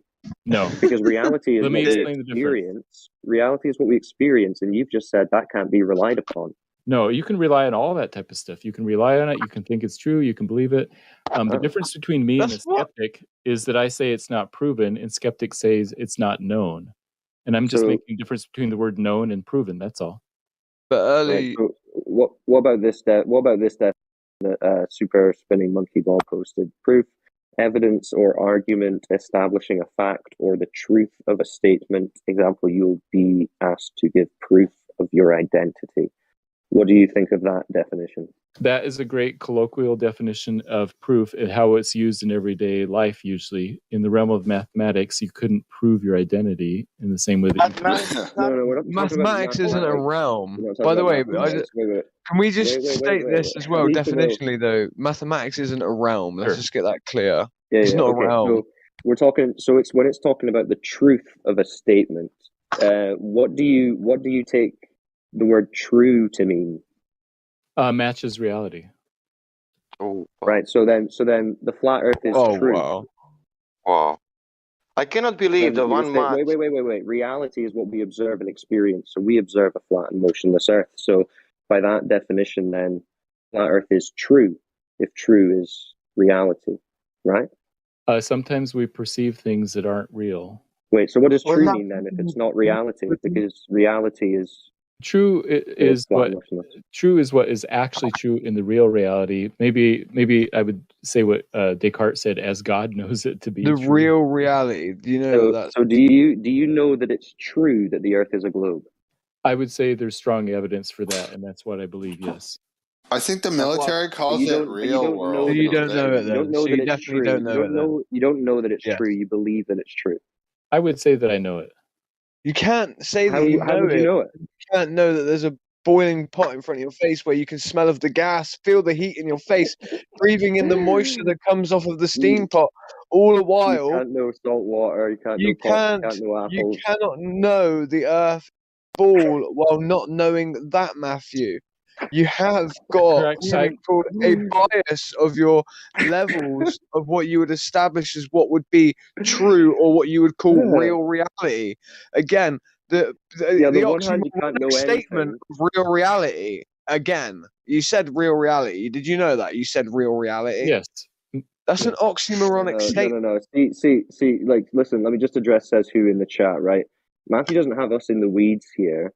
He's showing himself to be flip-flopping so hard between what he can prove and what he can know. And, well, he can't know that the seawater is salty. He can't know about the boiling pan. I know. I said I could know those, not prove them. A pot of water, an apple.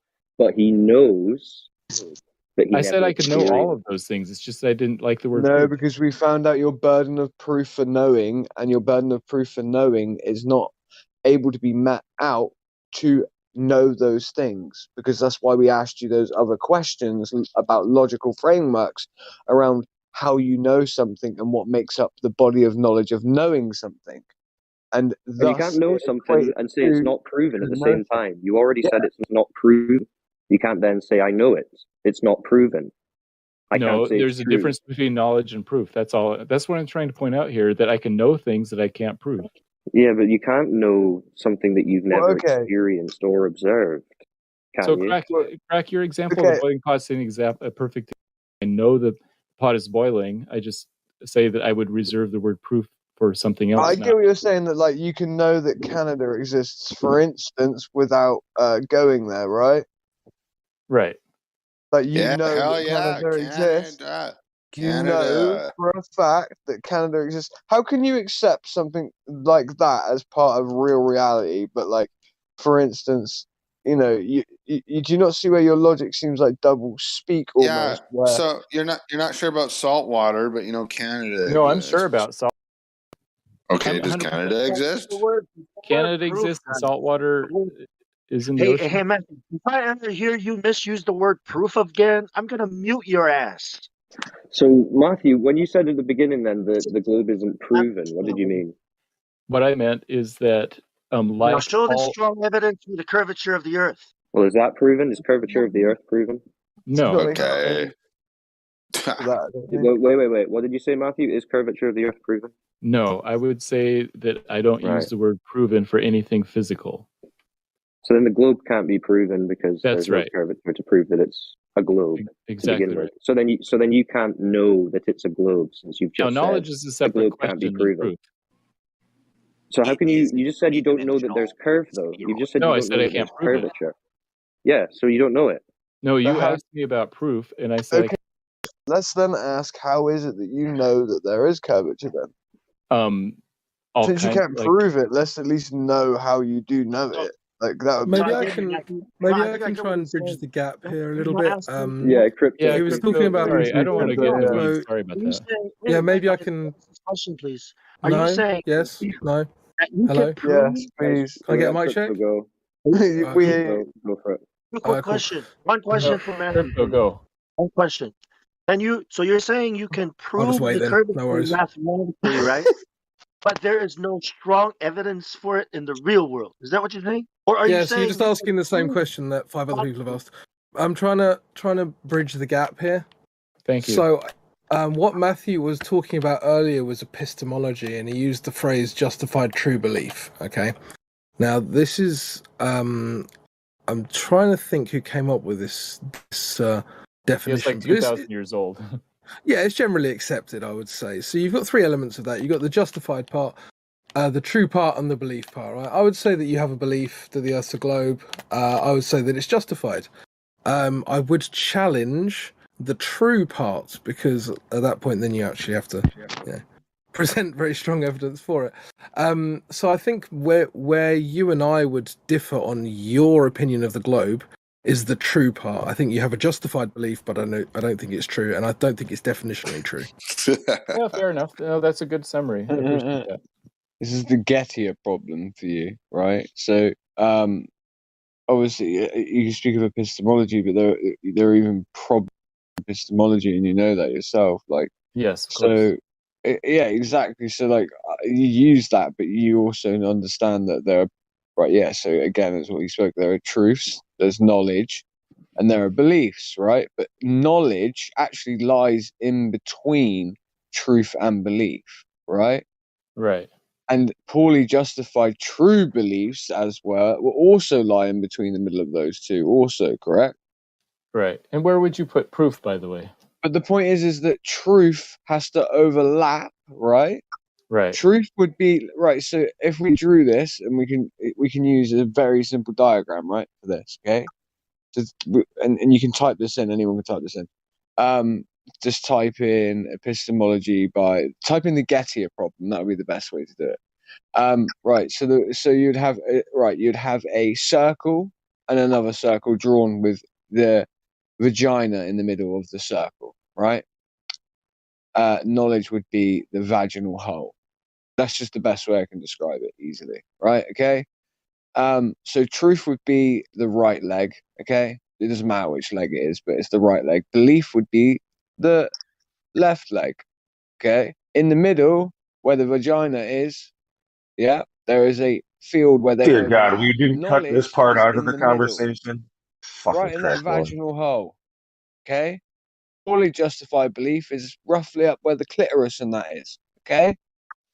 But the issue is that you say you can know things, but to know things, first you have to have beliefs that overlap with truths, right? Your problem is that you segment off all of these portions while you purport to talk about epistemology. And this is the main problem with epistemology. So are we is wondering get whether to or your not the little problem, man in the is that boat these things, in exists? fact, are fundamental, and fundamentally that they actually need to be like counterexamples of one another anyway, in order for you to have true belief or an account of true knowledge or belief. And this is in epistemology, so why are you even citing it? No, It's just you're right. That's a good summary. I appreciate that. I think you gave a good summary. And I think the whole thing started because of the word proof. Where would you? I don't appreciate the fact that I just lost like 10 brain cells in the last hour. Let's move on from epistemology. I feel like we're in the. Yeah, I would. You just got wrecked. Yeah, I mean, Are you going to use I don't the know. I don't know vagina of any example with your arguments. students, Matthew? Am I gonna what? Are you going to use the vagina example with your students? I will not. No. What was that? Good one. Don't want to know. I mean, wouldn't Matthew have had some experience first? No, he just learned it all. It's a justified true belief, crypto. He's got a porn subscription and everything. Oh, you guys crack me up. All right. Sorry, Matthew. No, it's fine. Sorry, Matthew. No, you know Yeah, what? no, you're all I right, know Matthew, that there are honestly, problems with this justified true belief. I know that Even though it's you're a kind of whole thing and there's problems and contradictions to it, but I still like it. I'm not even going to apologize. I'm just pissed. Can What are you you one pissed about, question? EC? One question. Can you mathematically prove, right, that the Earth is a ball? Like, is there proof for it? Go ahead. No. Okay, cool. Why do you say no? Why no now? Because you're mixed. Go ahead. Can you explain? Whoa, Now you can't. No, Now you can't Were prove you it again. expecting a yes there for some reason? Yeah, Like, give the guy yes. some credit. After everything you just said, you expect them to say yeah? He said math is reality. That means yes. Well, no, he has to say no because of his definition of proof, right? Right, Matthew? Exactly. Yeah, but Exactly. you're mixing the physicality with mathematicals. He's talking about mathematics only in the sense of the mathematical realm, which is a paradigm in which is non-physical, fully conceptual, abstract, has nothing to do with actual physicality or reality in any way, sense, or form. So when you ask him to prove things in the physical with maths, which is the only place maths would really be useful per se, for instance, like counting an apple in front of your face, like, you know, you've sort of got him in a bind. He can't do that. But like in a theoretical sense, where we talk about numbers like prime numbers that would be infinite, like, yeah, all day you can be pretty sure about that shit. Well, this is why I was being pretty clear when I was discussing, right? I'm not talking about mathematical proofs, right? We're talking about what 99.99999% of people would understand from that question, not this 0.00001% who all of a sudden don't know the meaning of proof, proven, level. Maybe we should ask there, man. I think the main point that we need to point out here, I think the main point that we need to point out here is that this is actually the place in which, due to the lack of proof, empirical proof, physical proof, measurement, tests, experiment, and all of the above and the scientific method running through, this is the place in which most individuals that believe in the heliocentric model, and this is the position psychologically they've had to hold in order to be able to continue to hold the idea of the globe true. Because if you hold any other form of knowledge or proof in any higher regard with any further form to it, that even on an epistemological level, actually it would start to become again improbable, completely ridiculous. And so this is the position and the logical position they have to hold. And this is, I believe, what Wolfgang is trying to show everyone, is that this is the position they have to hold in order for them to say that the Earth is a globe. You have been listening to excerpts from the 24/7 Flat Earth Discord Live YouTube channel. If you would like to join the discussion, simply type in your address bar discord.gg/flatearth. Thanks so much for listening.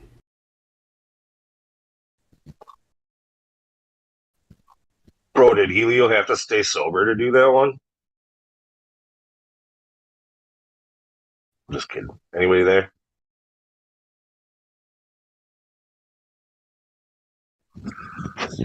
Still sleepy from the night before? Everybody curled up together in a little dog pile sleeping?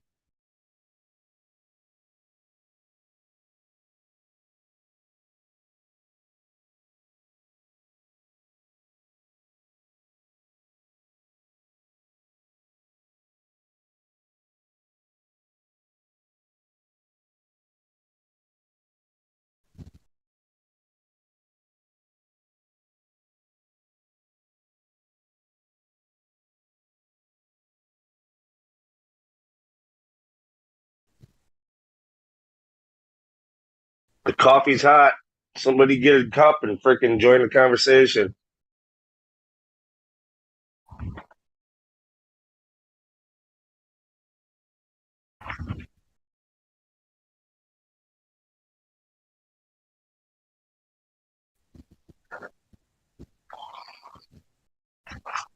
What's going on?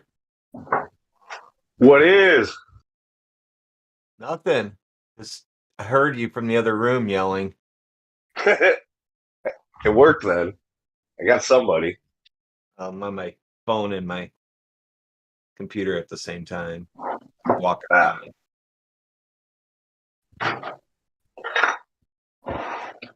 Reading about the new metal planet that has metal clouds and rains gems. The new metal planet with metal clouds? Well, it's a planet with metal clouds that rains gems. Oh. At first, I thought you were talking about the new Earth that they've successfully geoformed into something to crawl out of I don't know, quantum computer or something. No, but according to the article,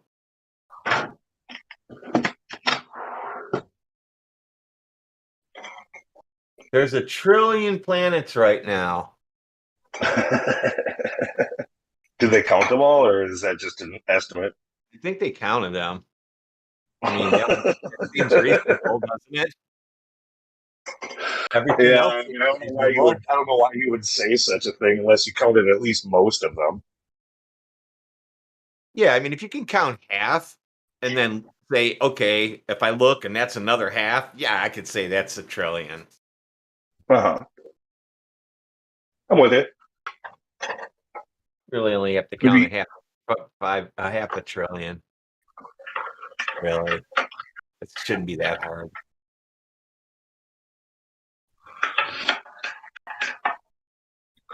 So did you say it rains gems on this metal planet with metal clouds sideways? Why do they say it rains sideways gems? I posted it. It's in there. Extremely wild planet hosts metal clouds and raining gems. Oh, okay, just raining. I thought I saw something the other day. I was assuming it was the same thing you're talking about now, where I thought I saw a headline about, raining gems sideways. And I was like, well, what's the sideways thing about? Like, they've done the raining gems, diamonds and stuff before. It's the sideways thing that was new.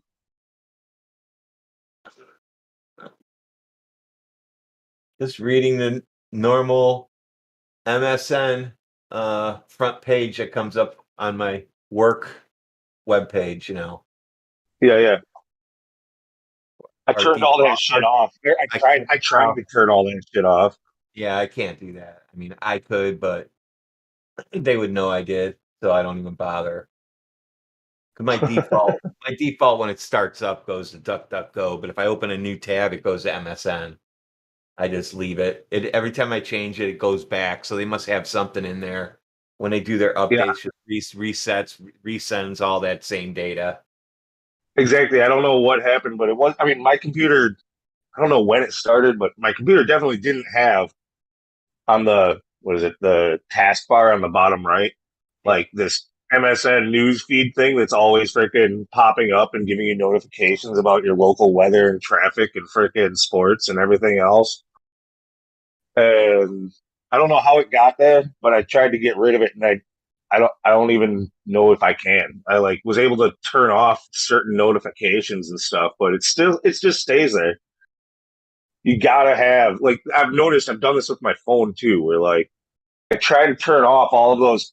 You know, your phone comes with like a I don't know, Flipboard was a thing on a lot of phones for a while, but they always have some kind of news feed, right? Where it's just you need to have these notifications pinging to tell you, keep you up with the current propaganda. I mean, current events. And how you're going to know it's real or not? right, really? Like my devices, they actually I think they're mad at me for like trying so hard to turn them off like that. They're always like, it almost. I mean, it's passive aggressive, but it's like it's talking shit. Like you need to stay informed. Like no, I am. No, like if you don't turn this on, we're just gonna shove it through anyway with this push notification. Like, where's the setting for push notifications so I can turn that shit off? Like, no, you can't turn that off. Apple does allow us to turn all that off, though.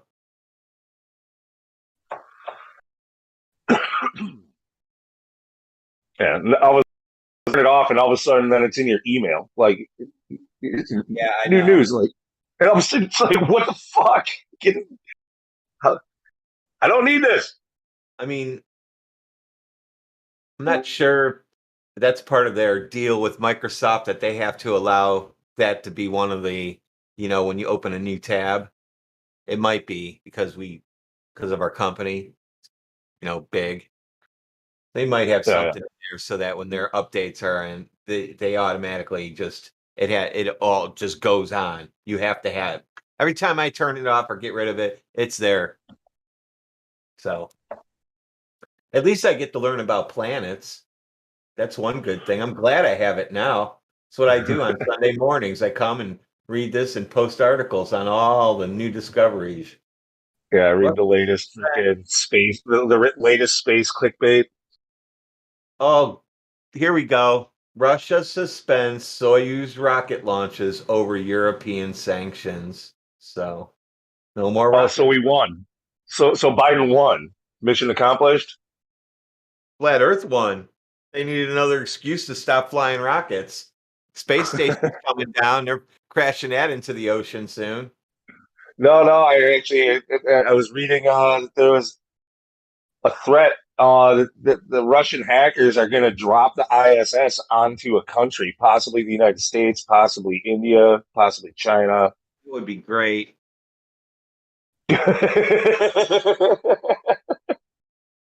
Go Russia. Yeah, go Russian hackers. I want to see some of that shit. That would be, yeah, if that's what they're going after, fuck yeah. Let's see it. They'll get to prove space and I mean it'll be a light show.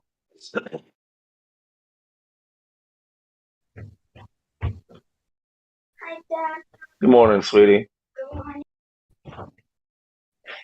Ugh.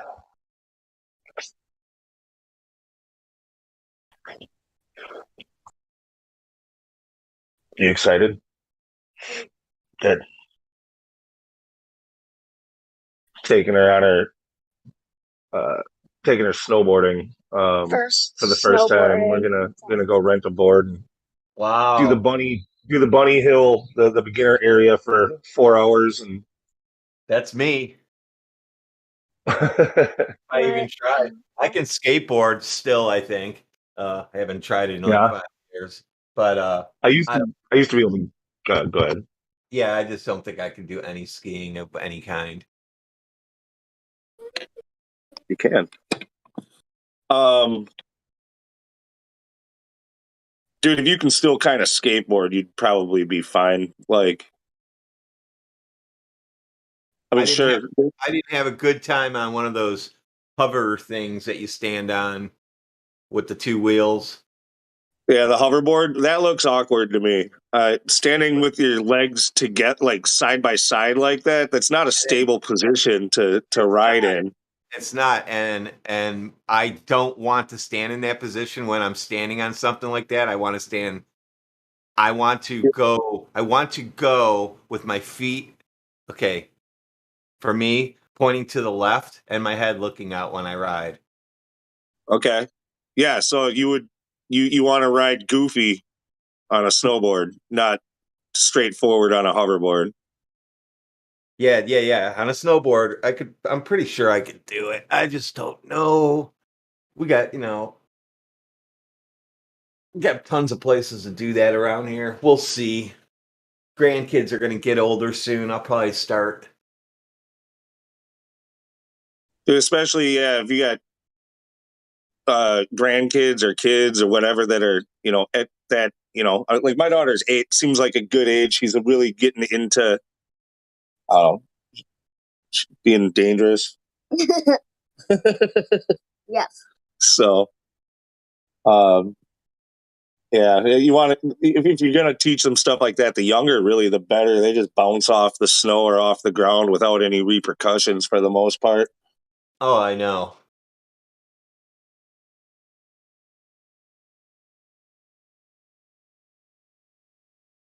And then gravity takes over later.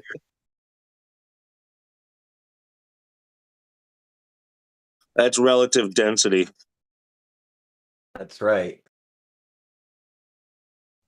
You get more dense as you get bigger.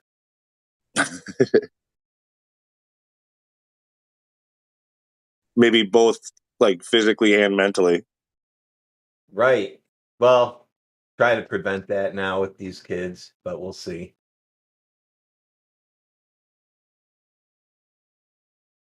So the 2.5-year-old twin grandkids I have, I see they came over with dinosaurs, and the first thing I said was, "These are just make believe, like on TV." And that's all I have to keep. I just say things like that all the time about what's make believe and what's real. What do you think, Harper? Do you think dinosaurs are real or make believe? You think? Say it to him. Say it to him. Are they real? Do you think like the Tyrannosaurus Rex really was running around just terrorizing everything? No. And if you knock the T-Rex over, it could never get up again. Didn't have any arms to be able to get up. You see his little arms? T-Rex's arms? He's got little fingers sticking out of his chest. How would he ever use those things? Like How do you? Find someone's stomach, knock them off. Yeah, like one of those other dinosaurs that eat leaves from. They would just like hit them with their tail, just trip them, and like be like done with them. That's the end of it. Everybody can eat it. It's on the ground. You can't do nothing. That right there shows you that they're fake. They're fun to think about. I think that's where it started, right? Yeah. Yeah. I watched Aquaman last night. It was pretty good. I mean, that's more realistic than dinosaurs in space. Dinosaurs in space? That's a good one. Dinosaurs and space.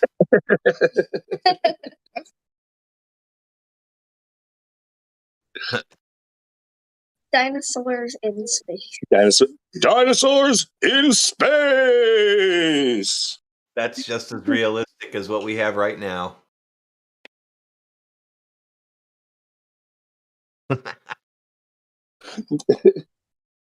Are you starting to understand why I think a lot of the stuff on here is funny? Why I listen to it so much? Everybody here's a joker.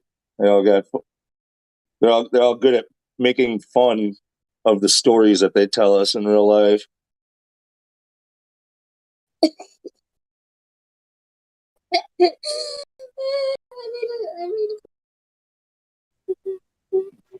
Give me slant eyes.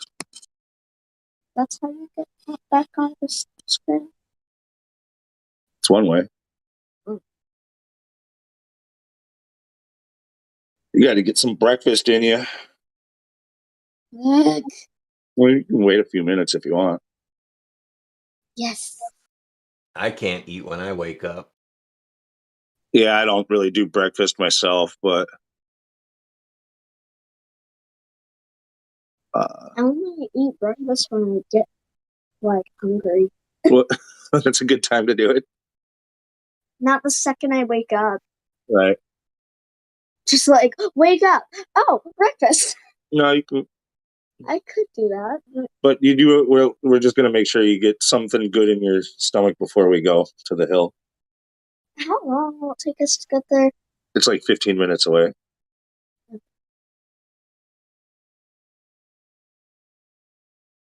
This girl has been pretty funny for a tiny little, for a 57-pound little 8-year-old girl. She's been awfully aggressive with me this week and always trying to fight me. And I don't know who's been giving her the steroids or what, but she's been roid raging all weekend. Like she was drawing things, and all of a sudden I just heard from the other room. She goes, "I just drew a massive cupcake." I went, I drew a massive cupcake. It was even more aggressive than that. Laughing my ass off. Massive cupcake. That was more like it. Better. That was more. I guess Biden's not going to do his what do you want to call it? His free things for people, smoking kits. He's not going to do that now. Did you hear about that? Wait, what?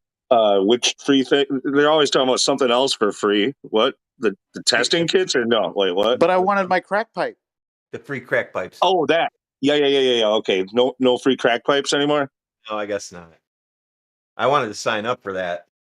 Well, they were going to come out with like a better, like a better crack pipe, correct? A more durable one? I didn't know you could sign up. I thought he was just going to give everybody free crack pipes. Oh, one that was safer, so you don't burn your lip, something along those lines. Do they give you a starter kit with it, if you know what I mean? Like to try it out at least? I heard lip balm is included. Maybe they give you a few pieces to try it with. And then give you numbers of local that can probably supply you with more.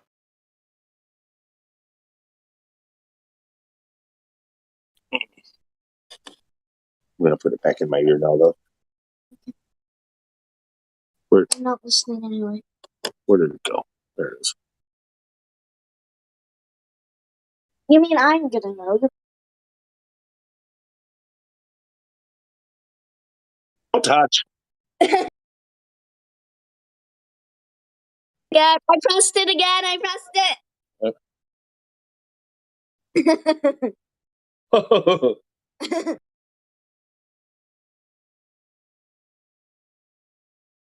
Only you can talk. Not yet. I didn't even get to finish that. That's why I'm stopping you from pressing. You know, I think everybody in here, for the most part, is trying to sleep. I don't know why they come into Discord to sleep, but I think that's what they're doing. Why? And so you're being rude if that's the case. What? I'm telling her that since everybody in here is trying to sleep, that she's being rude by being so loud, waking everybody up. What time is it? 9:16 in the morning here.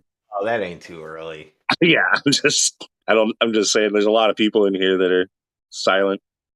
I don't know what they do. Like, I mean, there's a lot of times when I'm just listening also, but there was nothing to listen to. So maybe it's boring and they just fall asleep. Yeah. Yeah, I'm holding your hands like together. I'm holding your hands handcuffed because I'm not letting you press any buttons. I'm holding your thumbs. I'll hold your wrist, actually. You want a bagel? Yes. You better go make one then. No.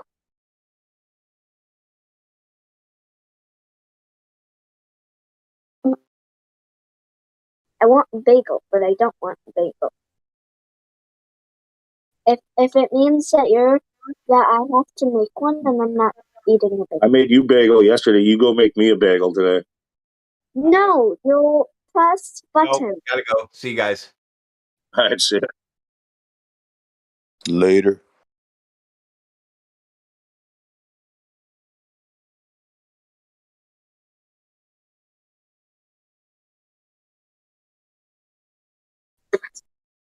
Press the mute button now. Yeah. Well, you only wanted to talk to Radwin. Now you're.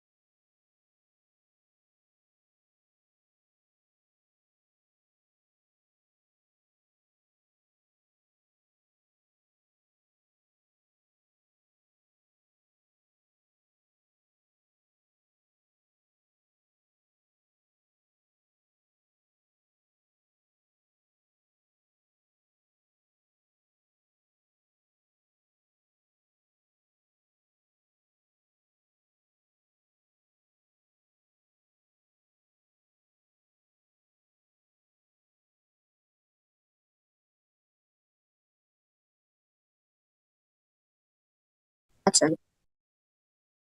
I pressed the button again. You happy? You press the button, but it doesn't mean anything. You gotta wake somebody up. You gotta say good morning. Good morning! Whoa, whoa, whoa. Get up!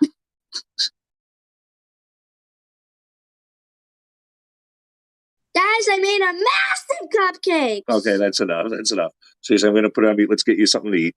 Yay!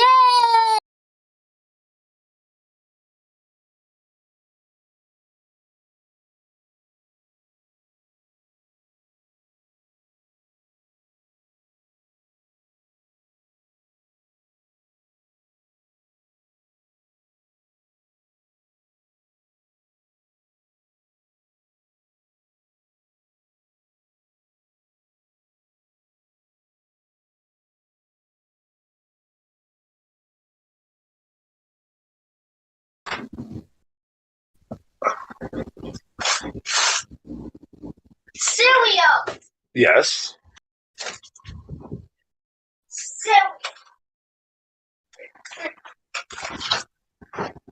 I have to wash a bowl though.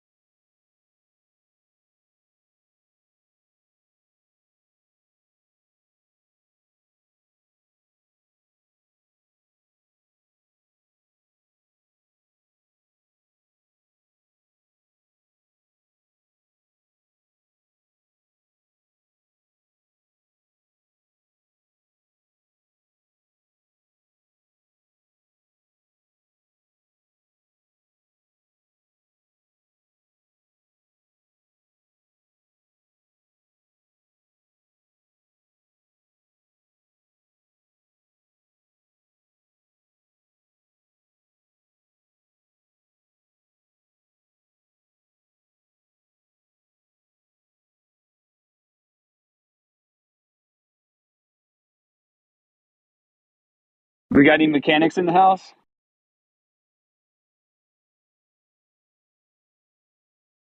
Lou, are you mechanically inclined? I'm sorry. I'm, I guess what you'd call mechanically inclined, but not as like an auto. Like I'm handy, but not really so much on engines and vehicles and stuff. So, okay, with that being said, this could be rhetorical if you don't know the answer. What does it mean when a truck cranks but keeps trying to crank itself and it won't stop? Well, what do you mean it won't stop? When you like turn the ignition off, it continues to do it? Yeah. Ooh. That might be, I would guess maybe that has something to do with the ignition switch. Okay. But again, yeah, my thing, but that's what I would have to guess. Please.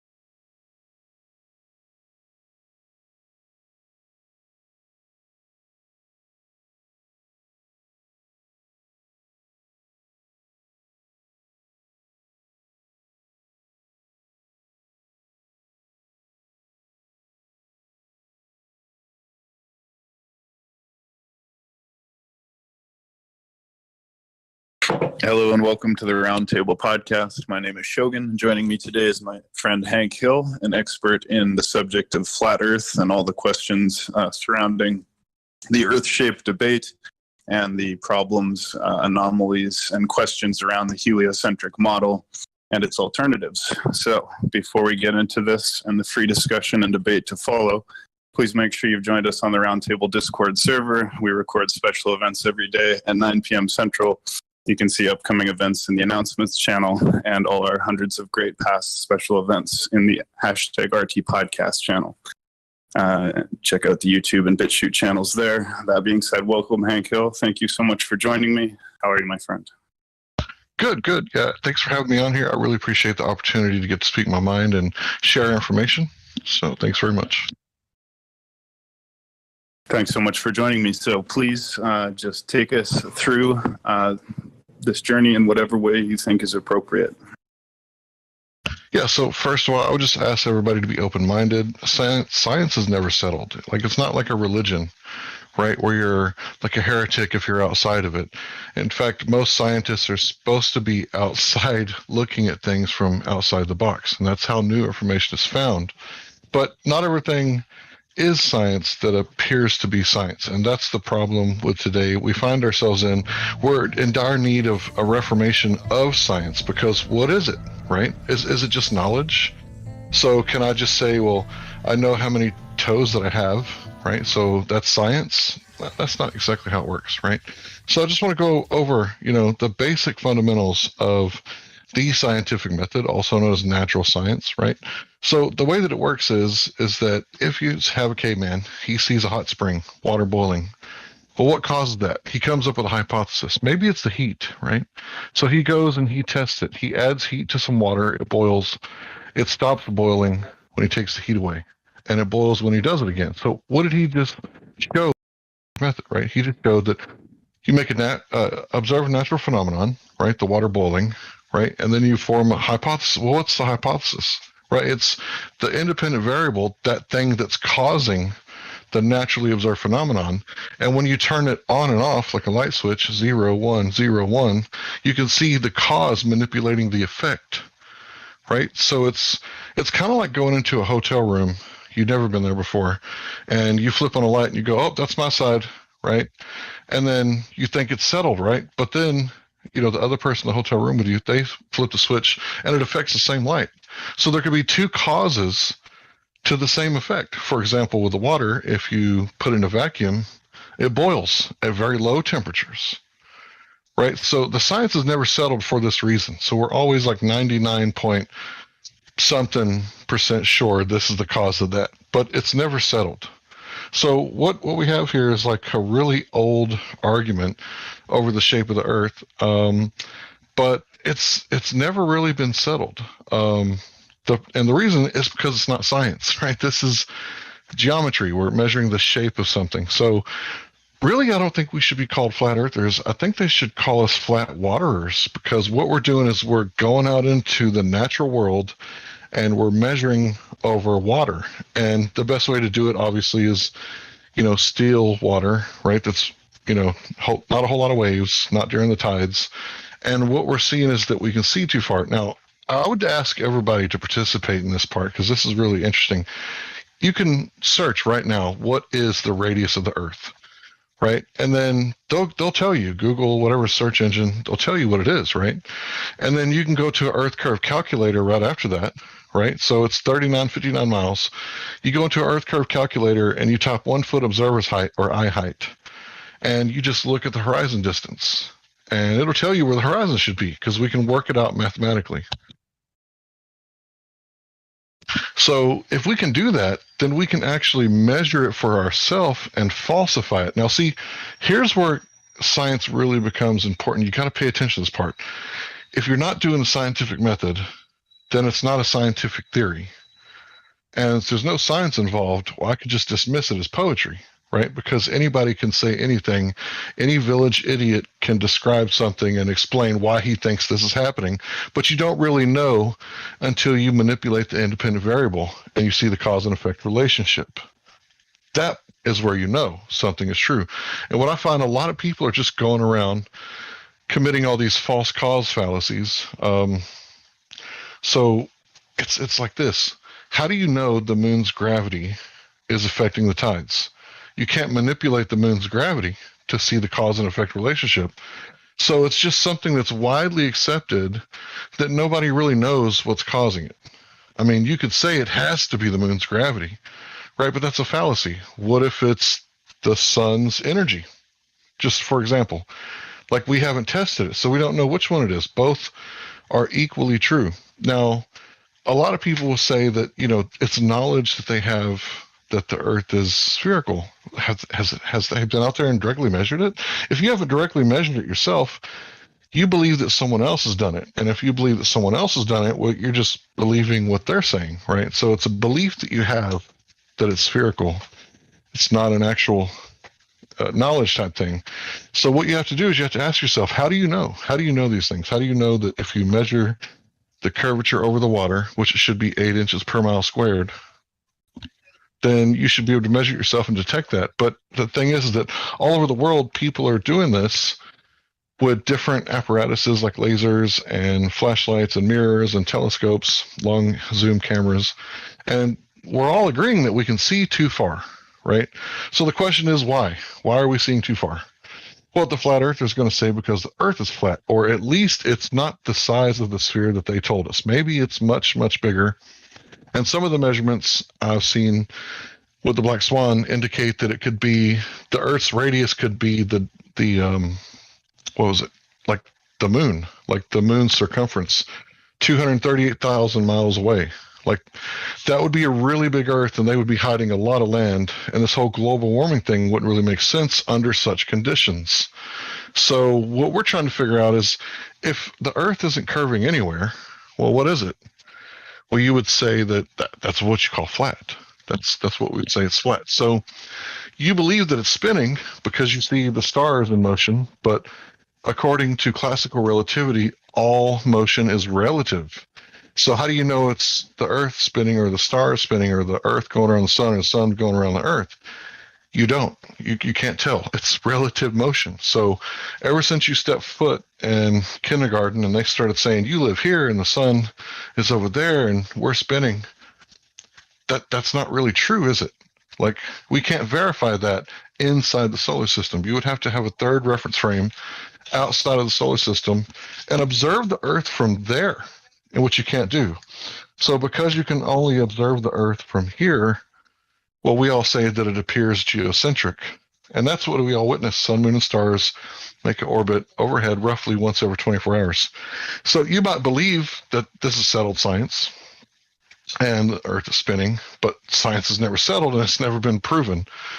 So you might believe that someone else has proven it, but that's just a belief that you have because you yourself haven't done any test or experiment, and there's none that you can do to prove it because nobody can feel it, nobody can measure it, nobody can falsify it. And Karl Popper, he was all about if you can't falsify it, it's not science. So he was really into that, it has to be empirical, it has to be testable, it has to be repeatable, but most importantly, it has to be falsifiable. So the third claim is that if you go high enough, you can see the vacuum of space, right? So if you just keep going up and keep going up, you'll see it turn into a sphere. You'll see it start to spin, and then eventually you're in the vacuum of space. And we all know that you can't buy propane without propane accessories. I mean, Hank Hill said that on his show every single time, without fail. Got to have the propane accessories, man, because you can't just take gas pressure, right, and put it in a vacuum without a container. If you got a vacuum, you got some sort of container that you've used to create that vacuum. And we can't have high pressure systems sitting next to low pressure systems anywhere in nature without a container. So if you want to, grill for your mother on Mother's Day, make sure you get your propane in a container, because if you put it in your hands, by the time you get home, your mother's going to be very sad, right? It's not going to work out for you. So here's something I want to illustrate. Like, imagine if you could, okay, this is your three beliefs. Here's my three beliefs, hypothetically. Now, this isn't actually what I believe, but let's say I go high enough. I believe that you could see like unicorn nipples and Pegasus breasts. And then I believe that if you keep going higher, then you can see, green grass on the dark side of the moon, and that's what's causing the tides. Like those three claims are just as scientific and unfalsifiable as the claim of curvature, spinning, and the moon gravity thing and the vacuum thing. We can't verify any of that. So they're all on equal footing, scientifically speaking. They're not even really a scientific theory. It's more like a postulation that nobody can disprove. So when they say, well, you got to prove it, if it's your claim, you have to back up your claim. And then if you don't, they can just miss your claim without evidence. It's easily dismissible without any evidence. So all I'm trying to illustrate here is that anybody can go out and measure where the horizon should be and see if they can make observations that they shouldn't be able to see. All you need is an Earth curve calculator, binoculars, a mirror. I mean, these sort of things will get the job done. And I've been out there and I couldn't detect any curvature at 1 foot above water. I was standing in the water at the ocean. So I'm not asking you to take my word for it. I'm not asking you to do anything but to test it yourself, because it is falsifiable. It is something that you can actually prove. And when you ask globe earthers, they'll tell you to look at the sun, look at the moon, look at the stars, look at the shadows, right? They'll tell you to look at everything, look at a pendulum, all the stuff they tell you to look at, but they'll never actually tell you to go measure the Earth's surface. And I'm not talking about, the Earth is like completely flat, like a piece of paper. Of course, there's topography, right? That's why we measure over the water, because if the Earth is over 70% water, then you would expect it to be curving at 8 inches per mile squared. It would have to be, unless the Earth is 70% flat. Well, that's what we're measuring right now. We're measuring flat water all over the world. And this is what the argument boils down to. And this is where the nitty-gritty part is, so you should pay attention right here the most. So we see an object with the horizon further than 10 miles away at 1 foot observer's height. The horizon should be at 1.225 miles, but it's not. It's somewhere else. And we're saying that this is because it's about weather conditions. It's about how the eye works with perspective. It's about, how far you can see, because you can't see forever if you're in the atmosphere. You can't see forever, period, because you don't have, owl eyes. You have human eyes, and they're very limited, right? They're really good at detecting food or danger, within 100 yards. Not so good at 3 miles away, right? We can't really detect danger from 3 miles away with our eyeballs very good, because where in nature would we have danger 3 miles away, So when you look at this thing, you have to look at it like, why would the globe earthers tell you to measure the sun, moon, and stars? Why would they tell you to look at everything but the surface of the Earth? But the flat earthers, the one that, the dumb ones, they're telling you to measure it directly. Now, if I were to go buy you like a new pair of custom boots, right? They're going to measure your feet, right? They're not going to go in there and measure your head, right? They're going to measure your feet directly. So that's what we're asking. All flat earthers are asking for is show us some curvature over the water, right? And what they do is they show us, partially blocked images or objects, right? And oftentimes they don't even know it, but that itself is still a black swan. And this is how the black swan works. If you have a woman that's 9 months pregnant, and she's pregnant with triplets, and she lays on her back, and the doctor says, "What color are your toenails?" She's going to say, "I don't know," right?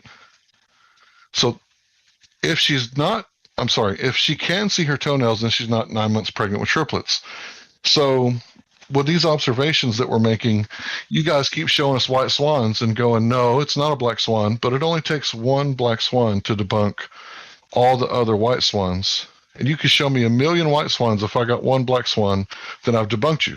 That's how the black swan argument works. So if the Earth is a sphere with a radius of 3959 miles, then every observation must be, I forgot it, 1.225 times the square root of the observer's height in feet. So if the Earth doesn't have that radius, we can see too far, which we can, then it's not an Earth with a radius of 3959 miles. So what we're saying here is that we're testing it and it's failing. And this is the crux. This is where it's at. They say light is bending down at 8 inches per mile squared. So I don't know how you would verify that, Because light travels in a straight line until it reaches a different medium, right? So this is what refraction is. Light goes from atmosphere into water, right? You can see the straw bend in the glass, right? Now that's a big bend because that's a huge difference in density of the water and the atmosphere. Huge difference. So what they're saying is light is bending down because of temperature. So the temperature would have to be getting colder and colder and colder and colder and colder and colder every mile for it to keep bending down like that.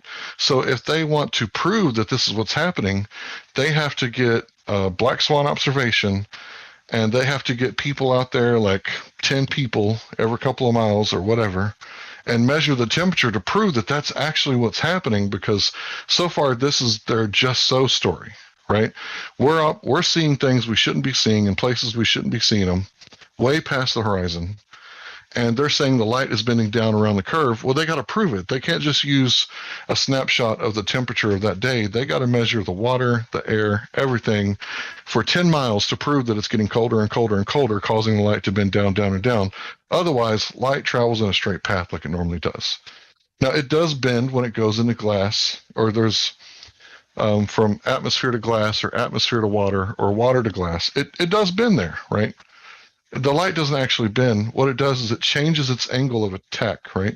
So it's coming in at this angle, it hits a different medium, and the light slows down, and the angle changes. But then it goes in another straight line until it comes out of that medium. So light usually travels straight.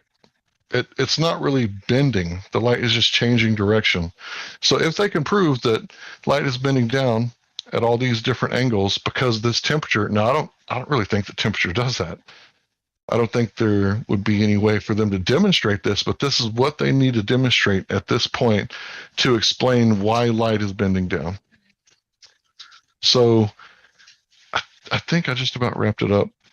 So make sure you don't make like the same mistake of putting like a false cause on something. How do they know that's why the light's bending down, or that the light is even bending down, period? How do they even know that? They would have to be able to demonstrate it, and I don't think they can. So, Ronan, I'm going to go ahead and open it up for questions. Thank you so much. So we are going to open it up for audience questions, but I'd just like to take the privilege to start by asking like a very short interview of maybe 2 or 3 questions, and then we'll go to the audience from that point on, if that's all right. Yeah, sure. So, Hank, for someone who is brand new to this, and obviously you just gave a ton of great information, right? But say you had someone who's brand new and you only had the chance to point out one flaw that they could intuitively grasp with the heliocentric model that would make it clear to them that they should look into it further. What would you choose at all the different things you've researched to be that one introductory wedge to get someone to look into this? Well, I would say the surface of the water, right? But a lot of people are going to say that that's so dumb that they're not even going to entertain it. So let me give you something that you can entertain.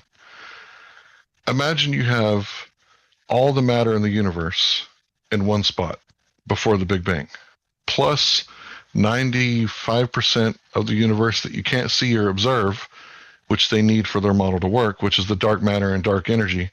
So everything you can see, plus everything we can't see in one spot, that would be a pretty deep gravitational well, wouldn't it?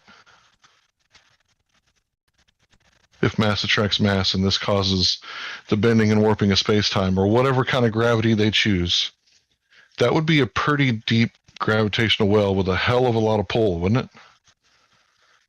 How could anything escape that gravitational pull? Right. Well, thank you, Hank. So there's a lot of people here. So let's open it up for questions. Does anyone have a question that comes immediately to mind for Hank? And again, obviously, always being respectful is the name. Does anyone have a question? I have plenty more, but I want to give everyone a fair chance. Yeah, I got a question. Hank, when it comes to the flat Earth theory, the most striking situation about it is the fact that the UN made over 123 countries signed a treaty, the Antarctica Treaty, and preventing people from going to Antarctica. I've seen flat Earth model, and most of the models states that the Antarctica is basically the edge of the flat Earth, and it makes me curious why the UN made over 123 countries sign that treaty, and it kind of boggles my mind the more I think about it.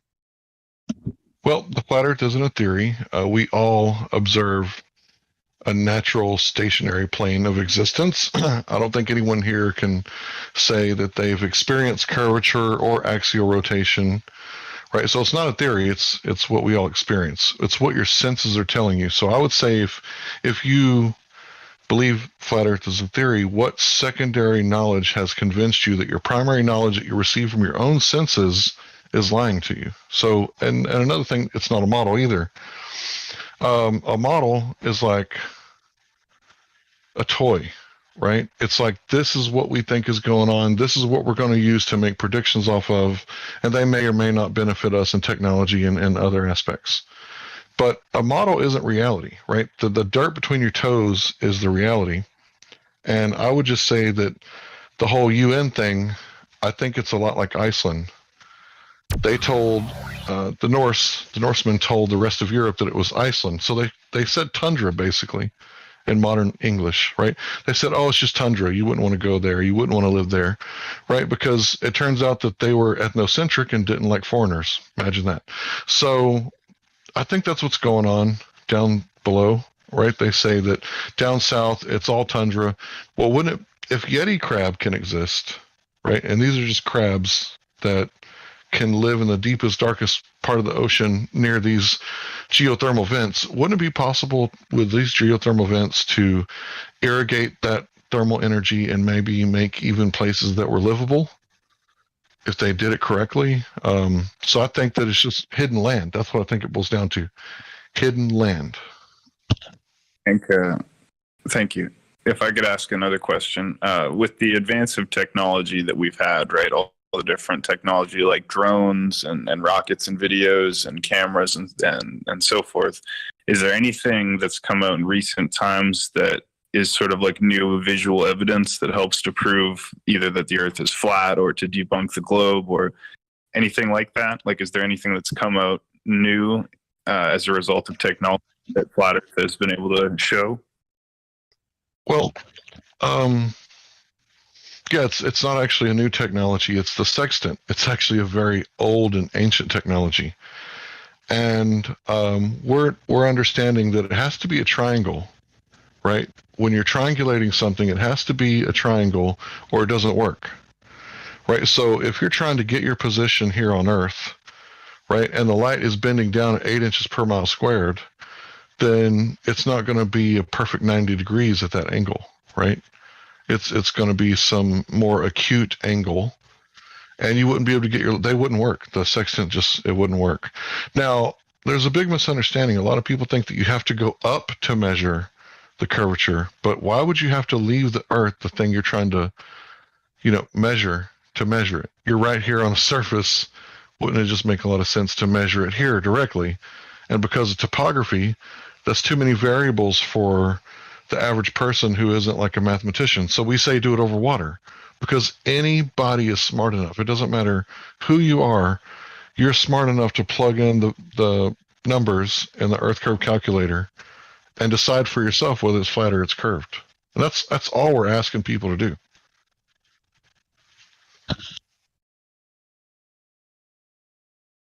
Does anyone else have a question or comment?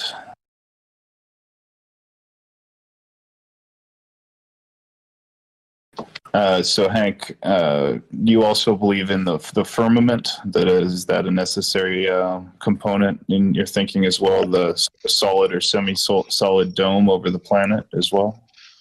Well, we don't know the shape of it, but a lot of us think that it's a firmament, dome-shaped. Some of us think that it's a flat top, flat ceiling. And because of this, think about how perspective works.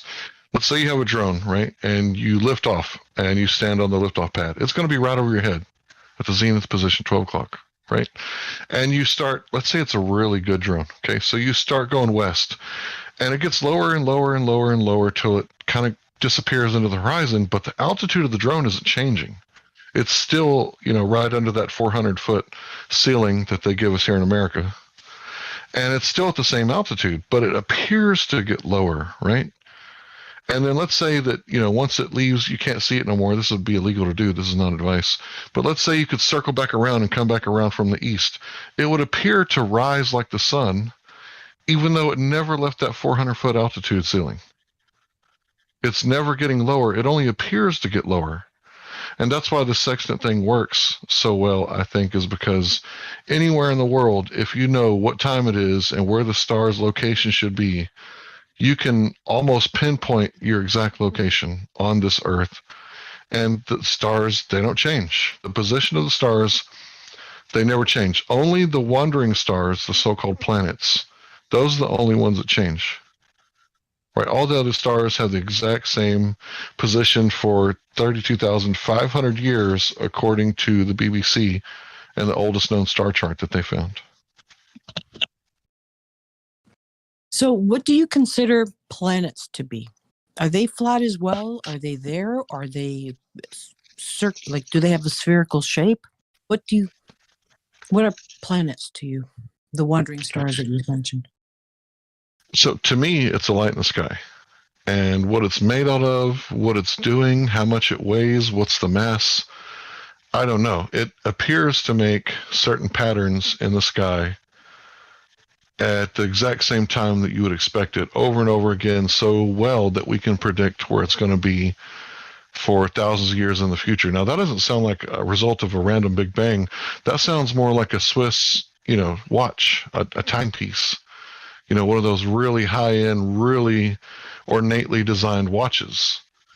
That doesn't sound random at all. So what are the planets? The honesty is we don't know, but they're more dependable than anything else we've ever seen. So whenever there's like a meteorite, like something that comes from the heavens or comes from outside of the Earth, and it breaks through our atmosphere, and then it hits the Earth, how is that possible with a firmament dome?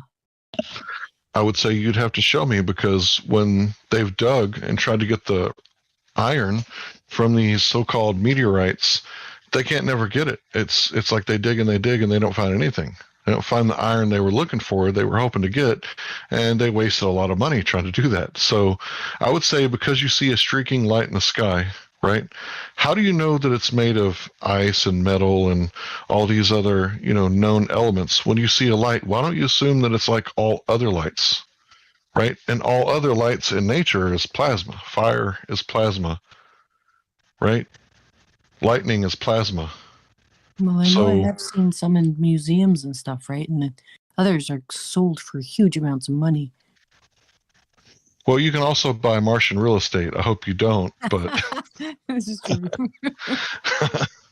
so how do you verify that's from some other place? Do you know what other places are made out of? And if they're made out of the same material that we have here, then how can I verify this rock has been to this place that is supposed to exist out in a vacuum, where there's these gas balls like Jupiter, where all the gas doesn't, do what it normally does and fill the available volume. It's just sitting there in like a big pile, right, of gas that's in a perfect sphere, and it's not doing what it should always do.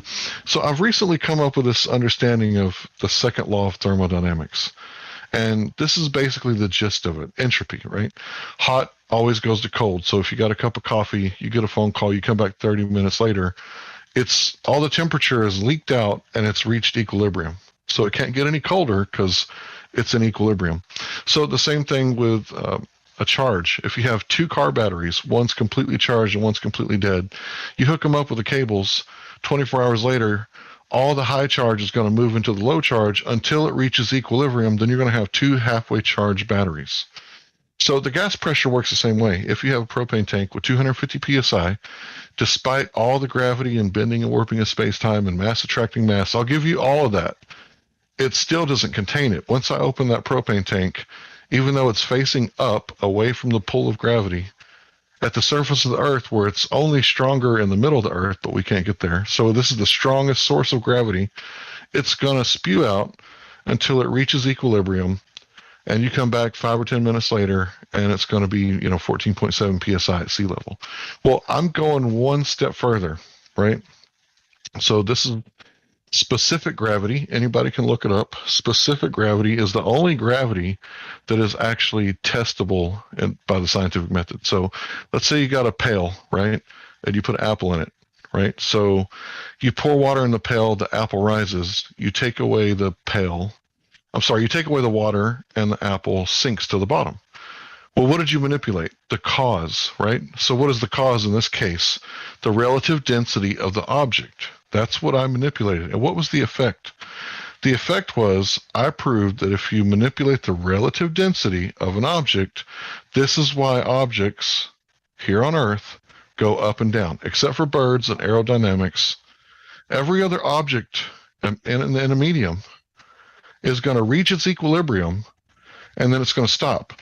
So if you drop a feather and a bowling ball in a vacuum, they're going to go at the same speed until they reach their equilibrium, right? Now, if you do it in an atmosphere, let's say you do it above the Kármán line where there's no atmosphere, allegedly, right?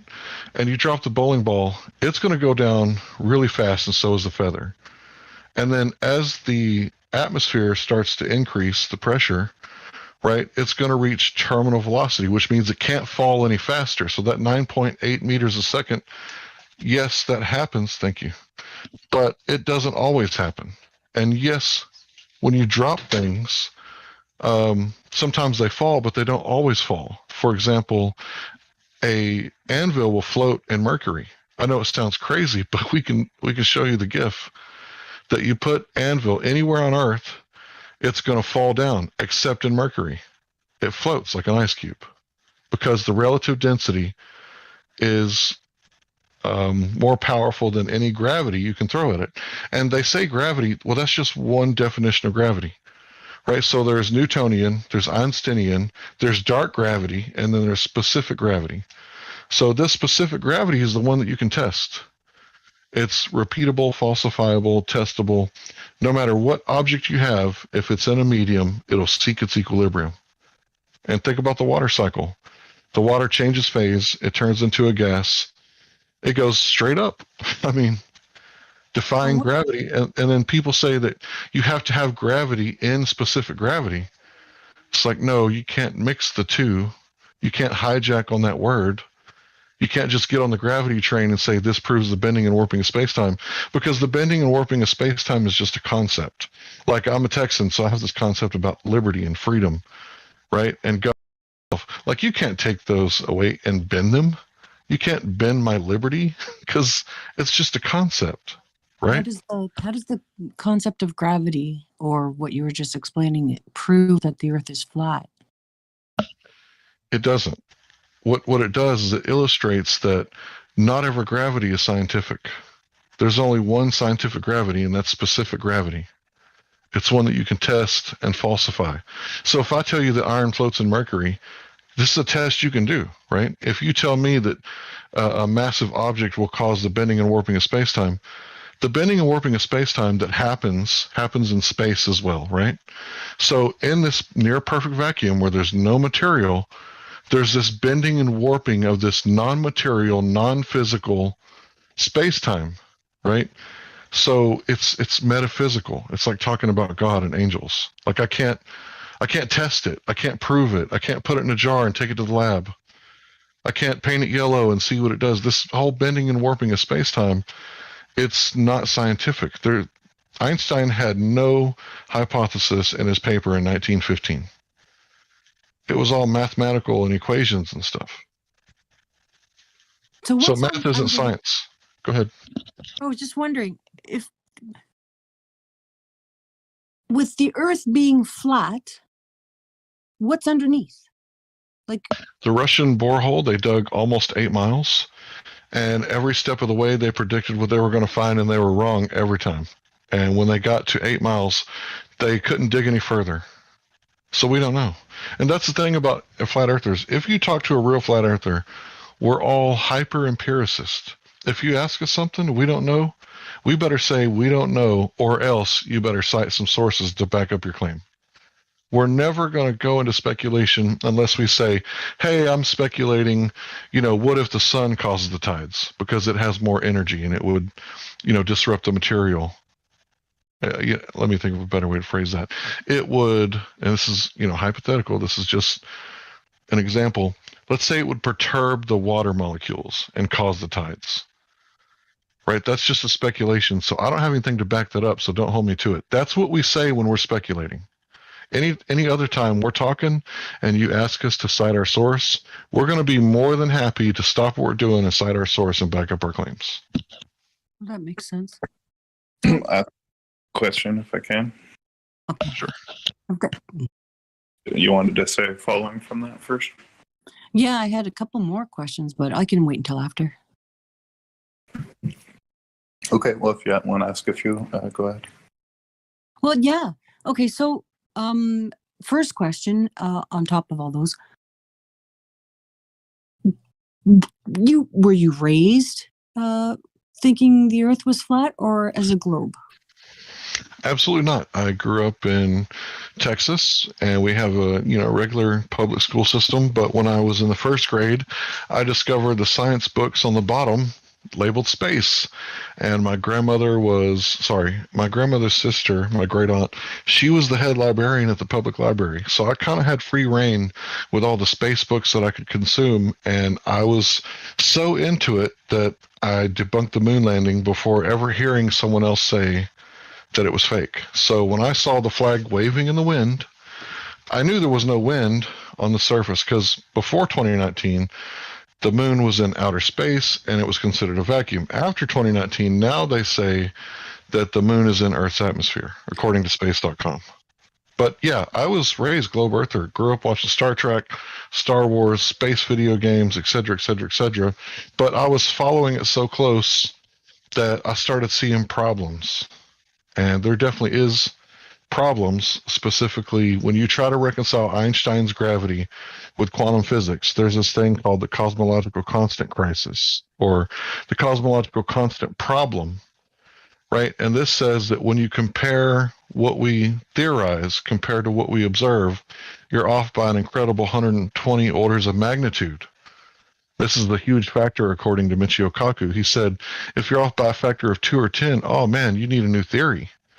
Right, but they don't do away with the theory. They just keep ad hocing explanations where they make up on the spot as to this is why this still works. Now, any village idiot can tell you why it still works. So, according to Michio Kaku, the galaxies are spinning 10 times too fast, and there's not enough gravitation to create enough pull for the outer stars because it's the opposite of a solar system. Pluto has the longest year and Mercury has the shortest. Well, in the galaxy, it's the opposite. The stars near the center have the longest year and the stars in the outward arms have the shortest year. So it's like taking kids and put them on a merry-go-round and see what speed they fly off and then increase it by 10 for your next experiment and pray to dark matter that it's going to come save the children and that none of them get hurt. Right, that's what's going on. The math doesn't work out at the galactic level. Now, as far as making so-called predictions, which are actually postdictions, because it's a pattern, the sky is like a clock, like a pattern. They say they're making predictions, but they're all postdictions. But the math works out at the solar system level, but it absolutely doesn't work out at the quantum level, like I said earlier, quantum physics, and it doesn't work out at the galactic level, and that's why they need the dark matter theory, because it doesn't work. So when you realized at one point in time in your life that the earth is actually flat, it's not what you were being taught in school or what everyone around you thought, did you find that you were talking to everybody, trying to get them to see that that was the case, and then maybe be ostracized by people or ridiculed by people? And if so, how did that affect your life? Well, the thing is that I'm backing up what I'm claiming, right? I'm telling people to go do it themselves. So when I tell people, let's say 10 years ago, I told my uncle, yeah, man, look into that 9/11, that building 7. He's like, oh, you're crazy, you're a conspiracy theorist. And then a couple years later, he'd come around and be like, you know what? You were right. I'd be like, what was I right about? What are you talking about? He'd be like, about, building 7, about how it collapsed. And then a few years later, September the 3rd, I think, a few years back, Fairbanks, Alaska, did a 4-year study with another college professor from Japan. And this college, it's a structural engineering college. And they nearly quoted me word for word. So this is what the abstract says. The abstract says that in Building 7, it was a near simultaneous collapse of all the columns. Now, a column is what holds the building up, right? So if it was a fire, it would have been a progressive collapse, like dominoes, because the fire doesn't poof the whole building up at once. Only some sort of explosion or timed demolition could do something like that. A fire isn't capable of doing that. So in Fairbanks, Alaska, when they put their stuff out, I could just grab that link and just post it wherever, and I don't have to say anything. Nobody has to believe me, because this is now what the experts are saying. So if anybody ever ostracized me, that's their problem, not mine, because I can look at both sides of the coin on every situation and weigh out the evidence like a sober judge, instead of getting my emotions involved. And then, you got your preconceived bias, you got logical fallacies. Once you understand all these things and you know how to govern your own emotions, then you can look at things more clearly rather than having the cognitive dissonance. Now, the people with the cognitive dissonance, that's their problem. That's something that they have to work through, right? And if they treat me different while they're going through that, I don't really care. Well said. Thank you. If I can ask you a question now. So postulating, you said that there's a firmament, whether it be a dome or a ceiling type of firmament. Do you believe, like as the Bible says, that above that firmament is water, that there is perhaps outside of that or above us a watery layer or water beyond the firmament? Is that part of your understanding? So this is the law of correspondence. It's a natural law. As above, so below. So they say that there's water above, and so there's water below, right? So we know that there's deep underground oceans, right? North Texas, the Panhandle, is connected to one of the largest. They found a whole bunch of them in China, right? So we know that there's water below, and if there's evaporated water above us, then it has to be above us. But when you're talking about on the other side of the firmament, I mean, who could know such things? We could speculate that, there is a firmament, but there has to be a container, because you're breathing right now. So if you got gas pressure, the necessary antecedent for gas pressure is containment. So there has to be something. It's like you can't eat a steak without cow. So nobody's eating a steak and wondering whether or not cows really exist or not. So yeah, there's something up there, but who knows what's above it, or who knows what it's made out of. So a follow-up question to that. Do you believe that the Earth's moon, the moon that's visible from Earth, is inside of the firmament, or is it in here with us, or is it on the other side, or is it part of the firmament? I would say it's hard to tell the location of the moon. They say that it's 238 miles away. 238,000 miles away, but we can allegedly see a piece of it that's like 50 miles across with our naked eye. So when you do the math, that doesn't really work out. So we don't know where it is. We just don't think that it's as far away as they say that it is. And we don't know that it's made out of, I mean, who knows what it's made out of? The astronauts gave petrified wood to, I think, Holland, and passed it off as a moon rock. So we don't know what it's made out of.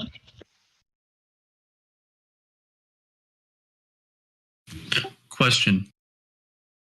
If I assume that under the model of flat Earth that you're describing, the South Pole is, not actually some singular point, but spread around in, a circular fashion, where the North Pole is, in fact, more of a representative focal point, correct? So we don't have a model. Anyone that ever tells you that we have a model, it's incorrect, because at this point we're consolidating facts, right? So we're not free enough to create a model. And the truth is, you don't have a model either. You don't have a scientific model. In fact, your model doesn't work either. So just to be clear, if you've seen concepts of a flat Earth, it's like a disk flying through space, or turtles or something involved, We're not claiming that. Nobody claims. If you're claiming a model and you're a flat earther, you're obviously new and you don't know what you're talking about, because what people do is they put out these models that are straw man versions of what we're claiming that we live on, and then they debunk the model. And then they say, oh, this is fact checked. We debunked this. Well, you debunked a straw man. Classic. I mean, so there is no model. Now, I've seen the concept that you're referring to, right? That's not what I'm claiming. What I'm claiming is that you can measure water and it's missing curvature. Isn't that a bit of a double standard, though? Because you're effectively trying to debunk other models while simultaneously not presenting any to be tested. Okay, you want a model? I'll give you a model. The water has zero curvature. Go test that. I mean, if you don't mind. Well, if the Earth is flat in any configuration, then I should not be able to fly around from any point to any other point without crossing over any sort of central place, wherever the center of that flat space is. You know, it would, if it's round, it's wrapped around itself, and I can go without crossing over a path I've already been. Places would be connected two different ways, effectively, in either direction. And so the easiest way for an individual in their own life experience to then test things, you know, would be either to charter a boat or a private series of private planes or so on and so forth to fly or sail from point to point and see what was actually closer to what, and if they could get something from multiple ways to see if, you know, it was wrapped around. This is something you could do in your own individual life, correct? Yeah, you're talking about making a map. Like, we're not trying to prove where the continents are as relationship to other continents, because all maps are incorrect slightly somewhere. There's no perfect map of the world, right? And what is going on is we have Cartesian coordinates maps. They're all in grids, right? Squares. If the Earth was a sphere, wouldn't the maps be wouldn't they be rectangular coordinates? You know, because rectangles fit on a sphere, right? But they're all flat Earth maps because they're Cartesian coordinates. So if you want to know the shape of the Earth, yeah, you can fly around and go to space or whatever you want to do, but I don't know. I just think that you should measure it directly. I don't know why that makes sense, but like if I wanted to prove to you that I had a 12-foot boot size, wouldn't I just give you my foot instead of, well, you can measure my fingernails, or, you know, you can take a train, right, and ask other people, right, how big my foot is. No, I would give you my foot and say, see, it's a size 12, told you. You just measure it directly. I don't know why everybody comes up with, we could go to Antarctica and we could take flight and we could take rockets and we can go to space. You're not going to space, sorry, but you can go to the ocean. 95% of the population lives near an ocean. Well, the thing that I am suggesting, it would involve simply chartering boats. You know, you could do this if you had an ocean-worthy vessel. Like I'm not giving you know, saying to go become an astronaut. I'm simply putting out the thought process of being able to test if the surface of the Earth is wrapped in some way. Now, you could say that, you know, potentially you could have a cylinder, and that would also be wrapped. But the notion of whether it's wrapped, so you could come from either direction to a similar point in all spaces, that is a testable hypothesis. An individual with a boat could do. They wouldn't have to make any measurements. They would just have to say, can I get from here to here without crossing this? Do you understand what I don't know if I'm wondering if I'm communicating clearly is what I mean to say. Well, if what you're saying is true, then you should be able to go to Argentina, South America, and take a short flight across the ocean to South Africa or Australia or New Zealand. But what you'll see is most of the flights, they go towards the north, and then they come back down towards the south. Now, it doesn't make sense that there wouldn't be like direct flights. And if there are, I would say that book it, see if you can go on it. So I'm not completely disagreeing with you. But what I'm trying to illustrate is that what's that going to prove? Okay, we don't know how fast they're going up there, right? Nobody has like a speedometer that they could take with them. And you're going to, be a lot better off just by measuring it directly, because at 10 miles there should be 66 feet of curvature. So when I was in North Beach, I mean, me and my wife at night saw the lights across the way. And it's like, those light poles aren't 66 feet above the water, right? So anybody can do this. You don't have to take my word for anything. I'm just an egghead on the internet, right? Who knows, right? I may be lying. But all I'm asking people to do is just go measure it for themselves and find out. If it's curved, it should be easy to prove it, real easy, because you can't see past a certain point, and it's going to be like that every single time. And you're never going to be able to see further. But the problem is we keep seeing further than we're supposed to be able to see, and we've debunked horizon, and now everybody admits that it's a refracted horizon. That's what the flat earthers have been saying. Well, the comment you made earlier about refraction, you were talking about light coming down through the atmosphere, but the light coming across the atmosphere is different, because the light that comes, conceivably from space, according to a globe model, passes through the atmosphere directly and comes down. Whereas light that is coming, through the edge of the curve that you're looking at, be passing through larger amount of atmosphere, because it would actually be going across in that way, and so it would experience a greater amount of, it would refract more so because it's going through a much larger amount of atmosphere, because it's coming through sideways at a much more a much higher angle. Okay, so if you got a star right over your head, it's not passing through a bunch of different layers at an angle, right? But if you got a star that's, say, like between 30 and 60 degrees, right, that's going through a bunch of different density layers, and you would actually see more refraction in stellar objects than you would looking across the same medium. Because if you're 1 foot above the water and you look across 10 miles away at 1 foot above the water, you're in the same exact medium, the same density.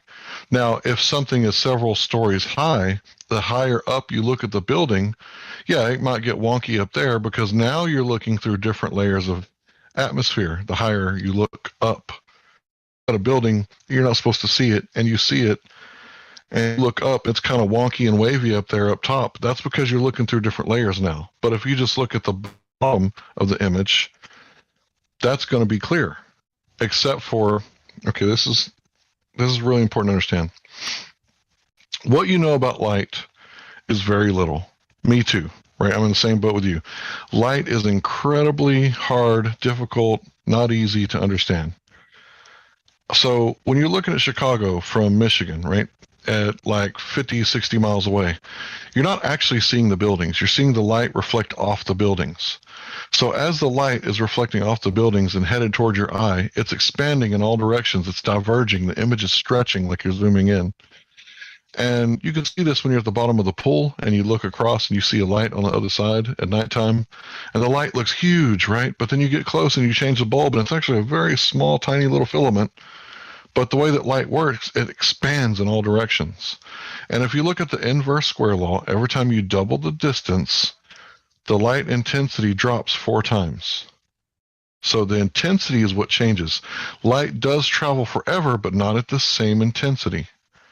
So I guess it could never go down to 0, because it's always going to be a fraction of a fraction of a fraction. So when you're looking at light from that far away, it's like, say you got a cowboy and you want to read his belt buckle to see which rodeo he won or whatever, right?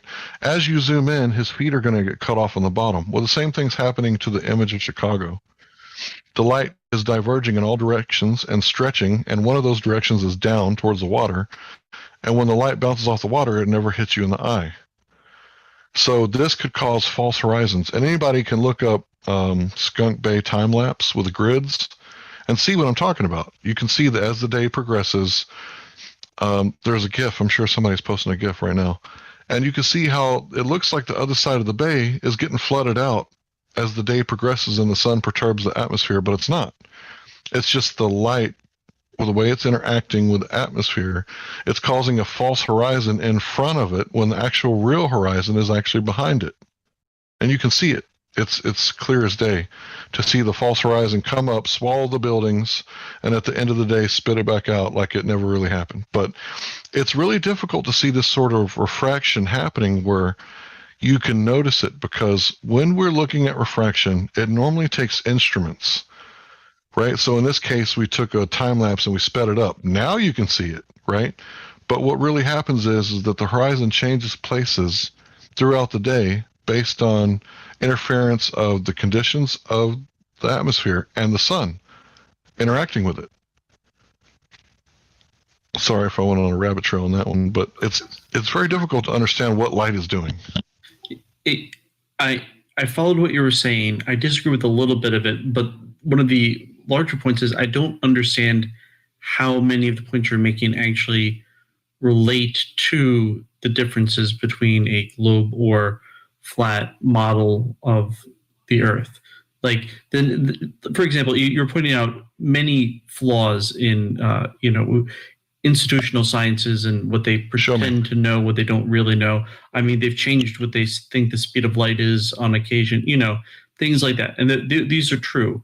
Fair enough. But there's a difference between, okay, they're wrong about some things, or they don't always admit when they're wrong about some things, and therefore flat Earth. I guess I'm just not following how a flat Earth. It seems like you are looking for things which can't be explained, and then therefore, if not everything can be explained, the Earth is flat. And I'm being critical, but I'm being bluntly honest. Yeah, I just want to say that, that's not my argument. My argument is go measure the water yourself and falsify or verify it. That's my argument. That's my real argument is here today. Everything else about a model, we don't have a model. We don't live in a model. The Earth is the real Earth that's outside. When you go, you get dirt between your toes. That's what the real Earth is. And it presents itself as a flat, stationary plane. And you can all go outside and verify this. So the whole model thing, we don't have that. We're not worried about models. We're not free enough as a population to go test this world and its boundaries and see what it is and what shape it is and what it's doing and where the boundaries are. As far as I know, we have these mandates from governments saying that we can't go to Antarctica and we can't tell what it is. So all we got is what's right here, right? And this is the real Earth, and you can actually go test it and see what it is. Now, as far as the other stuff that I've talked about, gravity is important, right? Because how are spaceballs made? In the heliocentric model, gravity pulls the matter together because mass attracts mass. So if I debunk mass attracting mass, which I don't need to do that, Professor Shankar has already done that for me, professor of physics of Yale. And, I can cite my sources for that and show you that mass attracting mass, that's 106 years out of date, pseudoscience. And then the whole bending and warping of space-time, you can't prove it. So I can just dismiss it because there's no hypothesis test or experiment that we can demonstrate the bending and warping of space-time. So, all I'm trying to do is let you know that the real shit, sorry for cursing, is the specific gravity. And you can test it with balloons. I mean, all children, like to play with balloons because, this is what the real world is, right? Not everything falls when you drop it. Yeah, you drop your cell phone, it's going to break. Did you expect the atmosphere to hold it up? No, there's not enough buoyant force in the atmosphere to hold up your cell phone. But there is enough buoyant force to hold up the balloon.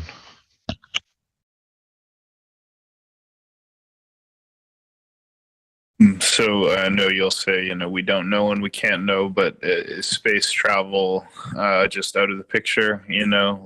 Should we not even be bothering? Is that a pipe dream? The whole concept of exploring beyond this realm, do you think? Well, it's kind of funny because what do you mean by space, right? You're in Canada, I'm in Texas. So there's a great deal of space between us, right? Yeah, we can travel, right? You could come to Texas and I could show you the Gulf, right? But as far as us going to live on Mars one day, I mean, that just seems bizarre to me to think that you could go live on a light in the sky. I would think it would make a lot more sense that, we could go terraform Antarctica. Doesn't that make more sense? Perhaps, yeah, quite possibly. Do you think that the nature of the Earth as we observe it is explicitly indicating an intelligent designer, like a creator? Like, does that go hand in hand with this understanding that this is some kind of a created realm?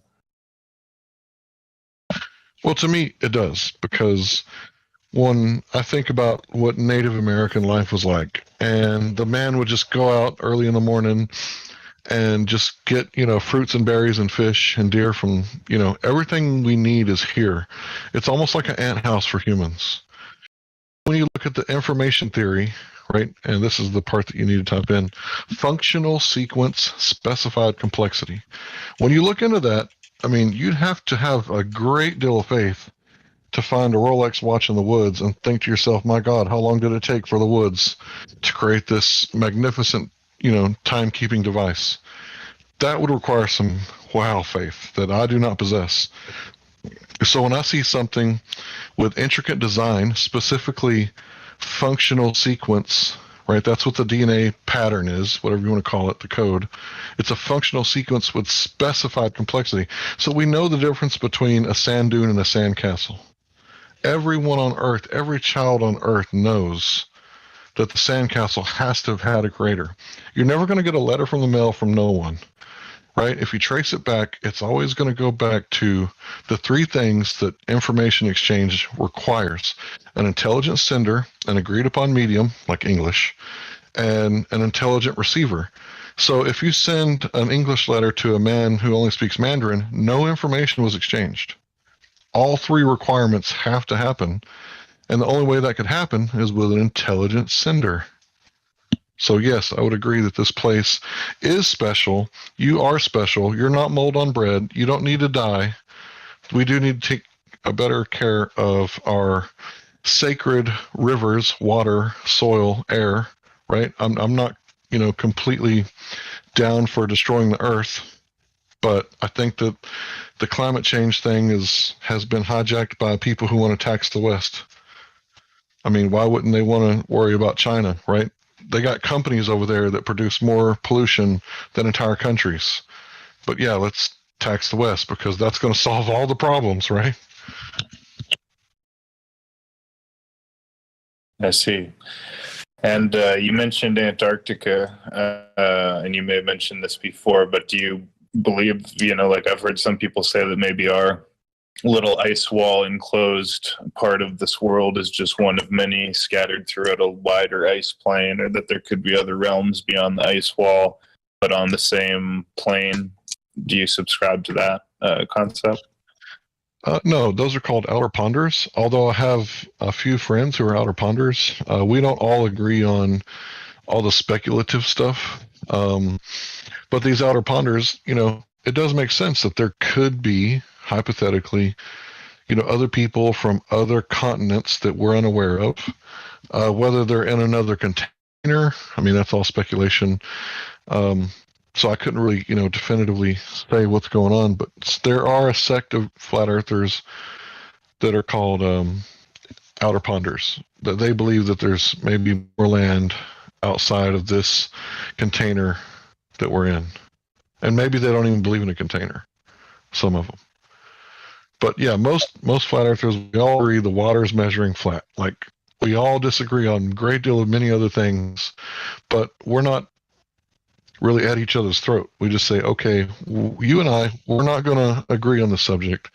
So we're going to agree to disagree, bury the conversation. We're never going to talk about this again because we're not going to change each other's minds. So let's stand on common ground. And that's what we're doing. That's why we all get along, is because we have common ground.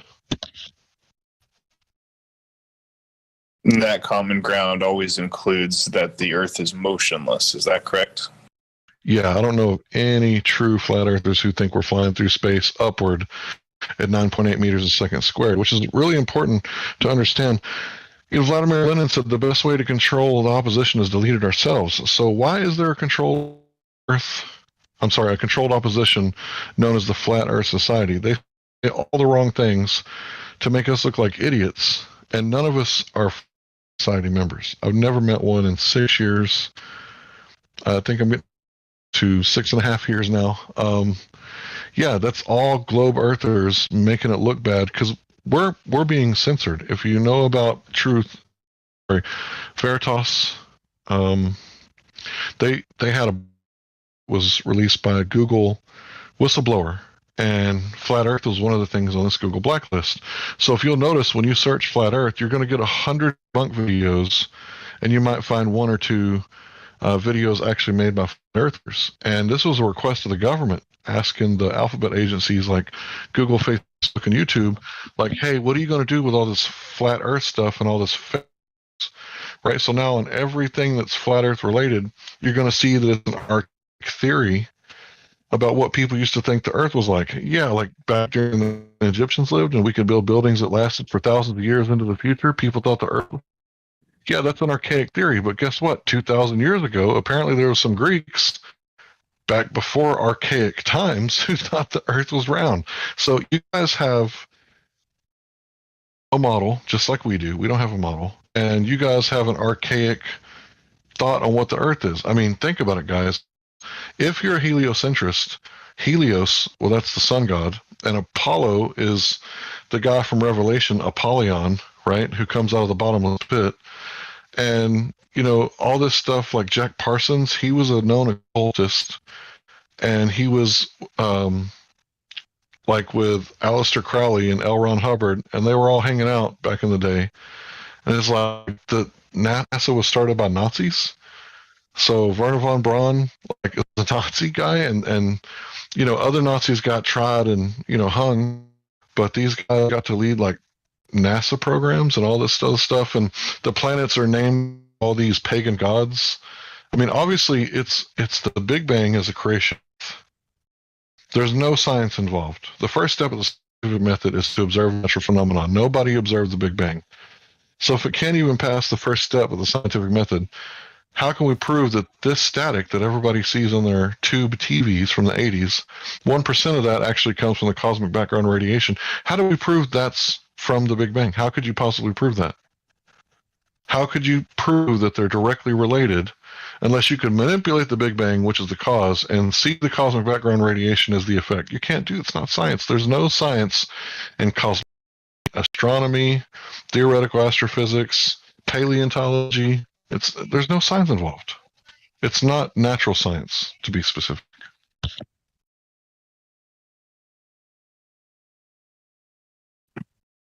Does anyone else have a question or comment for Hank Hill or in general? Will you have the chance? I have a question. Go ahead, my friend. Hey, Hank, it's Matthew. So how do GPSs work in the middle of the ocean? And then also all those big, those big 6-foot diameter satellite dishes that we've seen since the 80s and 90s before we had the small ones. What were they pointing out in the 80s and 90s? Well, it looks like 45 degrees from what I could tell. Yep. Depends on your latitude, right? Right. Okay. So they appear to be pointing like halfway between the sky and the earth. Right. So if you were to see, what people don't realize that the underground marine cables, it's like over 90% of our communication, right, is these submarine cables that go from continent to continent, right? Because radio signals, anybody who owns a cell phone, they know that the light doesn't travel forever. So you go outside to take out your trash, you start losing the Wi-Fi signal. You go down the block and you've lost connection completely, right? This is because of the inverse square law. So these communications like this, they're not very good. They're not very good over long distances and weather patterns and stuff like that. So the best way to do it was, the cheapest way is to send it from the ground, right? And it's interesting because you got projects like Google Loon, where Google is going to put Loon satellites so that they could get internet to rural places.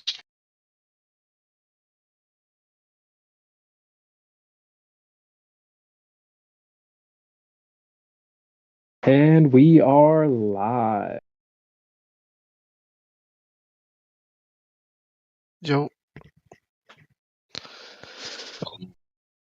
How did the check-in go? I missed it. It was pretty fine. Like, Elias is a friend of mine, and yeah, like we would like to have a back and forth, if possible. Hi. Welcome.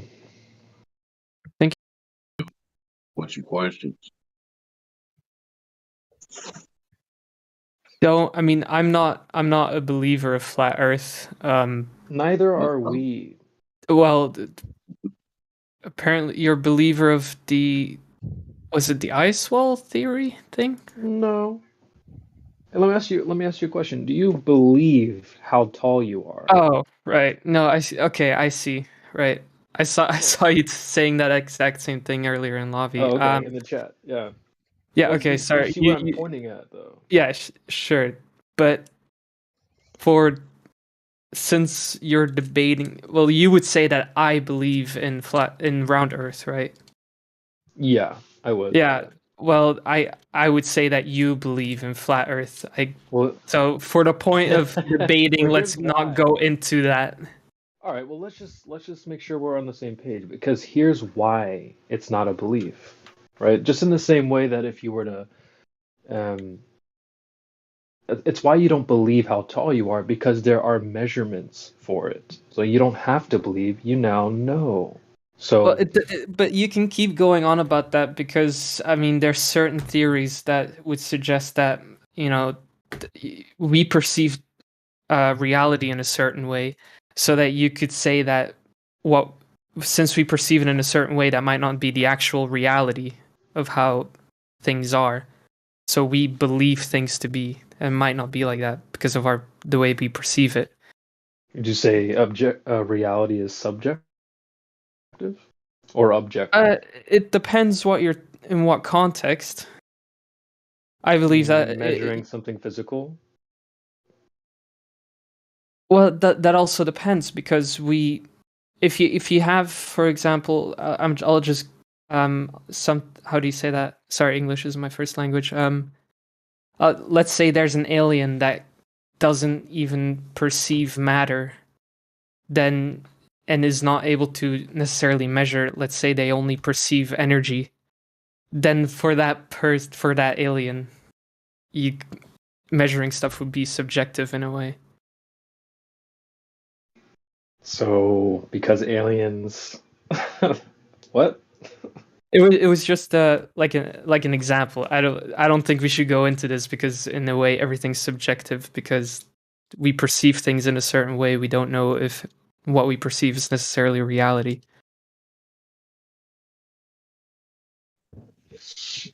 If you think everything is subjective, hello, by the way, between you and I or you and us, then you effectively can't have a debate.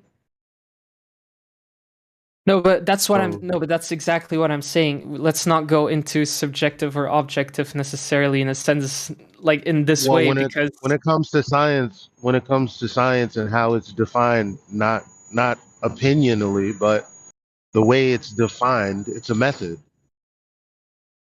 Yeah, so right? it depends on the context of what we're talking about. The result is empirical and objective. Now, that's just one method, but you also have measurement. If you measure something with a standard, again, that's an objective measurement, not subjective. So we talk about things that are objective, like measurements and empirical evidences, from the scientific method after having tested a valid hypothesis. We very much love to talk about things that are objective. We don't like to go into the subjective, just so you know, before you continue the conversation. If you're not prepared to do that, then there's no point. But No, you are I'm completely prepared. able to ask us as many questions as you like. I'm going to mute. I just wanted to say that. Creation Bay. I'm completely prepared to speak objectively, but it's not fair to say that that what I say is a belief and that what yours isn't a belief, because then there's no point. Are you willing to test that? Debating. Are you willing to test that? Sure, I'm willing to test that, but there's no point in me debating if you're instantly going to write me off as a belief. I mean, you can write me off as a belief, that's fine, but you should also, if I'm trying to debate I say belief, just give a little give and take, because you're saying things that I agree with, and that's to say that you're making points that have nothing to do with how the conversation should go. You're just making points that are valid. But the bottom line here is when we say you have a belief, and you would like to say we have a belief, well, there's a standard. So we can test whether or not you have a belief and whether or not we have a belief. We don't have to stay in this land of, well, this is just semantics. And when you say believe, it's really you with full conviction and justifiably know what you think you know, and I with full conviction justifiably believe that I know what I know. That's not what we're talking about. We're talking about objective truths outside ourselves and outside our current knowledge. Okay. I mean, I didn't bring up this belief thing. I just started talking. I was willing to have a objective conversation about it. Well, just you as you started guys talking would say that I about. have a belief. No. I just said, do you guys believe in the flat Earth theory? And I immediately Yeah, I know. not That's got what I'm attacked, addressing. but I If you don't, immediately. if you allow me to address it, you'll understand where I'm coming from, or where anyone here is coming from, because you can't just make a statement and have it be true. It should at least be able to be scrutinized or clarified. So when you said, well, we have a belief in the theory, for one, you brought up an ice wall. So you probably have an idea of what you think we think in your mind. And I just like to tell you right now, erase the whole thing. It was a question. It was a question that I asked. It wasn't a statement. I asked, do you Well, guys you asked the believe in question. the I'm ice trying to wall? clarify for you right now, right? Like what I know what you asked. I just answered it. Okay. So you can't debate something that you can't debate a concept we don't agree with or am coming to the table to debate. That would be a straw man. So that's the first thing we don't want to do is straw man each other with ideas that we're not presenting, right? So we have to start from zero.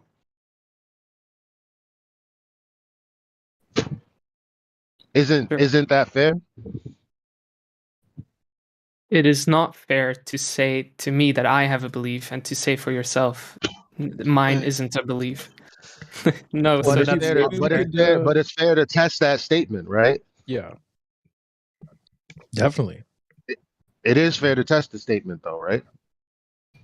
Sure, but like I said, it doesn't. This whole conversation doesn't really Are you matter going to much allow because for it it's to be semantics. tested or not? Can I talk because you keep interrupting me? I've let you talk. I wait until you're done. No, there's So no just let standard that can me be finish what I'm saying. That'd be All right, really nice. sure. Thank you. Like I was saying, I think for the purpose of an actual debate, I'm always objective. I believe in science. For the purpose of to have an actual conversation, let's not go into this whole thing of I have a belief and like you have a belief, mine is real, because then we just don't get anywhere. You know what, folks? I agree with you 1,000%. So you're only going to be presenting things that you know, right? That I know, or that what do you mean by I know? Not secondhand, not a mathematical probability, but actual, like if you say you know something, like you know how tall you are because you probably have been directly measured before, right? This is something that you would know. Yeah. Versus knowing about a story that someone has told you. So if I told you about I don't know, Dragon Ball, the whatever last saga they had, if I told you about it, well, you would know about it based on what I told you. That's very different from knowing something is true or not, or verifying a claim to be true or untrue. Are you asking Are me we if clear there's there? are you asking me if there's like certain like sciences or scientific appliances that I've used myself? And No, I have wasn't. measured I wasn't really myself? asking when you said that you're into science and and things like this, okay, we are too, so we're on the same page there. So I'm assuming because you said that, well, you would be talking about things that can be validated scientifically. I mean, however you choose to debate that, or however you choose to present information, is totally up to you. But generally, we're on the same page. Yeah, I mean, like I'll talk about things that have been scientifically validated, but maybe not necessarily by me. If you get what I'm saying, I'm just a guy, you That's know. fine. You would just have to cite it Yeah. and share it, and then we could look at the source and see where they have validated. That's fine. Okay. All right. Sorry to. I was just trying to clarify some things. Maybe it was unnecessary. I don't know. But That's Creation Bear, if you'd like to continue, I'd love that.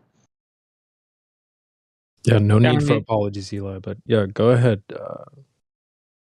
new guy. no, I just wanted to hear what you guys, what you. Again, it's a hard word not to use, right? What you believe is to be true. Kind of get the conversation going, I guess. So basically asking like what's we view, like yeah. Yeah, I mean, they're telling us it's a globe, right? They're telling us there's curvature out there.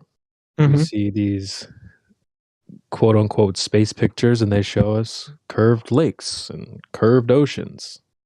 So I think that's where it starts, right? And you go out and check and see if this stuff is really there. So have you Sure. ever observed any curved bodies of water? Yes, I have. When I Go on. go, I used to live in Belgium. When I go to the sea there, I can clearly see a curvature. From ground level? Yeah, even from ground level. Hmm.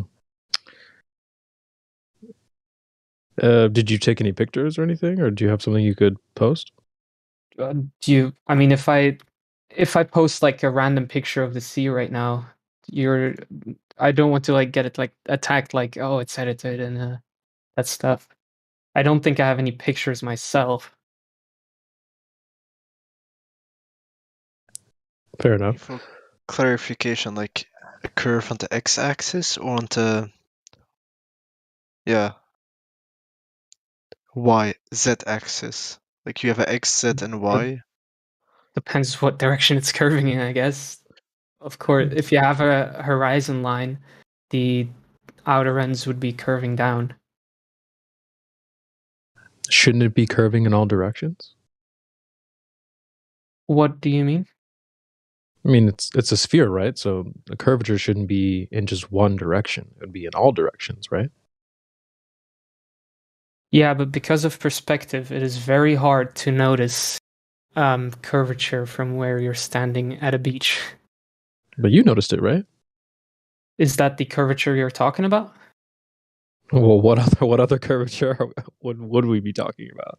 Well, like you Yes, we're said, talking about Earth the one curvature, the one that's easy to notice with the naked eye is the one that goes left to right from where you're standing. The one that's very hard to notice, because again, perspective, is the one that goes away or towards you. Hmm. But actually, you do notice it because you can't keep on seeing indefinitely when you look across the ocean. Well, why would you be able to do that? If it were flat, you'd be able to keep seeing, right? No, nothing changes, right? Like when you go to the beach, you and I, we see the same Earth. Nothing's gonna shift and morph into something else when you realize, like, well, all we're saying is there's no curvature. So if you realize that to be true, you don't just gain superhero vision and start seeing across the ocean. Nothing changes. It still is what it is. Let's say binoculars or something, right? Or like a really strong telescope, and you put it on the beach. That's kind of like supervision. So if I were standing at the beach in Belgium, I should be able to see the UK if there was no curvature, but I can't because curvature because there's curvature, the UK kind of dips down and you can't see it anymore. Well, that's incorrect.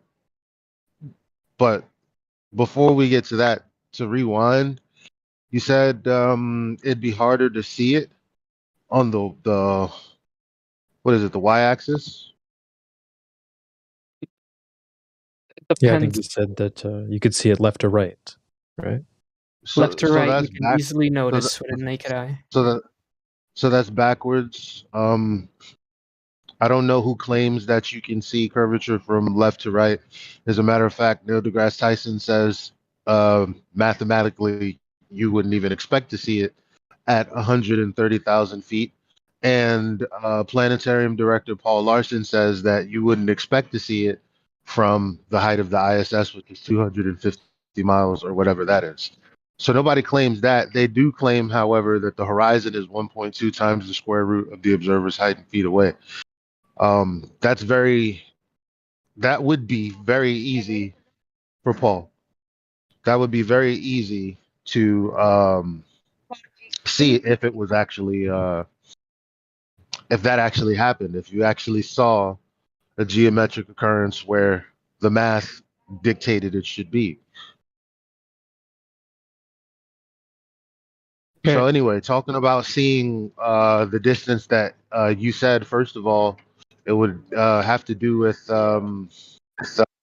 before we even talk about perspective and angular size and your angle of elevation and whether or not your eye could actually, or even a telescope could actually resolve that. The problem is the visibility. You know, you have a meteorologist that tells you the visibility of the day. So obviously you're not going to be able to see any further than the air allows because it has particles and all types of other things. Sometimes it's misty. So, I mean, you can expect that between you and, like, say, I don't know, 10 towns, it's not going to be exactly the same. It could be cloudy That is. somewhere along the route, right? Well, what's your evidence for that? Because what do you think is the maximum viewing distance through air before it gets too dense? Well, it depends on the day, and usually the meteorologist helps you out with a little. He'll tell you the weather, not that that's always right, but the bottom line is there's a limit that we can see. And first of all, my evidence for this, just go outside at a high vantage point. You see the trees in the foreground, you see the trees in the background. The ones in the background or the buildings in the background will have lost color. Why? Because the opacity of the atmosphere. Yeah, but the length at which you can see through air, let's say at a clear day, through But it's just it our could be a clear atmosphere, day. it's way You're further. missing my point. You're missing my point with the first part of what you said. So it could be a clear day where you are, and not, I don't know, 50 miles up the line of sight that you're trying to look. But that has nothing to do with that. This is. Can I interject on this point? Because he brought up the binoculars or a telescope. Sure. When you point a telescope straight across the ocean, you might have this idea that you can see further. Actually, all you're doing is resolving something. You have to be pointing directly at something. You know, you may have seen some of the images where someone brought a ship into view that you couldn't see with your naked eye. Have you seen that with the telephoto lens? Have you seen some of those videos? You can kind of see them with the naked eye, but it's so far away it's very difficult to see. So right? far away. So when you zoom in, you're actually decreasing your left to right vision. Basically, it works similar to a microscope. You're just zooming in on a certain point that's already there. You're just giving it better resolution. You can resolve it better. It's already there. You're not seeing further. You're just zooming in on something that's already there. Well, you're not really zooming in. That's not how telescopes work. Telescopes don't have resolution. That's what he just said. Telescopes don't have resolution. They just take the fixated light and they widen it out. No, but that has doesn't nothing make to it do with wider. It resolution. actually. Oh, well, no, well, it can with a with a zoom lens on a digital camera. Yeah, But yeah, sure. a telescope. But it's very similar because you're only focusing in on one certain point. So if you Well, would I mean, expect these to are use like a high powered telescope, looking across, the ocean, say across the Atlantic from New York to France or whatever, you expect to see the Eiffel Tower, you'll never be able to do that. Can I post an image somewhere? In Livestream voice text, can I post there? Yeah, you can shoot me a DM and I'll post it for you. Oh, I can't just put it in there because I can type in there. Yeah, Okay, you here. won't be able to post links or pictures right away. Oh, okay. It's uploading. So this is like the picture I'm going to show is a picture of a boat that is behind the horizon line. So the bottom of the boat you actually can't see because, the Earth is, in my opinion, curving down. But the top of the boat you can see because, it's higher up.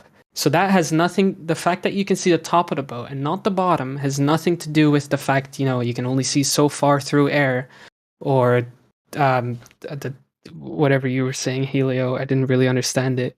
It's, in my opinion, purely. It has to do with Yeah, it 12 has to minutes do with the past. angle. So that would have to do The with angle maybe of the what? angle, or maybe your angle of view from the deck. Well, let's say the angle. Let's say from the you to angle the deck is and the on the object floor. above the deck. Let's say the that's angle what is I'm you're saying. on You the have an floor. angle. That's what I'm trying to say. I mean, I'm trying to communicate as best I can to you. So you have an angle of view. You have your line of sight, you have the ground, and you have the object above the ground. At some point, the angle gets so acute, you can't resolve between the two. So just because you can't resolve between the ground and, say, the bottom of a building, doesn't mean that you won't be able to resolve between the ground and the top. Let's say you'll be able to see it because the angle is that much bigger. But the bottom line is, none of this has to really do with measuring whether the Earth is a sphere or not. Like if you see the boat and you say, okay, that's cut off by the horizon, which is a geometric sphere edge, well, that should be calculable. You should be able to tell us, well, what's the distance of that boat? Where is the observer exactly? What's the height? You want me these are to the tell you the conversations exact we have. calculations of that picture I sent? No, I didn't ask you for the calculations. We can do that after. I'm talking about having the information to know, okay, where is it? What height is it? Okay, what is the distance? Okay, based on all of those things, I can now determine whether or not it's due to Earth curve, because here's the formula for Earth curve or horizon obstruction. Okay, let me give you like a scene, right? Let's say I take. This is how Do do you you say? understand what I said before we move on? Not really. That's why I'm gonna give you a scene and try to explain that to me. Like, let's say I'm on the beach and Well, I why put would my. I be explaining a scene? I need you to understand what I'm trying to communicate to you, simply because you think that that line out there, that is separation between the land and the sky, is geometric Earth curve for whatever reason. So you need to understand what that is specifically and how it's modeled in the math. Not So only that that, you can then so that you then can set that against the observation. and not only that, I mean, after he posted that, we've been posting several images that don't even match what he's claiming that is. We can see the bottom and the top of the boat over several miles. So, and he doesn't really have context with that image that he posted. I'm taking a look at or in Livestream voice text, by the way.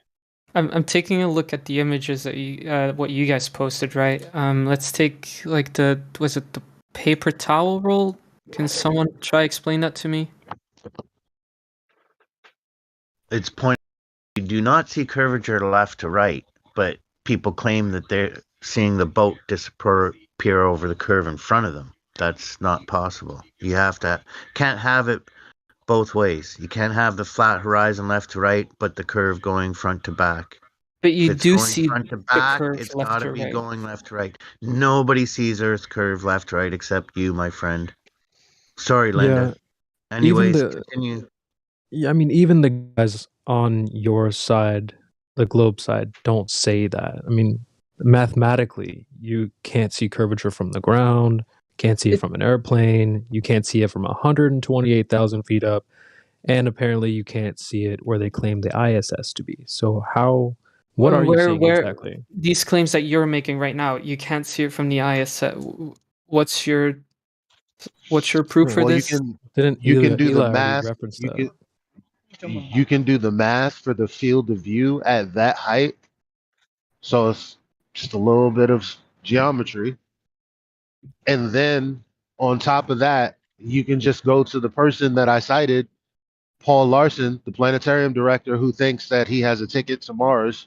So he very much believes that the Earth is a globe.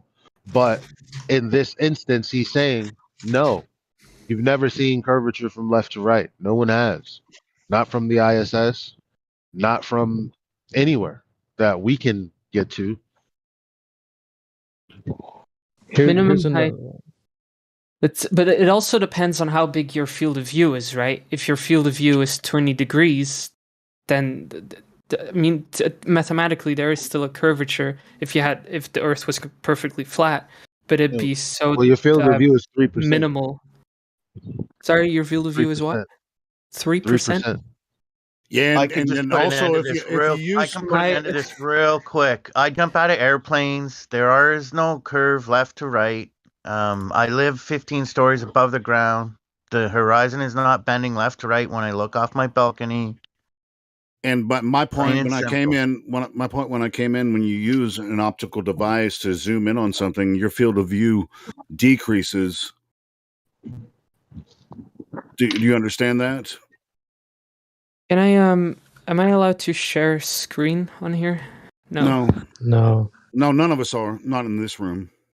Okay. Well, I just took a random image from the internet of the ocean, right? The angle, like it seems to be only like 2 meters off of the ocean surface.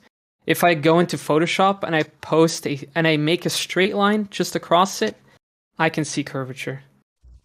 Yeah, okay. So, I mean, there's lots of pictures like that on the internet that show curvature from all different types of places. You can see it from a tree in some of these pictures. So, like, what we're trying to do is verify this to be the case. And on top of that, we're also telling you that the people on the globe side are telling you cannot see curvature.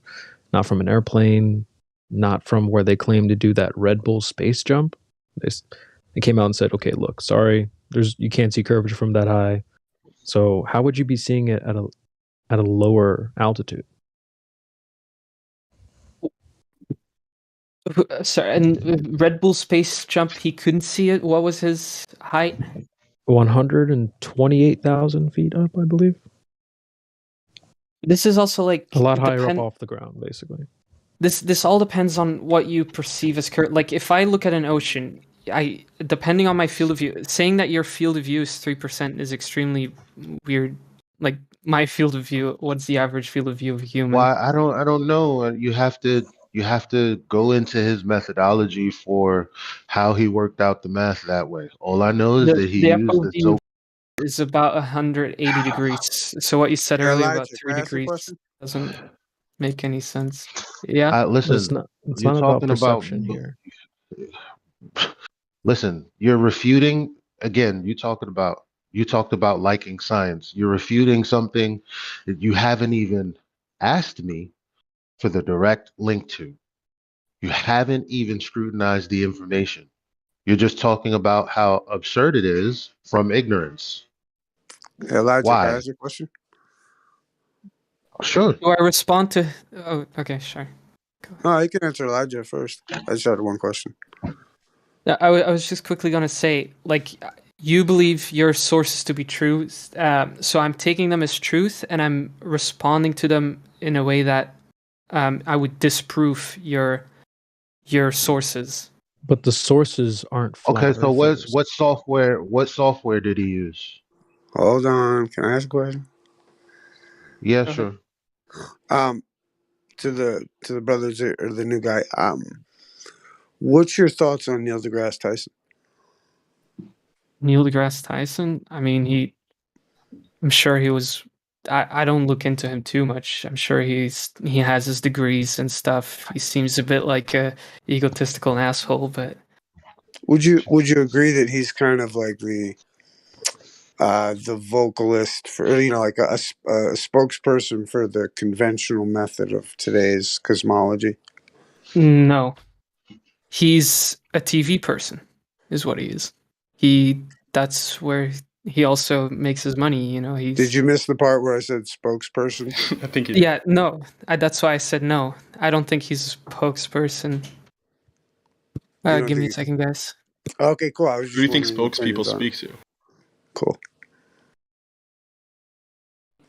I personally found it interesting because he did that documentary on the cosmos and all that stuff, and it was cool.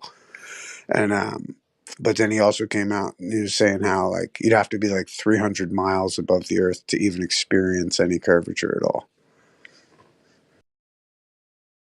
I mean, it also says Sorry, he's I'm an back. astrophysicist, planetary science, and a science communicator. So, he studied at Harvard and all this. So we're just gonna chuck him under the bus as just like a TV guy. He can't really actually, make claims for the But we're globe missing. side or what. I'm sure But a we're lot of his missing claims the are point. correct. We're talking about Neil deGrasse Tyson, and we're talking about Paul Larson, and all we said was here too. Credible enough for at least half the people who believe that the Earth is a globe. These two people have somehow come up with the conclusion that you wouldn't be able to see curvature at various heights. So that being said, you don't know why they said it to refute what they said. You're not even trying. Well, we've been talking the entire time. If you want me to constantly start looking stuff up, and the conversation No, I keeps don't. I shifting don't. from left to right as well. I don't so. want you to. I don't want you to have to look it up. But if you don't know enough about it, you don't have to say it's wrong. You don't know what you're saying is wrong. I have You haven't never looked at the said. Not a single time have I said that. What you said about Neil deGrasse. That I've never said that Neil deGrasse Tyson did not say that. You said based on according to the math, you said it sounds a little weird. How does math sound a little weird? Is Neil deGrasse Tyson credible or not, man? Quit beating around the bush. Yeah, he's credible. Okay, so what's the issue? Not in everything he's ever said, but like I said, he has his degrees. He's still an astronomer. He knows what he's talking about. So here's what he's saying. You see this curvature of Earth's surface, and he said, "Wow, he's in space. Look at that." No, he's not. You don't see the curvature of the Earth. Can you link me that full video? Sure. From 2 millimeters above the beach ball. Yep. So, I mean, what we're trying to get at is like, you're saying you can just go out to the beach and there's the curvature. But even if we were, on your side, that's not what's claimed, mathematically even.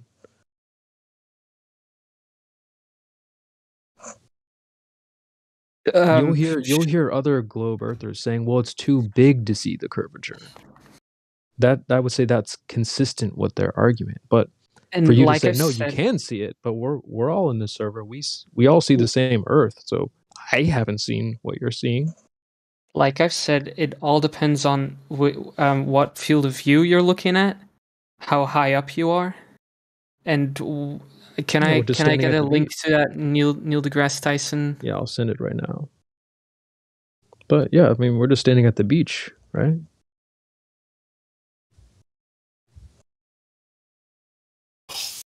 It's 2 minutes long. Will you let me watch this real quick? Yeah, sure. Take your time, bro. I'll just I can play it. I'll just quickly watch it. Can you send it in live stream voice text as well, please? Yeah, no problem. Thanks. Man, I just checked it.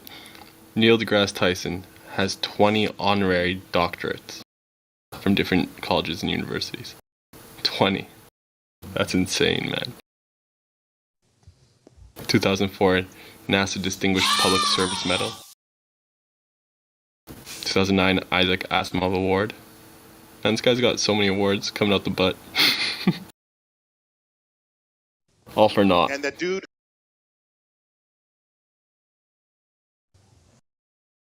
And that dude who jumped out of a perfectly good balloon. What's his name? Felix Baumgartner.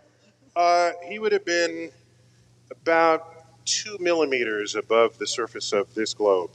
That's his edge of space jump.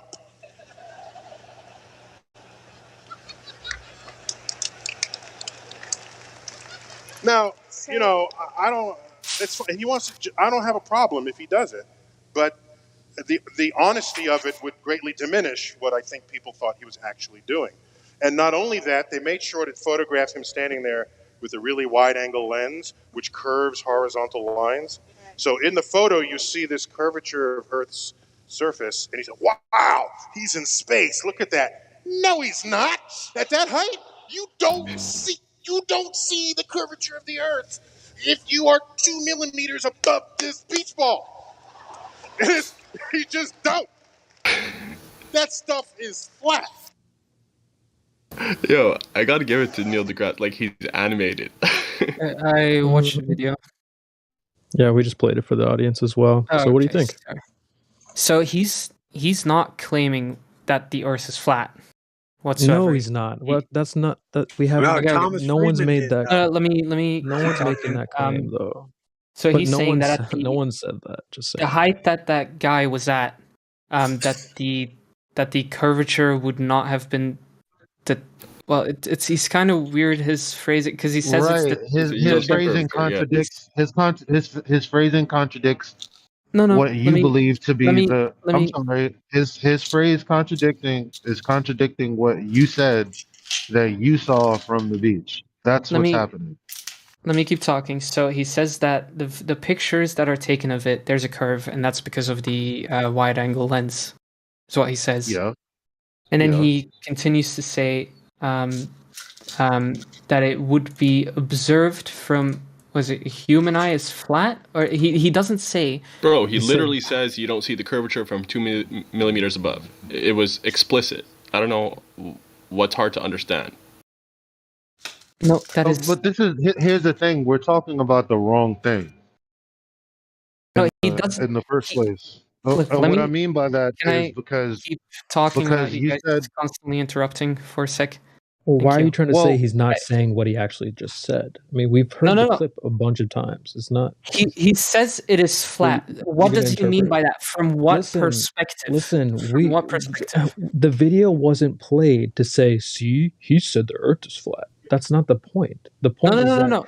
That's the not what I'm point is saying. Now he's that interrupting. The point is that you don't see curvature from the ground, or an airplane, or 128,000 feet up in the air. You don't see curvature. You don't see the curvature of the Earth. No one's trying to use this video to say, "See, the Earth's flat now." Okay, that's not the point. The point is that what you said you saw at the beach, you're not. You must be imagining something because it's not there, according to the math. This goes back into what I was saying before. This is so. you as a human, your FOV is about 150 to 160 degrees, right? No, it's more. If you're looking in, or up to 180. Up to 270, I think. I think it's 180. With your peripheral Anyway. vision? Look, dude. No, it's more. It's like 250 or 240 at least. What? It's a magic Would trick, you have to be a Captain. lizard? My- I think it's 180. I don't know. It's Trust me, 180. it's more than 180. I don't know. I just don't. looked. I looked it up real quick. 180. It said. Well, do a better job looking it up. Okay. Anyway, here's What another is- quote. Let's say we're at the elevation of the ISS. They're about 250 miles above the Earth, okay? If we calculate the horizon line for the ISS, it's about 1,400 miles. If you're sitting at that point looking 360 degrees, what would the horizon look like? Meaning, if you spun around and had a full view, what would it look like? It would look flat. Paul Larson, Planetarium Director. From standing on the beach. And really From quick, the height of regarding the field I- of view. no, from the Standing height for of the flat? ISS. No, from the height of the ISS. I don't think you're listening. Sorry, I wasn't listening for a second there. Let's say we're at the elevation of the ISS was the first sentence of what I just said. Really quick before he responds, in terms of the field of view, and Elijah too, because you said it was like 180. If you take your hand and just put it right beside your eye, like, in line with your eye, you'll be able to see it. If you move back a bit, you'll still be able to see it. You'll be able to see it when it's behind your eye, like, for a while. So that just goes to show you it's definitely more than 180. I just tried What it. did you say? 270? I said at least 240. If you have a whole circle, 270 is 3/4.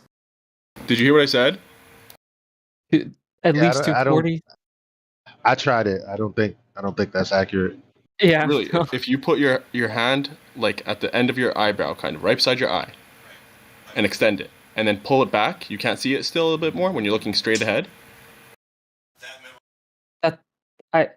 I said about 180, so that would make sense that you can still see it when it's on the side. Now man, check this that doesn't out. listen. Check this out. Here's okay. So I get what you're saying. I don't think that you.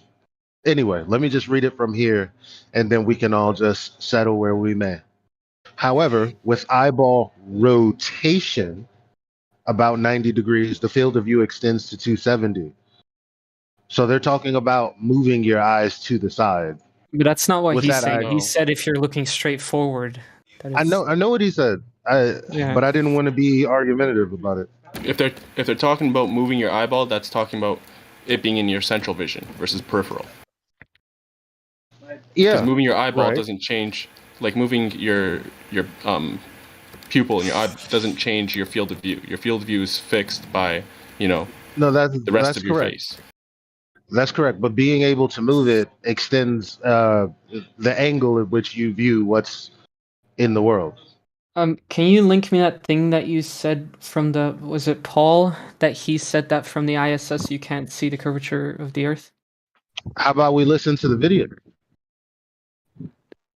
Would you like but that? if you could link it as well. Just Yeah, so I I'm can gonna make sure. I'm gonna link you the video. Don't worry.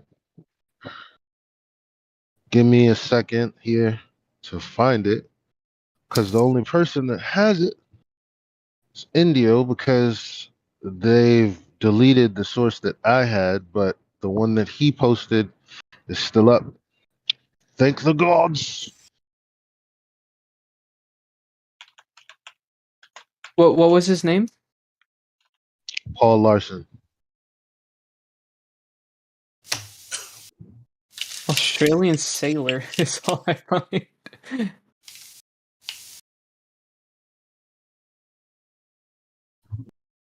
Nobody has ever seen curvature from a beach. I don't know.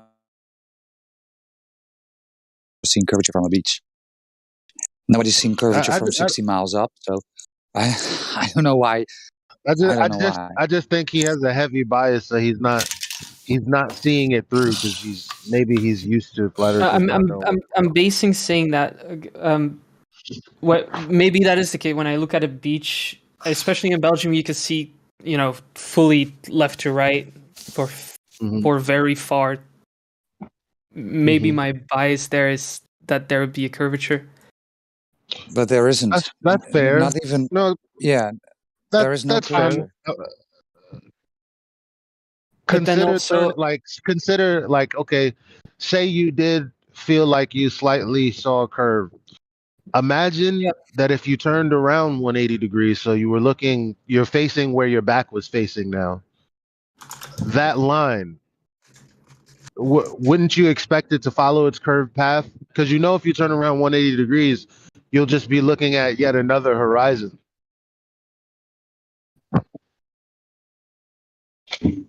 Just like on a plane, you look out the plane window and you like, oh, look, there's curvature right there. But then you turn around to look out the other side and, well, that looks like there's a curved horizon too, but that can't be possible. But that's not really how it works. You mean to say that you mean to say that if you look out one side, that it's and you see the curvature, and then you look to the complete opposite side, that there would be nothing? No, I'm saying you would expect the lines of curvature to follow as you spin. But obviously if you weren't in the plane, if like say the plane had no walls and you did a 360, you would just be looking at a circle 360 degrees around you. Just a circle. Just a circle. Like you do when you're on a boat. But that would be from the perspective of a plane? That's anybody's perspective that's ever. We have balloons that go up 120,000 feet. They spin around, and it's just the horizon for 360 degrees. No curvature. But that's because you're looking at 360 pictures work in a very different way than. But the camera, the video, the camera is spinning. The horizon, if it was physically curving, then it would physically be curved. It wouldn't be an effect of the lens or the camera or what have you. Okay, but so then the scientists also claim that at a certain altitude you do see the curvature, right? Well, so who's going under the bus? They don't agree.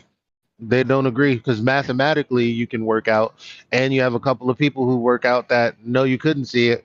But then when you simply Google it, and there's like this like pop culture science kind of reference, they'll tell you that you can see it, but you won't be getting that from any university websites. Oh, so someone's gonna have to go under the bus. I'm trying to look up Paul Larson, but I can't find anything on. You found him. He works at that high school. That's him. That's him. The guy that works at the guy that works at the high school. The guy that has been awarded a ticket to Mars if we should ever go. It's all there on Google. You can find him. And Creation Beer, can you 1 second? Can you play the Neil deGrasse Tyson? That stuff is flat. Yeah, he did. We played it for that. We played it. But can I ask why is this Paul Larson guy credible? Well, he's a planetarium director. I'm not. All I'm saying, you don't credible based on what? He's working out a mathematic formula. All you have to do is check the math. Who he is kind of irrelevant. But I'm trying to, like I said, I've tried to look it up several times now, and I can't find anything. Did someone post it for you? The video, yeah, someone I did. Posted the quote. I posted the video. It's right there. And it's timestamped also. So one of the largest planetarium directors, and he's talking about how flat earthers are right when you say you can't see left to right curvature. obviously he's doing a presentation on Eratosthenes, but he's using that as his evidence. In that presentation, he begins by saying the flat earthers are telling the truth. You wouldn't be able to see curvature, so I don't know why the ISS shows that. It's deceptive. Those are his words. I'm trying to hear what he says, but it's really bad quality. Can you play it, Creation Bear, for the Is it the one audience? you posted at 40 minutes past? Yeah, and I think it has the timestamp already like in there. I don't even know how you do that, but yes. Yep. You said that he shows his math as well, because I didn't see any math in the video you posted. No, he said he worked it out. I don't know. Okay, well that's not very. Wait, so you're so so quick to Neil, dismiss. yeah, Neil That's deGrasse what I'm Tyson saying. is. Wait. So Neil deGrasse Tyson is on television, right? He's saying on a news bit, right, that you missed won't what he see. said. What did he say? He can't. Matter of fact, can you tell Roger your interpretation of what Neil deGrasse Tyson said? If you My don't mind. interpretation of what he said. Well, just repeat what you said earlier. Even if you did slightly change your position, maybe you didn't. I don't know, but just repeat your sentiment from earlier. I don't think until we can get this video. I agree that it's fair that maybe I was wrong that from the beach perspective that you can't see the curvature, and that from what Neil deGrasse Tyson is saying that from the height that he was at, which wasn't that high, is that you 128,000 feet up. 128,000 feet up, bro. Yeah, when I look up what the like distances to actually perceive the curvature, they say 35,000 feet. Yeah, How high was that from guy? a plane. Four but nobody times has ever more. seen curvature from a plane, so that's ridiculous. So that's and not what I asked, right? So if Neil deGrasse Tyson is on television in a news bit saying that nobody would ever see curvature from 60 miles up, he first said it was 128,000 miles up with the Felix Baumgartner balloon jump, right? Then he said to his audience, they used a fisheye lens. He wouldn't see curvature. That stuff is flat, right? And then the bezels thing came, and then he told the world that you wouldn't see curvature from 60 miles up, right? On television. Okay, well, like I said before, he's a television guy, and I don't agree with everything he says. He's allowed to lie on television then, right? No, that's not. I agree. So why I are said you from not? the very beginning that he is not a person. I said that. He literally is. If you look at the definition for spokesperson, he literally is. He's a science communicator. So you would assume that he's got his facts straight. Yeah, then, dude, he right? gets paid $300,000 a year. You asked me if I believe if he's a spokesperson. I don't think. Do you understand how much you see how much money he gets paid a year? Yeah, that's what I also said. I said that he gets paid to go on television. No, he. Yes. So no, a science to be an astrophysicist. Well, he's an guys, astrophysicist. we're losing. That's Guys, what we're he gets losing the paid plot. to do. Do you understand? We're losing the plot. I came in hot as well, and I tried to dial it back because I realized maybe I'm coming in a little hot. He's made a very small concession so far, which means not that the Earth is flat or anything like that, but he's made a concession, and I feel like he's reasonable. Maybe I was less reasonable than he was. The concession was that he couldn't see it from the beach. So was he delusional when he said he saw it from the beach? No, why are you guys doing this? Y'all are being weird now. Y'all are getting. No, but did he say that he saw it from the beach or not? Yeah. He said he did, but then he said maybe he didn't. Aren't people able to say, you know what? Maybe I didn't see what I think I saw. Okay. Even if he wasn't saying that, but the bottom line is, we're talking. We don't have to talk about this right now. Like the bottom line is that Neil deGrasse Tyson was like, okay, that's one thing. Here's this other source that I'm trying to move on to, the Paul Larson guy.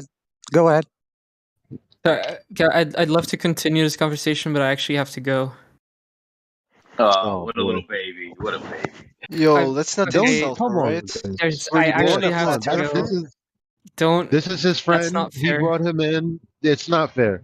He brought his friend in here. Okay, That. All right, cool. Yeah, the truth is we don't know if he actually has to go or if he's just running away. So, Okay, that- well, I actually have to go. Calm down, dude. Like, Excuse the other people in the server who are rarely here and don't have any roles anyway. I haven't insulted don't let you guys. Please So don't. now we're nobodies. Oh, thanks. Oh, not fraud. I'm all right. Let me be direct, and I'm just talking to percentage because he comes in at some of the Elijah, most don't come out of pocket like that. opportune times. What are you talking about, man? I'm coming I've been out- in this server I'm for a coming out of long ass pocket. time, and Well, then I left let's- of my own volition. So If I'm this guy coming has to out of go, pocket. let's send him That's off with exactly a what nice- I'm doing. yeah, you a were out friendly of pocket goodbye. with that. All right, to the people who didn't just insult me, it was nice talking to you guys. Come back.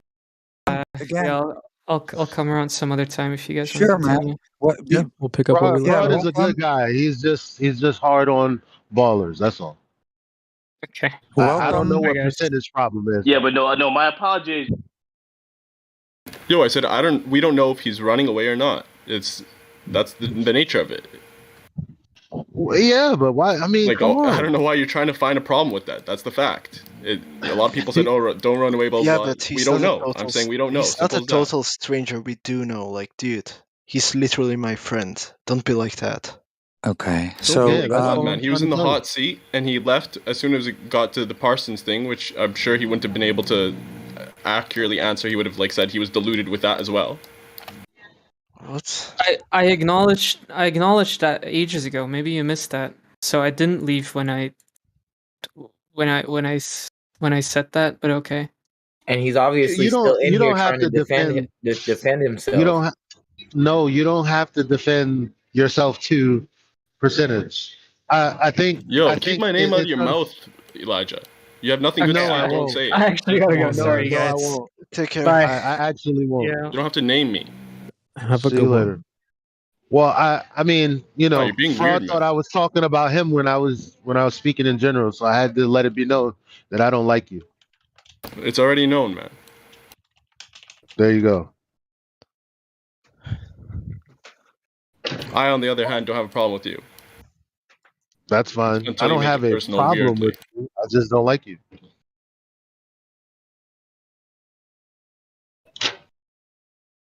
And not for only for shit that you just did. That's pretty much it. That's the reason I don't like you. Was I the only one that made a comment when he said he had to go all of a sudden? No. Exactly. But Fraud and I have history, so what? It was just me and Fraud? We were the only two? No, I'm just saying you're the only one that I'm saying I don't like. Exactly. Yo, Shinji, Yeah, For like, shit look, that I give just us- did. I'll speak up. Like, give I've us been some quite- backstory. Tell us about this guy. Like, this is an old friend of mine, right? Like, we're really close, and thought it would be like good to get him in here so we could have an honest, calm back and forth, right? Like, think back to when all of you were still believing in what you used to believe in. You weren't born a flat earther. Do we have that Sure. out? Right. Yeah, correct. So why are you all being so prideful, like stomping on someone who still is in what you used to be? In Like, aren't defense we of us, supposed hold to? on. In defense of us, most of us looked into it ourselves without coming in here first. You know, because we realized we don't know enough to come in this room to really debate anybody. So I know for me, I found it curious because I saw like the Eric Dubay videos. I heard that Kyrie Irving and Shaquille O'Neal and these certain people were looking. So I'm like, what are these guys? Are these guys stupid and crazy? So I looked into it before I came in here. So I mean, you kind of brought him in prematurely. You probably shouldn't have done that. So you probably should have given him some information. Just like how science works, right? You need to have a phenomenon. Like, let's say you're under that illusion, right? You need to have a moment where you snap, like, wait, something's not adding up, right? And some people didn't have that moment yet. And yeah, you can't blame them for that. Like, all of you probably had a moment where you saw a phenomena and you were like, hold on, this doesn't add up with the whole globe doctrine. And then you looked into it and then you found out. Correct? But not all people had that moment. And that's my point. I see what you're saying. Yeah, I apologize if I was like extra spicy, but when I'm trying to lay the foundation, I'm kind of very stern on that about people not really understanding that we're not coming here with an ideology for you to debate. You just may as well just erase everything you thought you knew when you came here, in the spirit that we're going to be fair to each other and not strawman each other. So I apologize for being spicy in the beginning.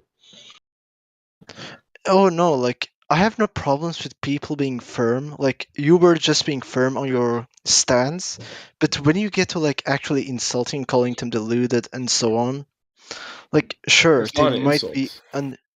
hold on.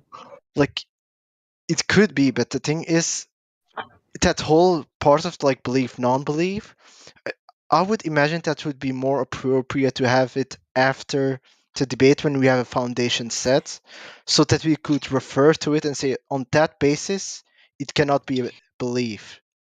Does that make sense? Like It makes sense, but I disagree Yeah. completely. I think it's better to have the foundation based off of, off of logic and reality. When he tells the room that he sees the curve at the beach, then you know there's an issue. Before even getting onto more nuanced subjects or getting into it, like intellectually, he sees I something agree. that we don't see. Can I interject really quick? That's Well, what I hold mean. on, Like hold on. Before you interject, what? if But he's what your I'm saying, friend, hold on. If he's your friend, do you guys live in each other? Do you see him? Are you guys hang out? Do you do stuff like that? yeah, we're real life friends basically. Like he Okay, usually comes so I mean, over and so on. you're better off showing him information, not sending him here. He's not going to have a visual representation. A visual representation speaks volumes over us just telling him stuff. That's not going to register. If you can show him actual facts and stuff in real time, that will help way more than what we can do. and if he's going to be called a scaredy cat because he has something to do today, and you don't know why he has to leave, I wouldn't want to come here either. I think it is an environment for new people to come to, and I think that we were going to make headway with the Horizon because I knew instantly that he didn't understand the difference between the Horizon that's supposed to be geometrically at a specific location, the thing that he's claiming is blocking that boat, versus whatever, versus optics. Like, and that's why I was trying to get the Paul Larson stuff out of the way, because he said the opposite of what people think. He said, well, we know that we can see curvature from left to right. That's testable, but seeing it front to back is not, even though he thought that the horizon was obstructing the boat. So I figured, well, this is actually a teachable moment. Let's just dispel the notion that you can see it from left to right. And then let's talk about the horizon and whether it's geometric or not. Because when I said, well, you would need to know the distance to the boat, the height, blah, blah, blah, he said, what does that have to do with anything? So I was like, perfect. This is a teachable moment. We just didn't get there. Yeah, I think that was a healthy conversation to get into, like with the boat. Like we could actually show him, like with the angular resolution, that anything below like a certain degrees will dip down, and anything above will stay up. Yeah, And that's why yeah. things So seem to be. that's your job, bro. You just said we can show him. We can't. You can. I mean, we could show pictures, but if you could show him in real time, bro, like sit down at a table or whatever, you know what I'm saying, and break this stuff down for him, that'd do so much more, man. I mean, the thing is, we used to go to the same college, but yeah, he went back. How do I say it? He's Belgian, like me, but he lives somewhere else now. He often comes and pays a visit in real life, but it's like once every few months. I'm just saying, like. But the thing is, like with that, it's all logic. Like people have done those experiments as well, like with the coin and the table. It's basically angular resolution, and if we got into that, it would be way more healthier than hopping left and right. And yeah, Yeah, I listened the whole time. There was no reason to get insulting with that guy. Yeah, like I didn't hear him insult back once, so like I don't think it's justified to like insult him because nobody was born a flat earther. I mean, if you were, you already had a family with that, yeah, the knowledge. But I'm pretty sure 90% of the server didn't come from a, how do you say it, flat earth environment. I think people are just, some people are chomping at the bit to call other people's trolls. That's what I think. I've been there, shit. People that are persons, well, person that is already questionable at that. Yeah. Tedious, man. You're tedious. I don't know what like, who insulted? That's my question. Who insulted? What was the insult? You just haven't been in here long enough. What was the insult? I don't know, man. Who cares? Who cares? Why do you want to split hairs about insults? Let's just move on. We can look back. No, let's not move on. You guys are like levying accusations. So we move where on? was the insult? Like he's running away like a child. He's running away like a little Did I say girl. that? I don't know if he's running away or if he has something to go to. So be cool. No. That's what I said. Shinji, you're not going to get him to apologize. He just ordered you to be cool. Not him. And I he told never made Elijah him- not to talk to him. I never accused him. No, I didn't tell this personally. guy to be cool. I said to the Can when I he was finish my leaving. sentence, please? Go ahead, Go ahead, man. Like in the chat, I never said you in specific, right? I said that some people here have been insulting him. If you go back into the live stream voice text, you can see like not so long ago, and he ran away like a little girl. He ran away like this, that. I feel you, man. But I'm not talking. I'm talking about the people that were specifically mentioning Why me. are men so sensitive these days? Though? It's not I don't sensitive. It's understand. respect. Like No, it's not. It's no stop. Because I mean, you're concerned trolling right now, over the top for this kid. Granted, it happened. People apologize. I mean, come on, man. You tell me his whole life is now ruined because someone called him a baby. I mean, good. I mean, that's a straw man. That's not what I said either. But No, but I mean, I can, based on my experience bringing my best friend here, and him not wanting to ever come back in here, I can kind of understand. Like, obviously, you don't even have to directly insult someone to have like a weird energy.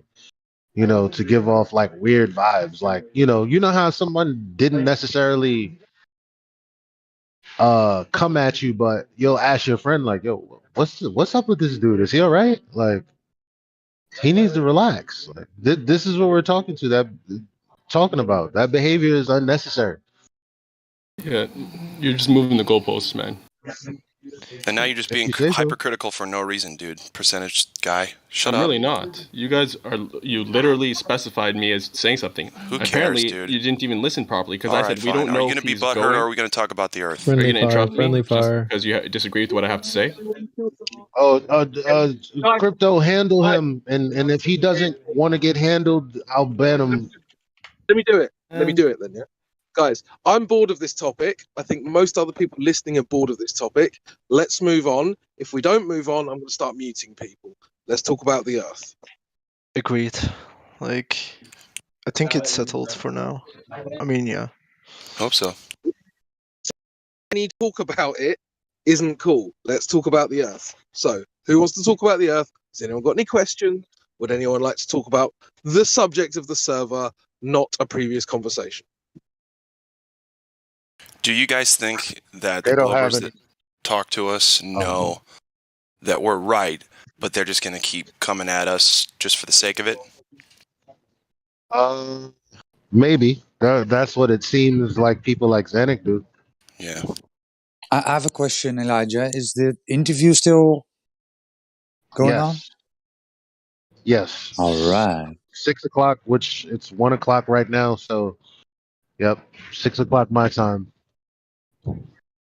What interview? With 10th Man. Oh, from super. FED. In Yeah. here? Yes. Nice. No. In the interview room. Okay, cool. Yeah, Elijah's the 11th man tonight. Very nice. I get a mic check? Yeah, Dave. We hear Mic you. check, Dave. I want to congratulate everybody. Elijah, maybe you can Is go it on. working? You can. Yeah, we can hear you, Dave. Elijah, Okay. maybe you Go ahead, can go ahead sorry. and promote the event a little bit more because I wasn't aware of this. Who's being interviewed and what's the topic, etc. Okay, so tonight, 6 o'clock, which is what, 6 hours from now, 5 hours from now, 6 hours from now. I'm gonna be interviewing 10th Man. He's been on Nathan Oakley 1980s panel for a long time, longer than me. And we came together and decided we should have a conversation about the sextant, his journey, how he stumbled across certain information that led him to look into what a sextant even is, what it does, and then looking at its practicality, how it related to the Earth or doesn't relate to the globe, as you know most people think. So, just gonna ask him some questions about how he came to the subject, you know, his journey along the way, what a sextant is, and what claims he's actually making about it. Okay, and that's going to be in the interview VC. Yes. Cool. Look forward to it. Yeah, I think it'll be awesome. We did a little mock run and it flowed quite well.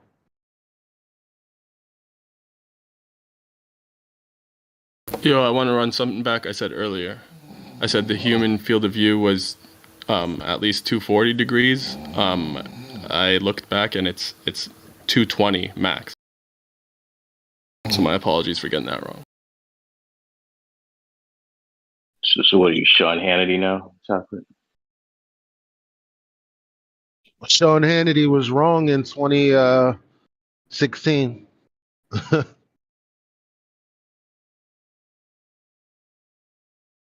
That was the guy that was supposedly right like all the time, right? Oh yeah, Sean Hannity's never wrong.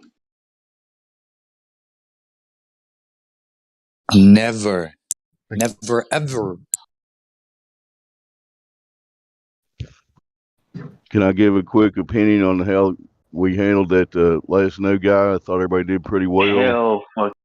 Mark as a Shut your ass team, up, but David. I want to tell his friend, is it Shinji?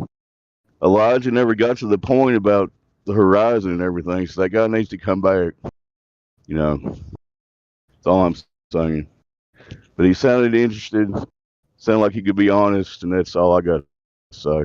Y'all continue talking about the Earth. What can you tell me about this Earth? This curve, the speed.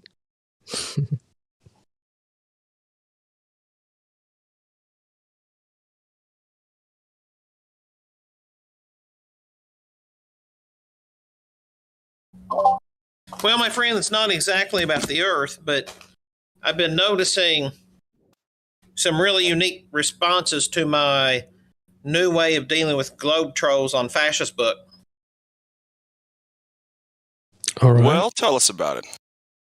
Fascist Book, I like that.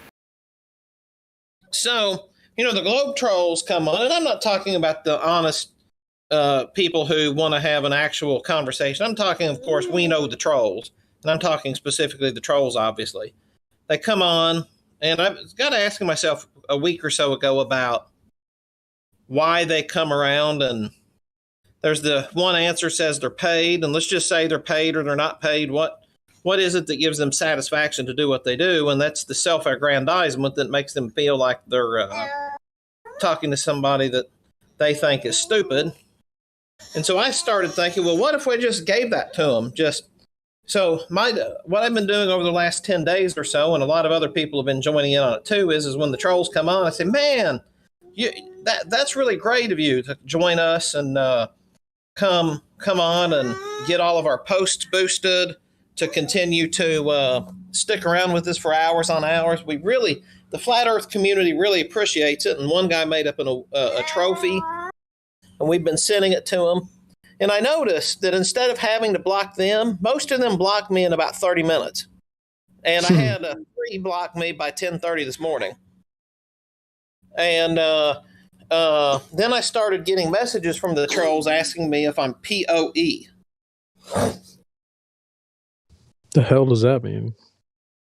It's a media term for paid, owned, and earned. Mm. So usually POE media is like somebody trying to get a blog mention or, trying to get like organically on the television as opposed to paying. So basically a shill. Exactly, and it's kind of like it's their jargon to ask me, "Oh, are you a shill too?" Oh. Are you a shill too? Right. Assuming that they had already outed somebody or somebody's as a shill. Or that they are one. Yeah. Weird. They're working for. But I noticed though that like just the over the top praise and adulation and just congratulating them on their hard work of sending us the thing like the Flat Earth Society has members all over the globe. And go, wow, that must have took you hours to search through Twitter to find that, man. You were something special. That's really cool that you were able to spend all that time to do that. Thanks for doing that so we could see that. That's really cool of you. And they don't know how to respond to that, and it eats them alive. And you can watch them start to have a meltdown, and then within 30 minutes, they typically hit the block button. So where do you go on Facebook to like have these conversations, to engage with them? So there's different groups that have trolls in them. Like there's a 2018 Flat Earth. Sounds like they're starting to kick out trolls. But then there's a meme Flat Earth group, and there's some others that trolls come in and they stay until they get kicked out. And so, there's plenty of places that the trolls come around and they think they're going to show us how stupid we are. And, of course, as soon as you send them any little evidence, they pick the evidence apart and then they tell you how stupid you are, blah, blah, blah. And that's all it is it's just a trap to get you for them just to repeatedly tell you how stupid you are. So I figured, why not do the opposite to them? And let me tell you what, they hate it. They absolutely hate it. Are you talking about killing them with kindness? Absolutely. Just, hey, every comment you make on our posts boosts our group activity, so our posts get seen by more and more people, and our groups get suggested more. Thank you for doing that. Even though we don't agree, thank you for coming by and spending hours. Exactly. Thanks for the metadata. Thank you for spending, you were here with us for at least 2 hours yesterday and an hour and a half today, man. That's 3.5 hours of hanging around people you hate, man. I can't thank you enough for that. We really depend on that. And we really do too. Yep. And they get so indignant, and then I don't actually ever answer them, no matter what they ask, no matter what. I just never answer them. I just keep going. Man, that's a really cool debate tactic. I can't wait to see you use that and win with somebody. That's going to be exciting. I'm here in your corner. I'm like your boxing manager. I can't wait. I can't wait to watch you get into action, man. It's going to bring a tear to my eye, and they just can't handle it. Well, they're not used to being supported in their real lives by their parents or their friends or their teachers. So when you do it on the internet, they don't know if you're faking or not, and they're like, "What the fuck is this guy doing?" Mommy? Exactly. Mommy? You all may have seen a video in the live stream text that I've dropped in there a couple times as to where I actually got the idea for it from. You might have seen that. I'll see if I can post it again here. You've all probably seen this movie, but it's about 30 seconds. It should become 30 any second, but that's where one of the guys that got joined in doing it with me then made that meme from the clip of the movie, The Shawshank Redemption.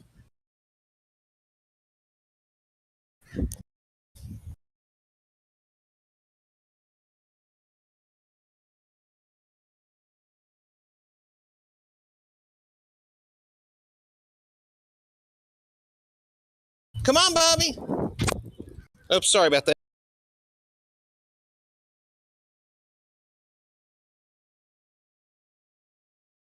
Shawshank Redemption. That's a great movie. It has one of the best motivational quotes ever. I think it's that movie. Get busy living or get busy dying. Your choice. That's right. Absolutely. Yeah, absolutely. And I tend to think of my way being a lot like Boggs there at the beginning of that.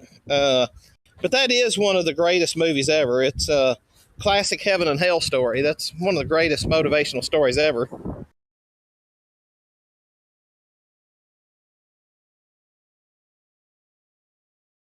Later, Roger. Have a good day, buddy. Good to hear from Roger. Wanted to say hi to him. But anyway, discuss the globular Earth that everybody thinks they live on. Go. Well, they got him good, I'll tell you. They had me good, too. Shit, me too. I loved it. I could not get enough of space and aliens. And like hot alien girls, man. What? I was like, dude, That's what smart. if aliens are humanoid and hot? You know, like the TV says. Sign me up. I don't care if it's fake. Give me a nasty t-shirt. I need a green girlfriend. Like the Star Wars chicks? Yeah. Like the one that's they're like slaves to what's his name? Yeah. And they're on chains and they're like trying to pull away and they got those big tubes on their heads. The Yeah, two they're called like Thule or something like that. Yeah, there's a name for that species. Yeah. It's weird. Jabba the Hutt's servants. Yeah, Jabba the Hutt. There we go. If you had a green girlfriend, you would have a problem with it. Her parents would have a problem with it. Then it'd be a whole drama, interplanetary war. Right, yep. That's racist. Honey, I don't know how to tell you, but your dad's 45 feet tall. I don't think this is going to work.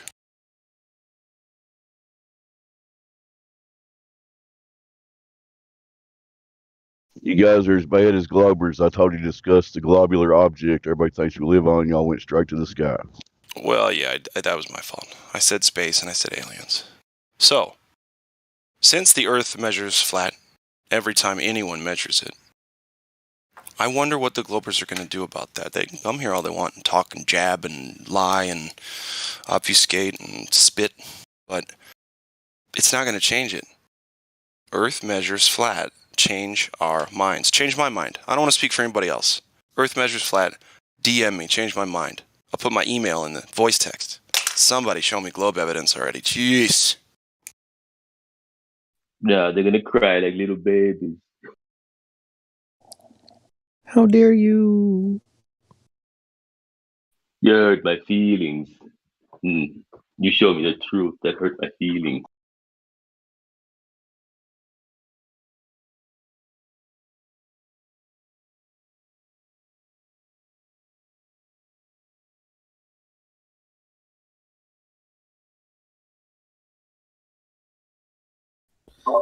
Now, just before this nice young gentleman came on, I thought he seemed respectful, even though he was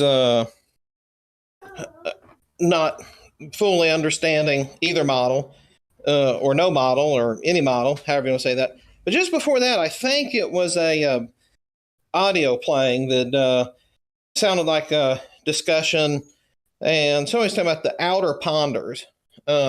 Do I have that correct? That's what he called the flat Earth people who accept that there are lands beyond Antarctica. Yeah, I think that's the term being thrown around. Yeah, we were just talking about that last night. Yeah. That term, I just wanted, because I hadn't heard that term before. Is that just like the indication that there's ponds like the oceans that, or what we think of as the oceans, that there'd be outside there similarly situated? Is that kind of the it's a guess. Yeah. It's like a hypothetical almost. Yeah. I Conjecture. guess ponder sounds better than laker. Yeah. Sounds better. Yeah, big lake, big salt lake. If I could state my position on outer ponders, I can't rule it out as a possibility, but there's no way to verify it. Yep. Yeah. Interesting nonetheless. Yeah, and I took my name from the story of the Iron Republic. I think it's a great story, and I think it's a really, really neat concept, but I'm a little too much of an empiricist to say for sure. I've got some anecdotes, but that's all they would be, is anecdotes.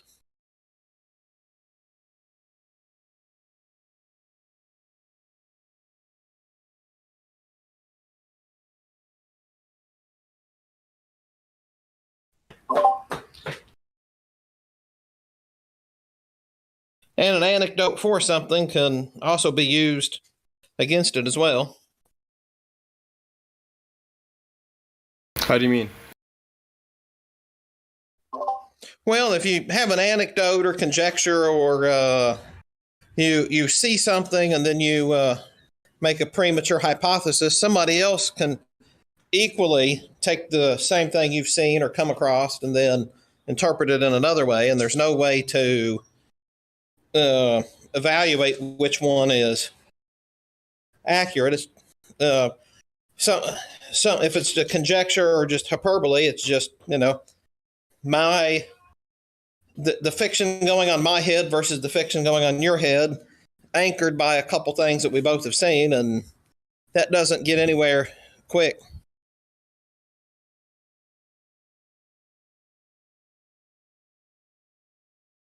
We got, it looks like Nazifer. Doesn't have any roles. Perhaps we can check him in. Him or her, or it, or they, or whatever. Yeah, I've noticed they've been hanging for a little while. Nazifer. Yeah. And yes, we're putting you directly on the spot. Hot seat.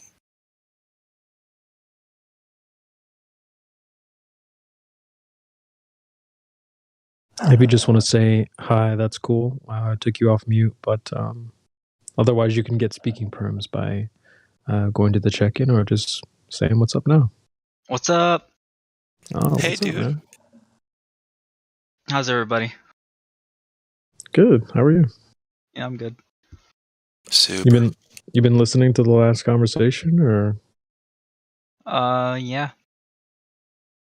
You heard the guy talking about like curvature from the beach and that type. Yeah, he was imagining things. Okay. Right on. So you must not be new to Flat Earth, or are you? No, I'm not new. When did you first hear about Flat Earth? What year? God, I don't know. It's been so long. It's like 2017 for me. Yeah, it's been over 5 years. It has to have been. Nice. How'd you find us here? How'd you find the server? I think I just looked this server up a while ago. I was here a few months back, and then I left just because I wanted to take a break from Flat Earth. This topic gets a little crazy, you know? Yeah. I mean, you earlier when that percentage guy was talking, that's partly, like it just gets a little hectic. Man, you ain't seen nothing. Shots fired. No, but you're right. You It ain't does get seen spicy. I nothing don't even yet. take offense to that. It did get hectic. Oh, baby, But I you don't take ain't seen responsibility. nothing yet. I mean, it is a debate at the end of the day, so things do get heated, but I try to look at it like attacking the argument. I don't like, why would you have beef with someone on the internet? It's their argument that's being attacked. But yeah, it does get spicy from time to time. Cause they ain't seen nothing yet. Well, they take it personally. They've attached their worldview, their space aliens worldview, their evolution worldview to their physiology. So it's not just like, I'm going to come against your beliefs about the globe. It's it's akin to their again, physiology, that like I'm hitting them in the side, really, getting some body shots in while I'm plucking hairs off their fucking eyebrows, and I'm telling you that what they believe is bullshit. You know what I mean? Like, they really take it hard. Get it, Glaflow. Tell him. Plucking hairs. I'm feeling the vibration. You tell him. Hey, can I say something real quick about No, that? you did it already. No, Master Chief. I haven't. Go ahead, John. Thanks. I just wanted to say, I wanted to offer a different type of way of looking at this alien thing, because I know that now that the flat Earth hit, everyone's just like, "Oh, that was all just a big joke." But we have to remember that there's a whole field of study in abduction, weird stuff that goes on, and I myself have seen craft. I myself have seen craft like 8 separate times that did things that, unexplainable. And it was obviously very advanced technology. So there's a breakaway civilization is what it is. Nah, You dude, know? it's just hidden technology that the government don't want you to know about, bro. That's all it is. But there's a breakaway civilization who is extremely advanced. We can't know about them. They stay very hidden. And No, we already knew about them. They're not That's hidden. conjecture. It's called the military, bro. My bad. That's conjecture. They've been around. You don't have the evidence. You don't I have any have a proof. lot. I have Proof. tons of evidence. All the Proof. holy books, they're Proof. coming from the breakaway civilization. So let me just You need explain proof, sir. You need proof, sir. who they really are. Jeez, man, fraud. Let him talk. Yeah, exactly. You guys don't let people talk. The breakaway civilization has been around Oh for my a long gosh, time. really? And when the resets happen, okay, when you see that the ego on all the military stuff, that ego is not really an ego. It's actually a phoenix rising from the sun. Because they govern, they're still around after the reset. Everyone will be gone. There'll be no humans on top side. But underground, but the breakaway civilization remains, and they stay. They're the ones that are going to repopulate, and they govern the coming and going of civilizations. They're the ones that govern us, and they're on top of. So you're in league with the Phil guy that had his fingers blown off by a fucking ray gun and all that shit. And Come on, bro. they fuck with us. They fuck with us too. They like make they're the ones that do like the Inception things, and they got people out there. They're the ones that are mind controlling people. You understand? They got the technology for all that. No way. I think it's the military, yo. High tech. And that's why people think they're in contact with him, like a David Wilcock. He's talking to aliens. He thinks he's talking to the breakaway civilization. You know, And some interdimensional beings. Come on, bro. Seriously. I mean, even if that's true, what are we going to do about all that? There's an astral realm, and they have control over the astral realm. They can manipulate. They can move within the astral realm. They can do crazy stuff. They have very advanced technology. No, tell me why they sending. Hey, tell me why they're sending planes up in the air and blocking putting chemtrails up in the air for some reason. Huh? You know what I mean? Well, everything they do has multiple purposes. Like, so the chemtrails they're not just blocking the sun. They're actually putting nanotech. They're also I mean, they're blocking it. They're blocking everything from us seeing something. That's why they're putting the chemtrail up there, and they would do it like during that nighttime too. Yeah, no, it's also putting like toxins so that to population. Yeah, I know exactly what you're talking about. Yeah, I know what you mean.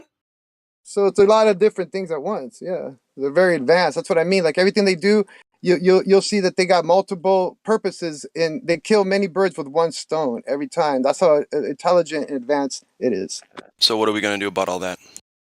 Can I ask John one question? I mean, say what you believe, but at least put a disclaimer. You're not stating facts, and everybody else thinks what you're thinking. You're speculating, right? Okay. I'm definitely speculating, but I'm going off of my personal knowing what my life has taught me. Like I've seen stuff with my own eyes, so it's not just pulling out of my ass. I've seen we know what you're talking about. And I totally agree. It's just we want facts, right? We present these. That's what we deal with, claims. reality, bro. Right. So there's these claims, right? And now we just need to put these facts out there, But I hear what you mean, though. I totally hear what you're saying. if you have a bunch of facts and real shit, they'll shut you down. Like you can't even present when you're talking about them and what they do. Like people that have real facts, you'll be like Neo with no mouth. You know, like your mouth is gone. You No, can't. no, because we have facts for the flat Earth, dude, and they're not doing nothing. So I'm just saying, bro. I mean, like, that's great to have your opinion, and and it's wonderful. But as far as making it truth, and you can't do that, dude. I mean, you have to understand there's a difference, you know. Oh yeah, I mean, I guess I put it that way because that's my experience, but definitely I can't prove it because all the evidence gets taken out of circulation the minute that you got it, you know. And a lot of it's released so that we sit here and argue about it instead of do There's a something lot. about it. It's just the anomalies that I'm talking about. So like, how do we approach that? Well, we can say it's just the military, but I think it's more advanced than just the military. You know, that's all I'm trying to say. Right, Wishful but thinking. again, if we figure it out, what are we going to do with that information? Wishful thinking. Glad folk. Wishful thinking. That's all I can say. Well, hang on. Like I said, if we figure out what the deal, like Joe Rogan said, you show me all the alien shit, I swear to God, I'll lie about that stuff. I'll lie to my own mother. But the point is, show me all the stuff, but then what am I going to do? Like, who cares? It's a plan that's been set in motion for maybe hundreds, maybe thousands, maybe 100 years. I don't know. But what are you going to do about it? And what if there are other types of like? I think that there are grays. Then they're like worker clones or something that they Right, were but who created. cares, dude? I'm saying. So we just got. I'm just trying to be truthful about the alien thing. We can't just laugh at it. Like make fun of anybody who has had alien experiences or anything like that because we all used to believe it for a reason because there is weird things. I just wanted to throw that in. I don't know. We can't. I hear you. It's still the same thing. It just didn't go away just because the Earth is flat. You know what I mean? Right. Well, for us it did, but yeah, for the vast majority, yeah, there's fucking aliens out there, and we need to protect ourselves from them for some reason, even though we've quote unquote never met one. Like, it's bad. Yeah, I think they do it for control, but also to perpetuate the heliocentric thing, the UFOs. So they got us. They do it to fool us, and they're doing weird stuff to people for manipulation of consciousness too. It's crazy, So, man. and then it's not all bad, but this place isn't. This place is a playing field, and so it's not all bad. It's not all good, but we're definitely being controlled. So that could be considered. I think no matter what you do, you have to figure out that this place is like turned into a prison now. So no matter what you do, you got to think you're still in the prison, and you got to figure out how to get free. That's what the yogis talk about, how to get your soul free, because they say that we keep coming back here. We keep coming back, and we keep your soul gets drawn back due to karmic reasons. So they try to teach you how to not come back, but that's what the yogis talk about. They let you know that you were around, you were something before you came into this life, and you'll be something when you're after this life. You're part of God. Like, so they try to teach you to stay there and not keep coming back here, unless you want to keep coming back here, making karma and being in the prison and being a battery. Because I don't know, we all have to. Yeah, I'll tell you what, man. What kind of idiot chooses to come back here after having been here once? That's what I'm saying. Like, what the fuck are you doing? Maybe we get drawn back. Maybe we don't do it consciously, but something draws us back, and we got to learn how not to get fooled by it. I think that they tell us all these lies to fool us, to make us think that it was real. And if you think that it was real, then you come back. That's why we're waking up, and we're gonna stop coming back because we're realizing how fake it all is, and we might be able to beat the system. I don't know. I'm just speculating on that too. Well, but the beautiful thought process that you're talking about can start with flat Earth. It's one of the best ways to do it. If one can fully grasp that it's flat, stationary, and enclosed, instead of what they've been told, that bodes well for their ability to do everything in life. Think more critically in the future. Right. Plus, maybe we can fix it. Maybe we want to come back and make it paradise again, so that we can have our paradise again. Because this is ours, It was ours, and paradise was lost somehow. I guess so, yeah. I'm going to shut up now. All good, man. All good.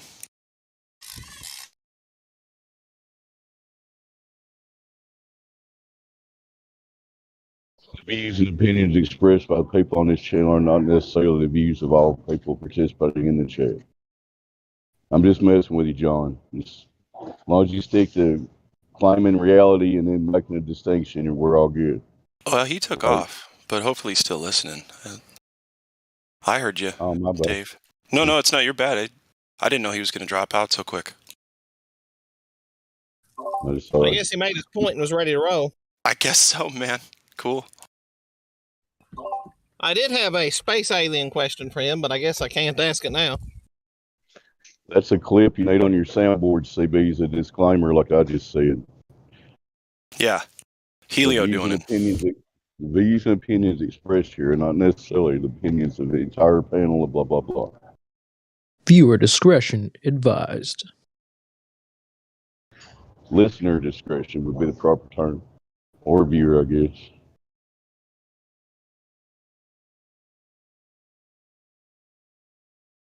And if you can't handle alternative opinions, turn off this station now.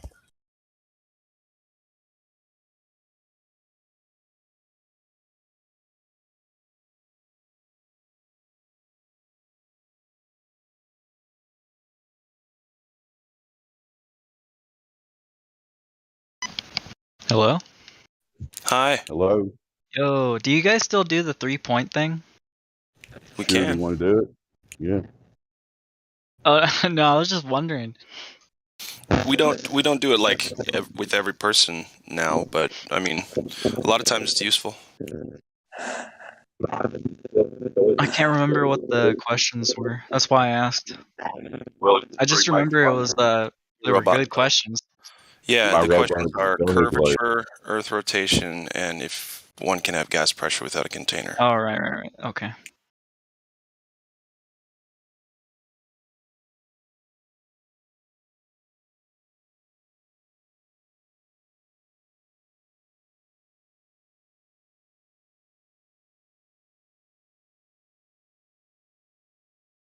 Does somebody want to walk him through it? Maybe he could try it on someone else sometime. Might feel Samuel J. Robotham. A little bit, Dave, but it's a little better. I'll shut up then. The first thing you said was low, but the second thing you said was fine. Yeah. Who was just talking? How do I say your name, man? Nazifer. That's how I think it's pronounced. Okay, cool. Are you wanting to use the 3 questions in your life? Nah. I don't really like talking about flat Earth with normal people. Right. I don't blame you. Yeah. Well, okay. I'm going to type the questions out in Livestream voice text, just so that you can have them as text if you want to copy paste, put them somewhere. And I'll read them out loud once I type them, so the audience knows too. I don't have access to the Livestream voice chat. I got you. Thanks. But please type them anyway. I would like to save them in my records, or however you want to say it, in my Spank Bank. Yeah, I got Spank Bank. Come on. Yeah, I'm typing it out right now, so just keep an eye on the voice text. I'll let you know. Cool, thanks. You should be able to see it now.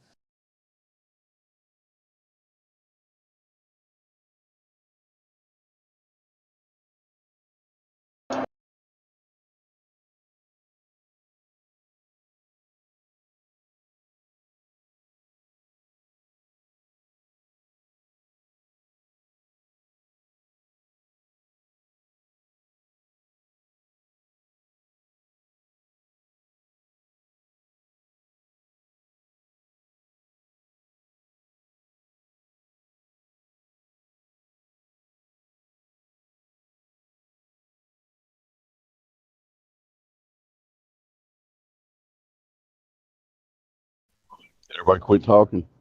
Am I still roboting? We got you clear. Okay. And we need measurements directly of Earth curvature, axial rotation, and the existence of the ball Earth in the vacuum of space with a gas pressure system next to near nothing vacuum. Thank you. That's the 3 points.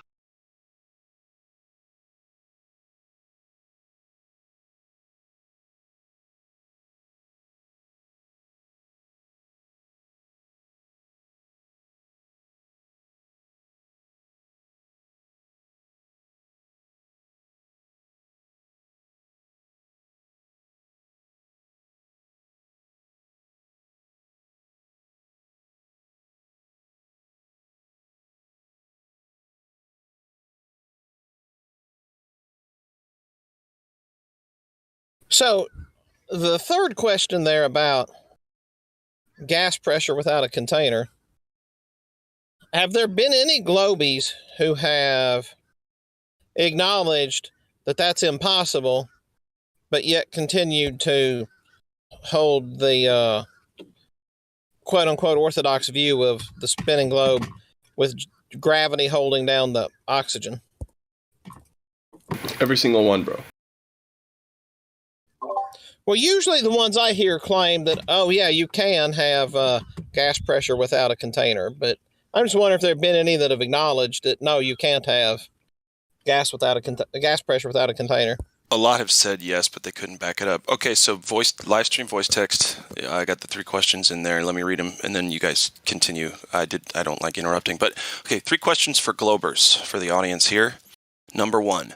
Do you know of any time in history when anyone directly physically measured the curvature of the Earth? Number 2.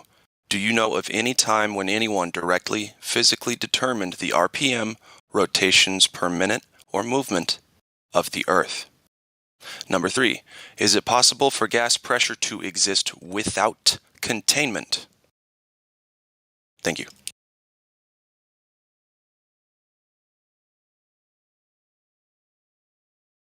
Well done and concise there, Glad. Good job. Yay!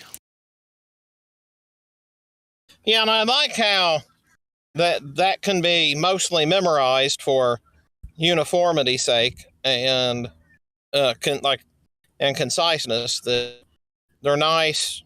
They're nice to get right to the core of the matter, and it would be really hard for a Globie to spin around those 3 questions. Yeah. Well, you get them right away with curvature. To me, that's the only question that we should be asking, technically, right? But then the other 2 are kind of window dressing, icing on the cake, you know. No, there's no curvature, and by the way, no movement detected, and you can't even leave because we're contained, guys. It's over for the globe. It's over.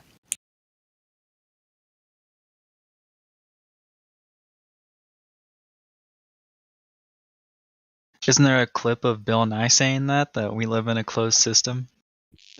Yes. One thing I really want your generation to embrace is that the Earth is a closed system. We cannot leave the Earth. There's no place to go. I think you got that exactly right. And that was actually me playing it straight from the soundboard. I'm glad that was perfect. Spot Bill on. Nye had a cold that day.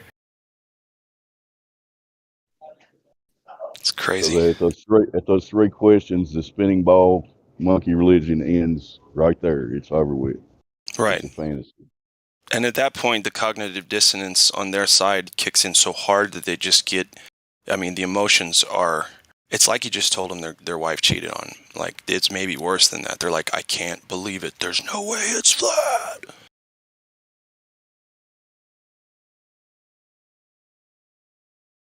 Does Bill Nye mention anything about low Earth orbit in that clip?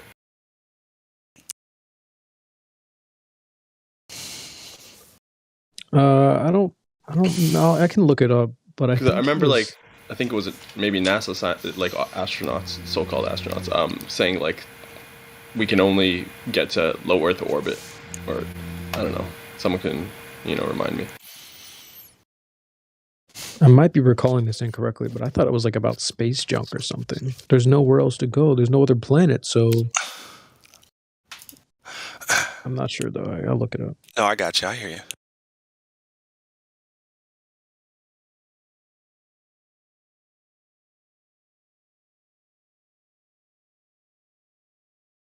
Yeah, there was the one guy that was like, you know, we still have yet to figure out how to get past the Van Allen radiation belts.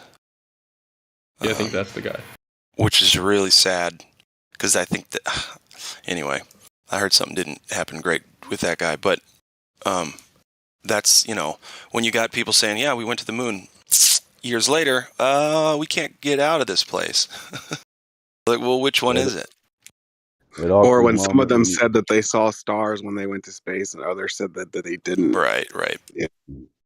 And now there's an article that was published several weeks ago, maybe 3 months ago, that said that the Earth's atmosphere continues beyond the moon. That was like 2 years ago. Yo, that was a big thing when they said that.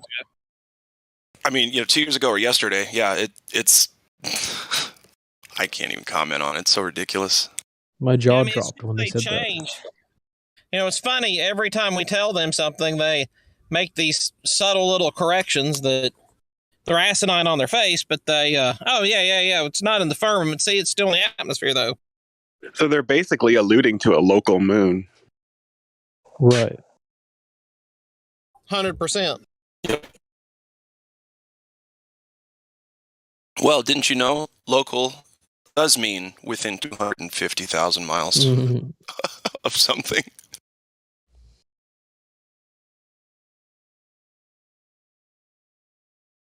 Yeah, cut the shit. Posted the video of that dude, Terry R. Eicher. Bag up, Terry. Okay, I'll play it. Hang on.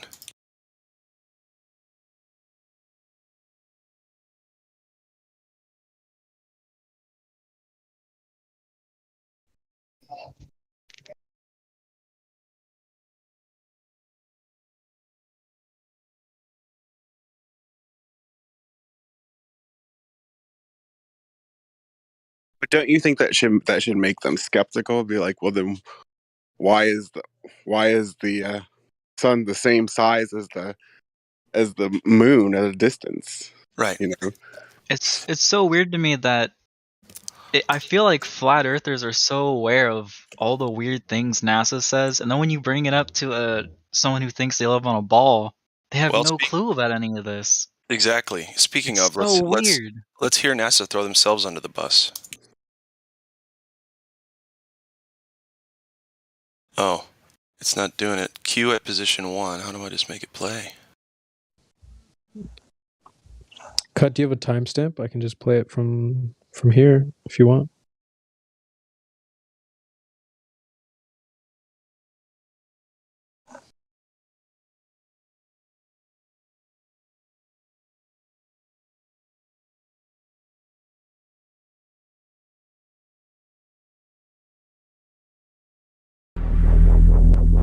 Got it.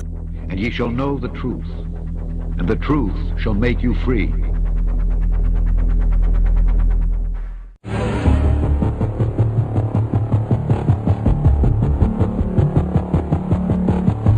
Orion is getting ready to launch.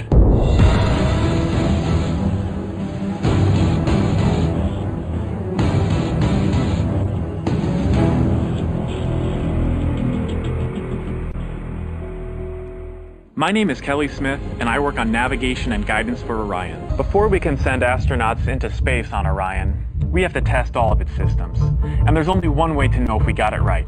Fly it in space. For Orion's first flight, no astronauts will be aboard. The spacecraft is loaded with sensors to record and measure all aspects of the flight in every detail. As the spacecraft and the upper stage begin their first lap around Earth, Mission Control in Houston is monitoring the progress of the flight. Orion's over 100 miles up and going about 17,000 miles per hour. Just as it passes over the Indian Ocean, we lose communication. 17,000. This is expected. The communications link we have through satellites to Orion is momentarily lost, but Orion continues to receive and process data. It's computers can handle 480 million instructions per second. We are headed 3,600 miles above Earth, 15 times higher from the planet than the International Space Station.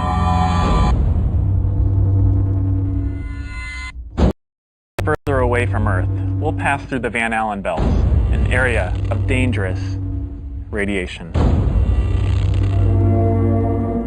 Radiation like this could harm the guidance systems, onboard computers, or other electronics on Orion. Naturally, we have to pass through this danger zone twice, once up and once back. But Orion has protection. Shielding will be put to the test as the vehicle cuts through the waves of radiation. Sensors aboard will record radiation levels for scientists to study. We must solve these challenges before we send people through this region of space. We must solve these challenges before we send people through this region of space. We must solve these challenges before we send people through this region of space. Here's Apollo 12 astronaut Alan Bean being interviewed about the Van Allen radiation belts. Any ill effects from the Van Allen radiation belts? No, now I'm not sure we went far enough out to encounter the Van Allen radiation belt. Maybe we did.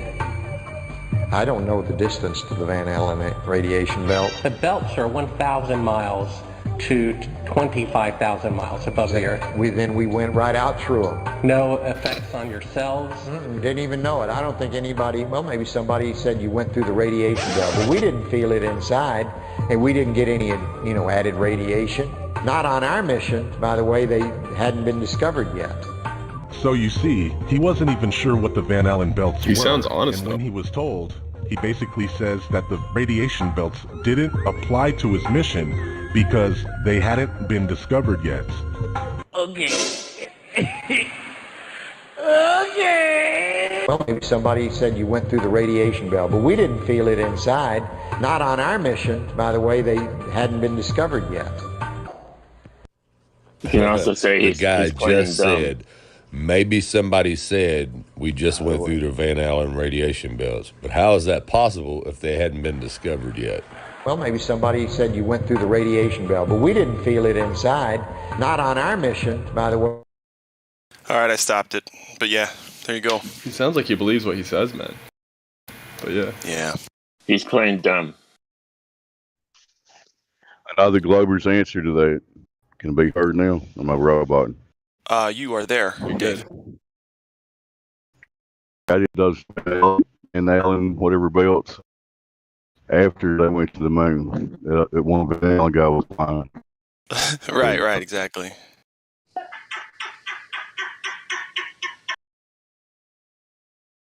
They hadn't been discovered yet. You mean they hadn't been made up yet? That's what he should. I mean, that's what he did say. Discovered. Goodness.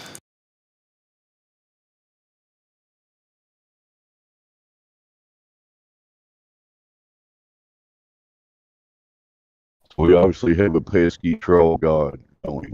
Definitely. I'm just kidding. I'm gonna keep religion out of here, my bad.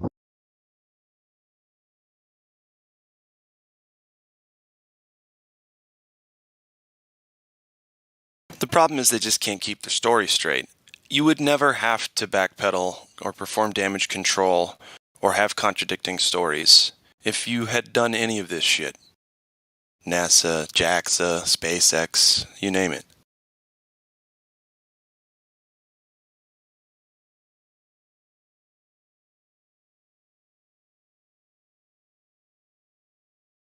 You can fart in space?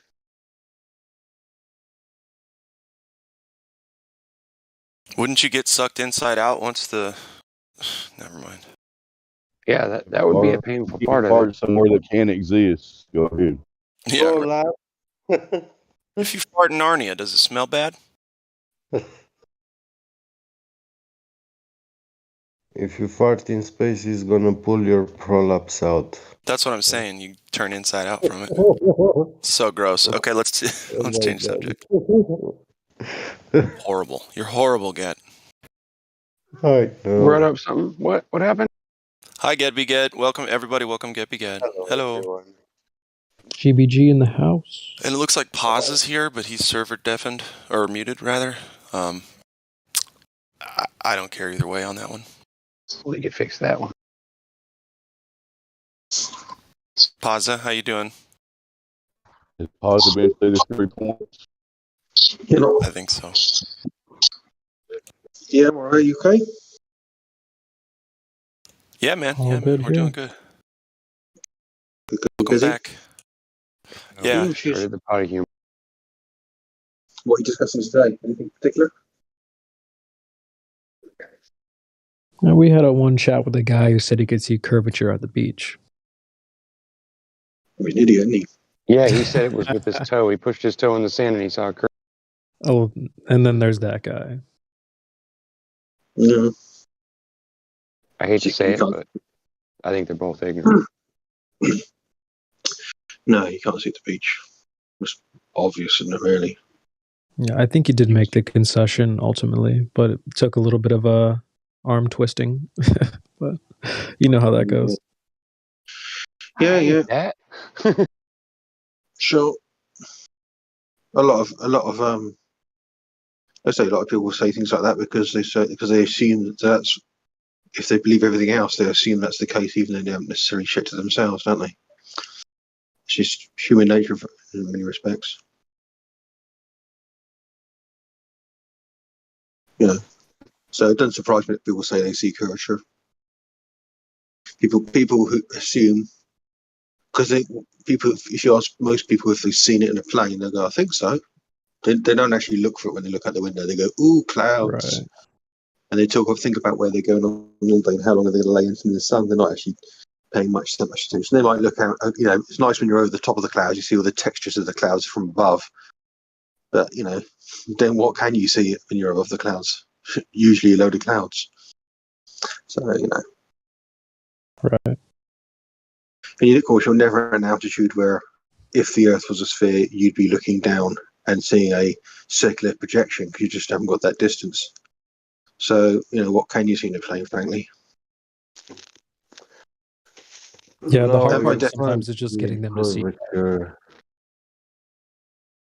by A lot of them definition, don't realize there's differing views on this.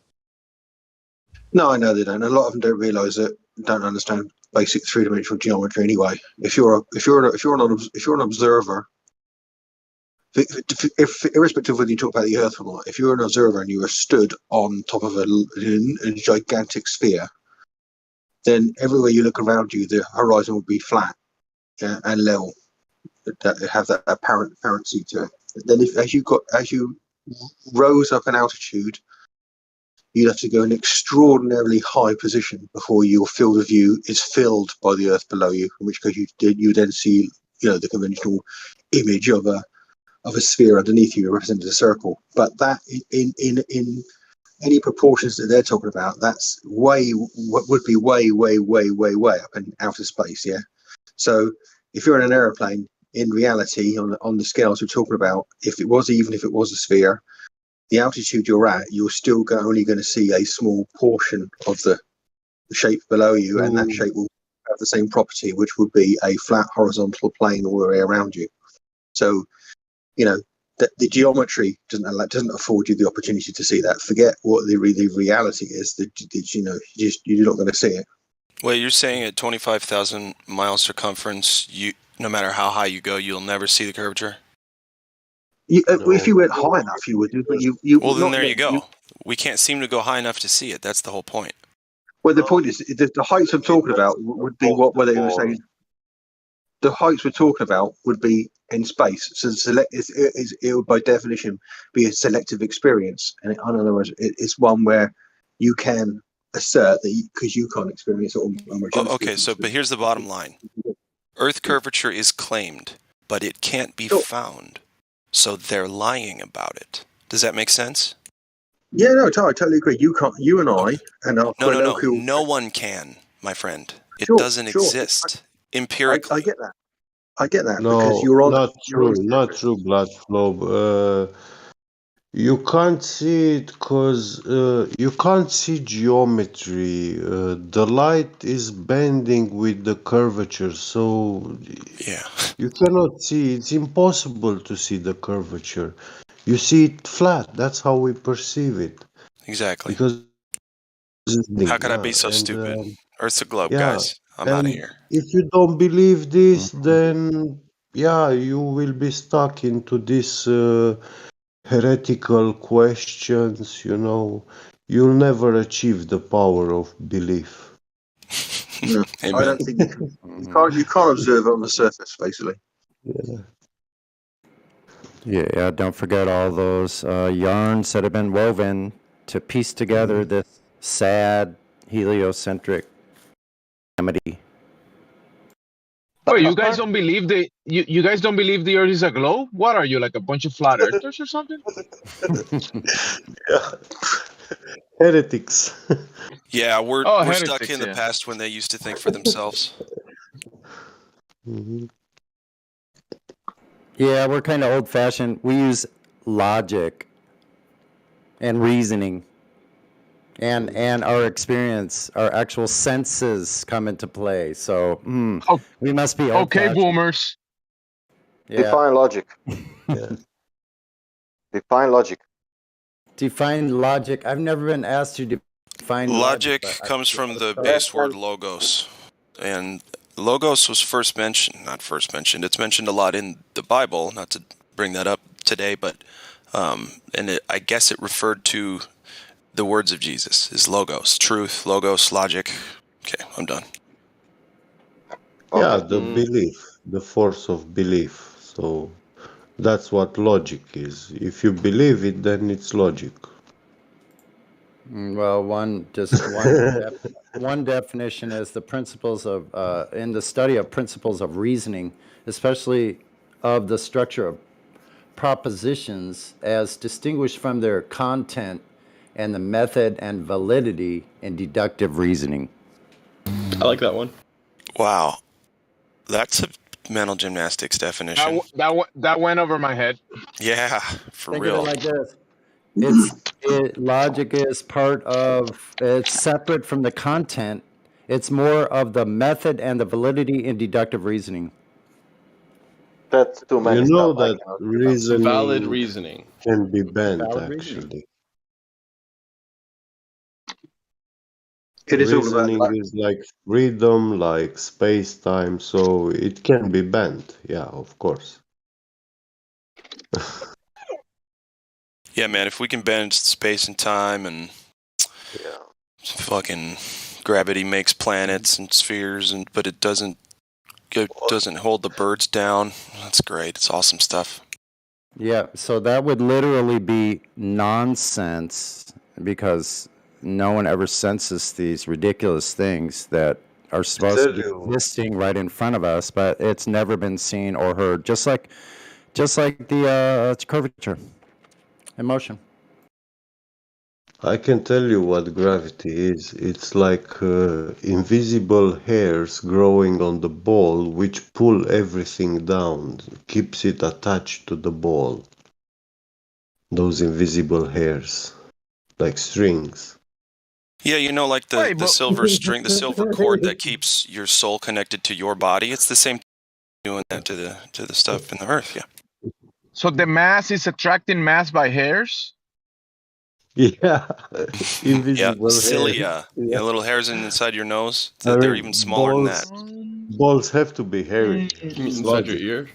Oh, you have Simple cilia as in your inner ear also. Yeah, I wonder what those are for. Yeah. That actually makes sense because the hairs in my nose, they attract a lot of particles, dust particles. Yep. After a while, I can check them and take them out. Yeah. The Schnage filtering system. Electrostatically, they attract the dust, yeah. Yeah, after They they feel- accumulate, they start getting kind of like tricky.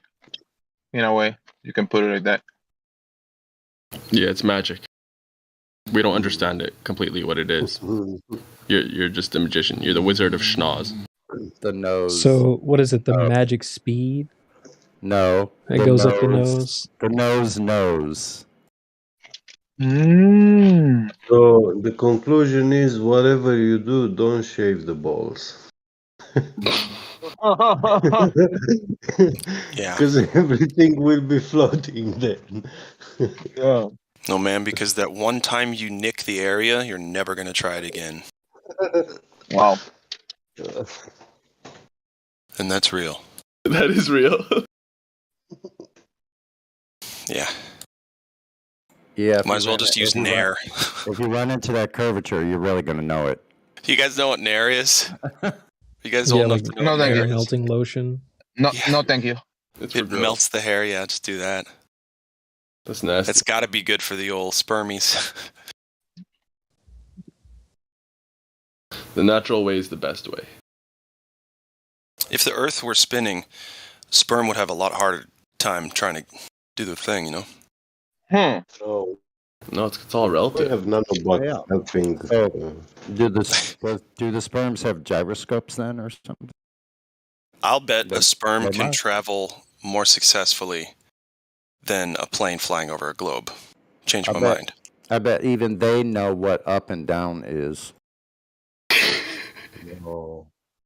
No, from billions and billions of sperm cells, only one. Just the one. Unless you got twins. So Type of twins. But yeah. But they're not flying. Specific gravity comes into play. Absolutely.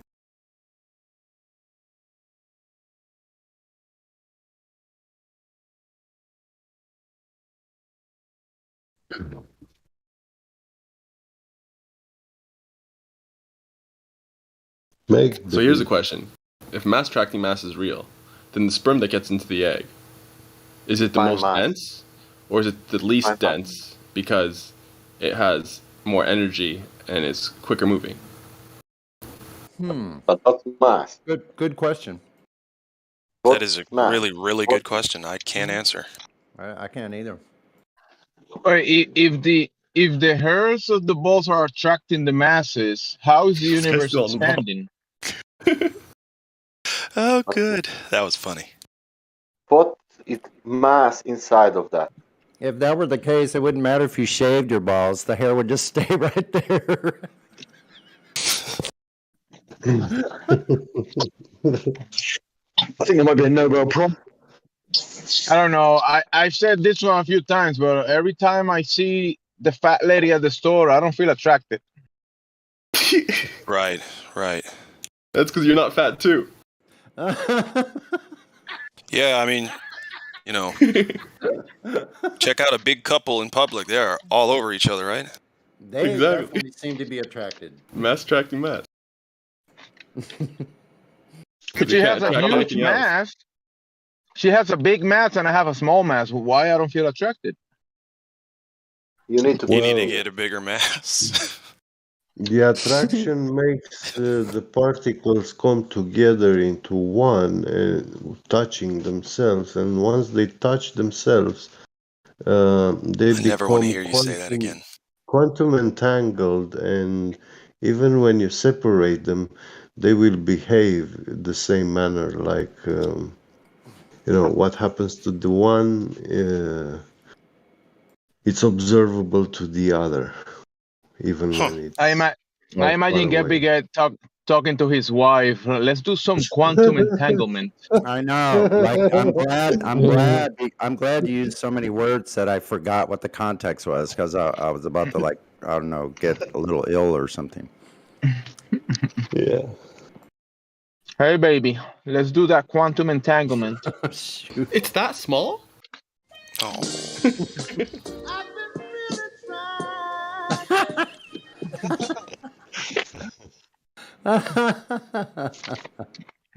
Perfect. What's the version of quantum entanglement for the really big scale? Because they say relativity and Newtonian mechanics don't work on really small. Well, maybe it's working on really middle. Well, I think Einstein called this spooky action at the distance. What does that really mean, though? It can mean whatever you like, obviously. But it sounds I'm clever. gonna start asking about everything. That's the new saying for me today. What does that really mean, though? whatever you want it to mean. Define spooky. Define spooky, Sonny. I don't think so. That sounds like something from a horror movie or something, or spooky. That sounds like something from one of those fake Halloween things you walk through. Haunted house. Spooky. I think about the song Spooky. Boo. Remember that song? You know, this theory actually implies some sort of tachyonic communication, like information uses these tachyonic particles to instantly transmit information from A to B in no time, you know. Faster than light. Not faster than light, it's instantaneously. Bro, I just have some tacos today, some beef tacos today, and they didn't do anything special. They were good. They were good, but nothing like you're talking about. Yeah. I pretty sure got chicken. That's probably what you mean. Chicken taciones. Tacos? Tacchioni? Tacchiones. Yeah. So he said something about tacos. I don't know what it was. Muy tacchiones. Doritos. ¿Cómo es su tacchiones al día? Muy bueno, muy bueno. They say it's some sort of time particle. Yep. You know. Yummy on my tummy. Yo, I got gifted this bottle of sal de gusano. Sal de gusano. That means salt on a worm. Yeah, apparently it's like chili pepper and salt and dried worms or something like that. Dried worm. Ew. And I was wondering what the best way to eat it is. Don't eat that. Is it a spice? Don't. It's kind of like chili powder. Yeah. Worms are meant to eat you, not you to eat Just the go ahead and worms. eat it. Don't worry about it. You But, like, probably what's had the best worms way? before. We're not meant to eat the worms. Yeah, but get. If I just throw it away, that'll be a lot of worms' lives wasted. Yeah, exactly. Those No, worms they will sacrificed. get back in the ground where they belong. They sacrifice themselves so they could be used as a spice, though. What? You're gonna just throw that away? No. So what does it go with? Or do I just use it like a regular spice? Is it true that when you die, worms eat your ass first? Put it on your tachyon tacos. All right, will do. Yeah, from the thick intestine. That's where they start from. Yeah. Have you guys ever tried tequila with a worm in it? No. Ooh, I've heard it, but I never did it. It's mezcal. It's called mezcal. Do you swallow the worms too? Yeah. Mezcal. Oh, I like mescaline. Mezcalitos. No, mescaline.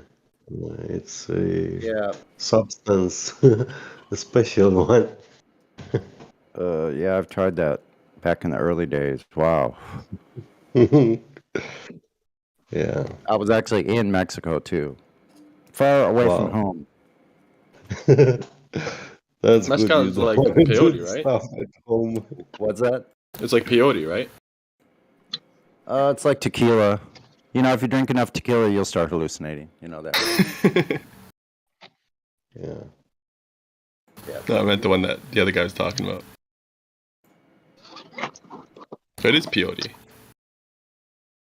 Peyote. That's a different one. I sure wish there was some of that growing around, though. I mean,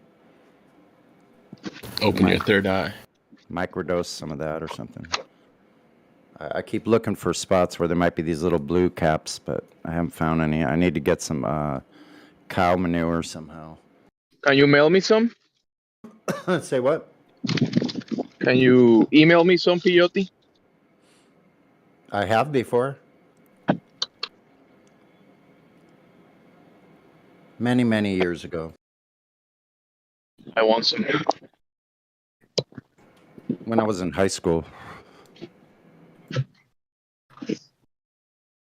Not to get too far off the subject of drugs and alcohol, gentlemen, but we've got someone new in the chat. Yeah, let's not do that. Hiya, Ziggy. Deliver us from evil. Alcohol or mescaline type substance, Ziggy.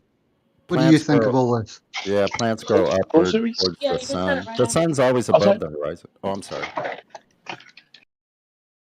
Oh, I've seen the sun, the horizon behind the sun. Sure. I can believe. That Ziggy, works are you only there? on a flat Earth.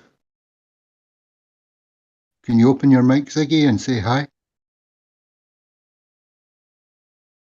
Hello, Ziggy. What's up, guys? Sorry, Hey, my kid. Hey, My Zig. Hey, man. I'm with my kid right now, and he's watching Blippi, and I'm doing Hey, stuff. sigue But my I'm trying to nigga. listen. What's up, man? Cool. Yeah, cool, man. Do you think, Ziggy? Guitar. How's everybody doing? Yeah. Sunday evening in the family with capital FE from flat Earth. Hell yeah. That's what's up.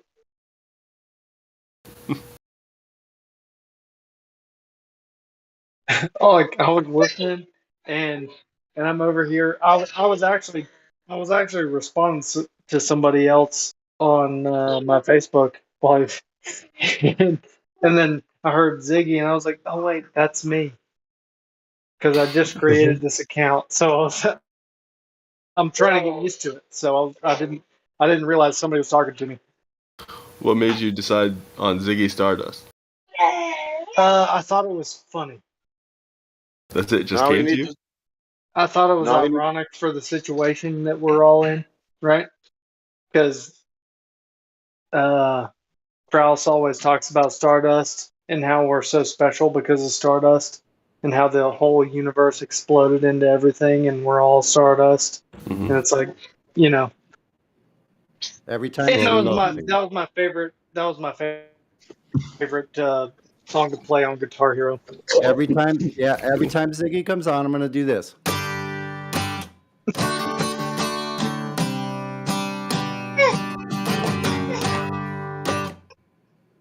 There you go. Don't come on No, too often. no, Ziggy. please.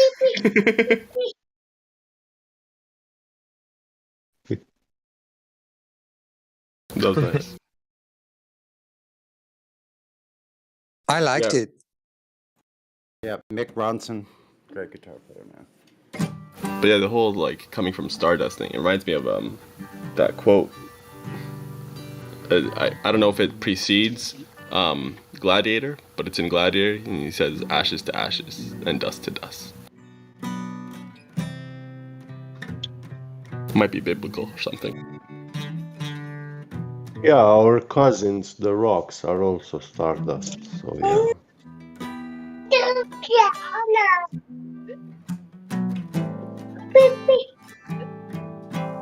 Such a good baby.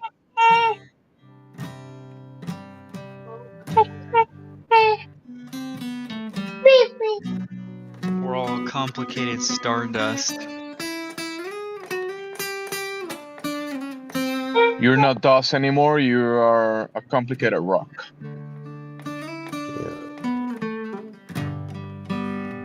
It's a layer above dust. That's like the evolved form of stardust. Yeah. It's dust with water. Clay, not rock. So are we now in Pokemon, right? So Stardust becomes a rock, becomes a human. Is that like Pokemon? Sedentary dust turns into rocks. Yeah. So. Actually, that in Pokemon, you give stones to Pokemon, and they evolve from that.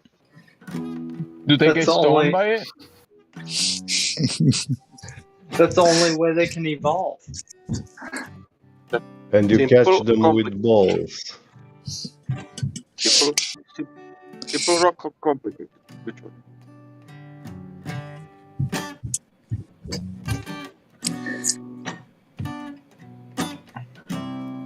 Only some of the Pokemon need merger. Yo, I got a riddle for you guys. Yeah. This element says what it does. Talk to it, and it'll be breathing hard. What is it? My wife.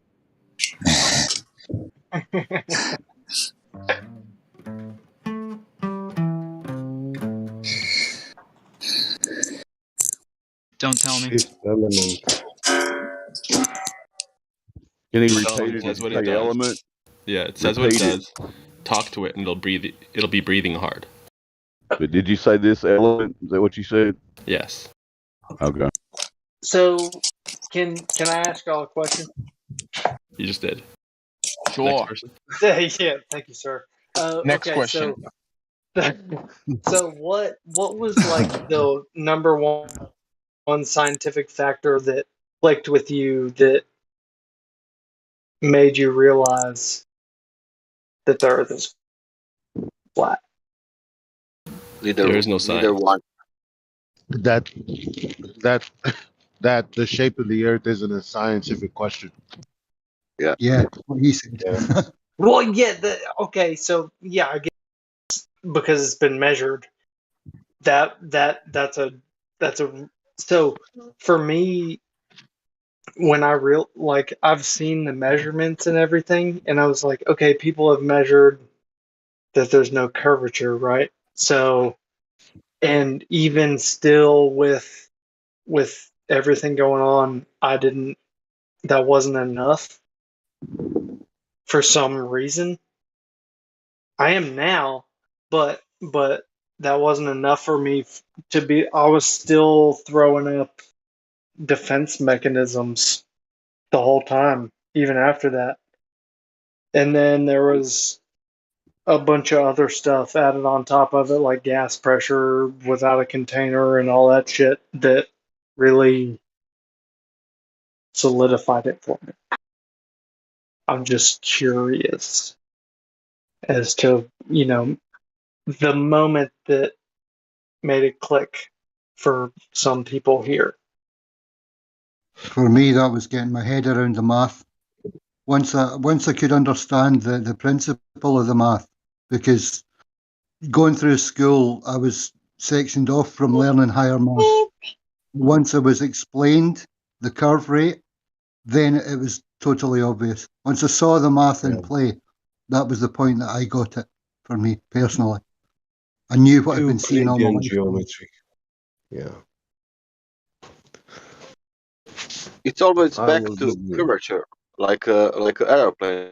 You want to show me aeroplane, and I say, okay, great. And then you show me aeroplane without wings, and I say, what's this? And you said, well, you cannot see wings, but that's aeroplane.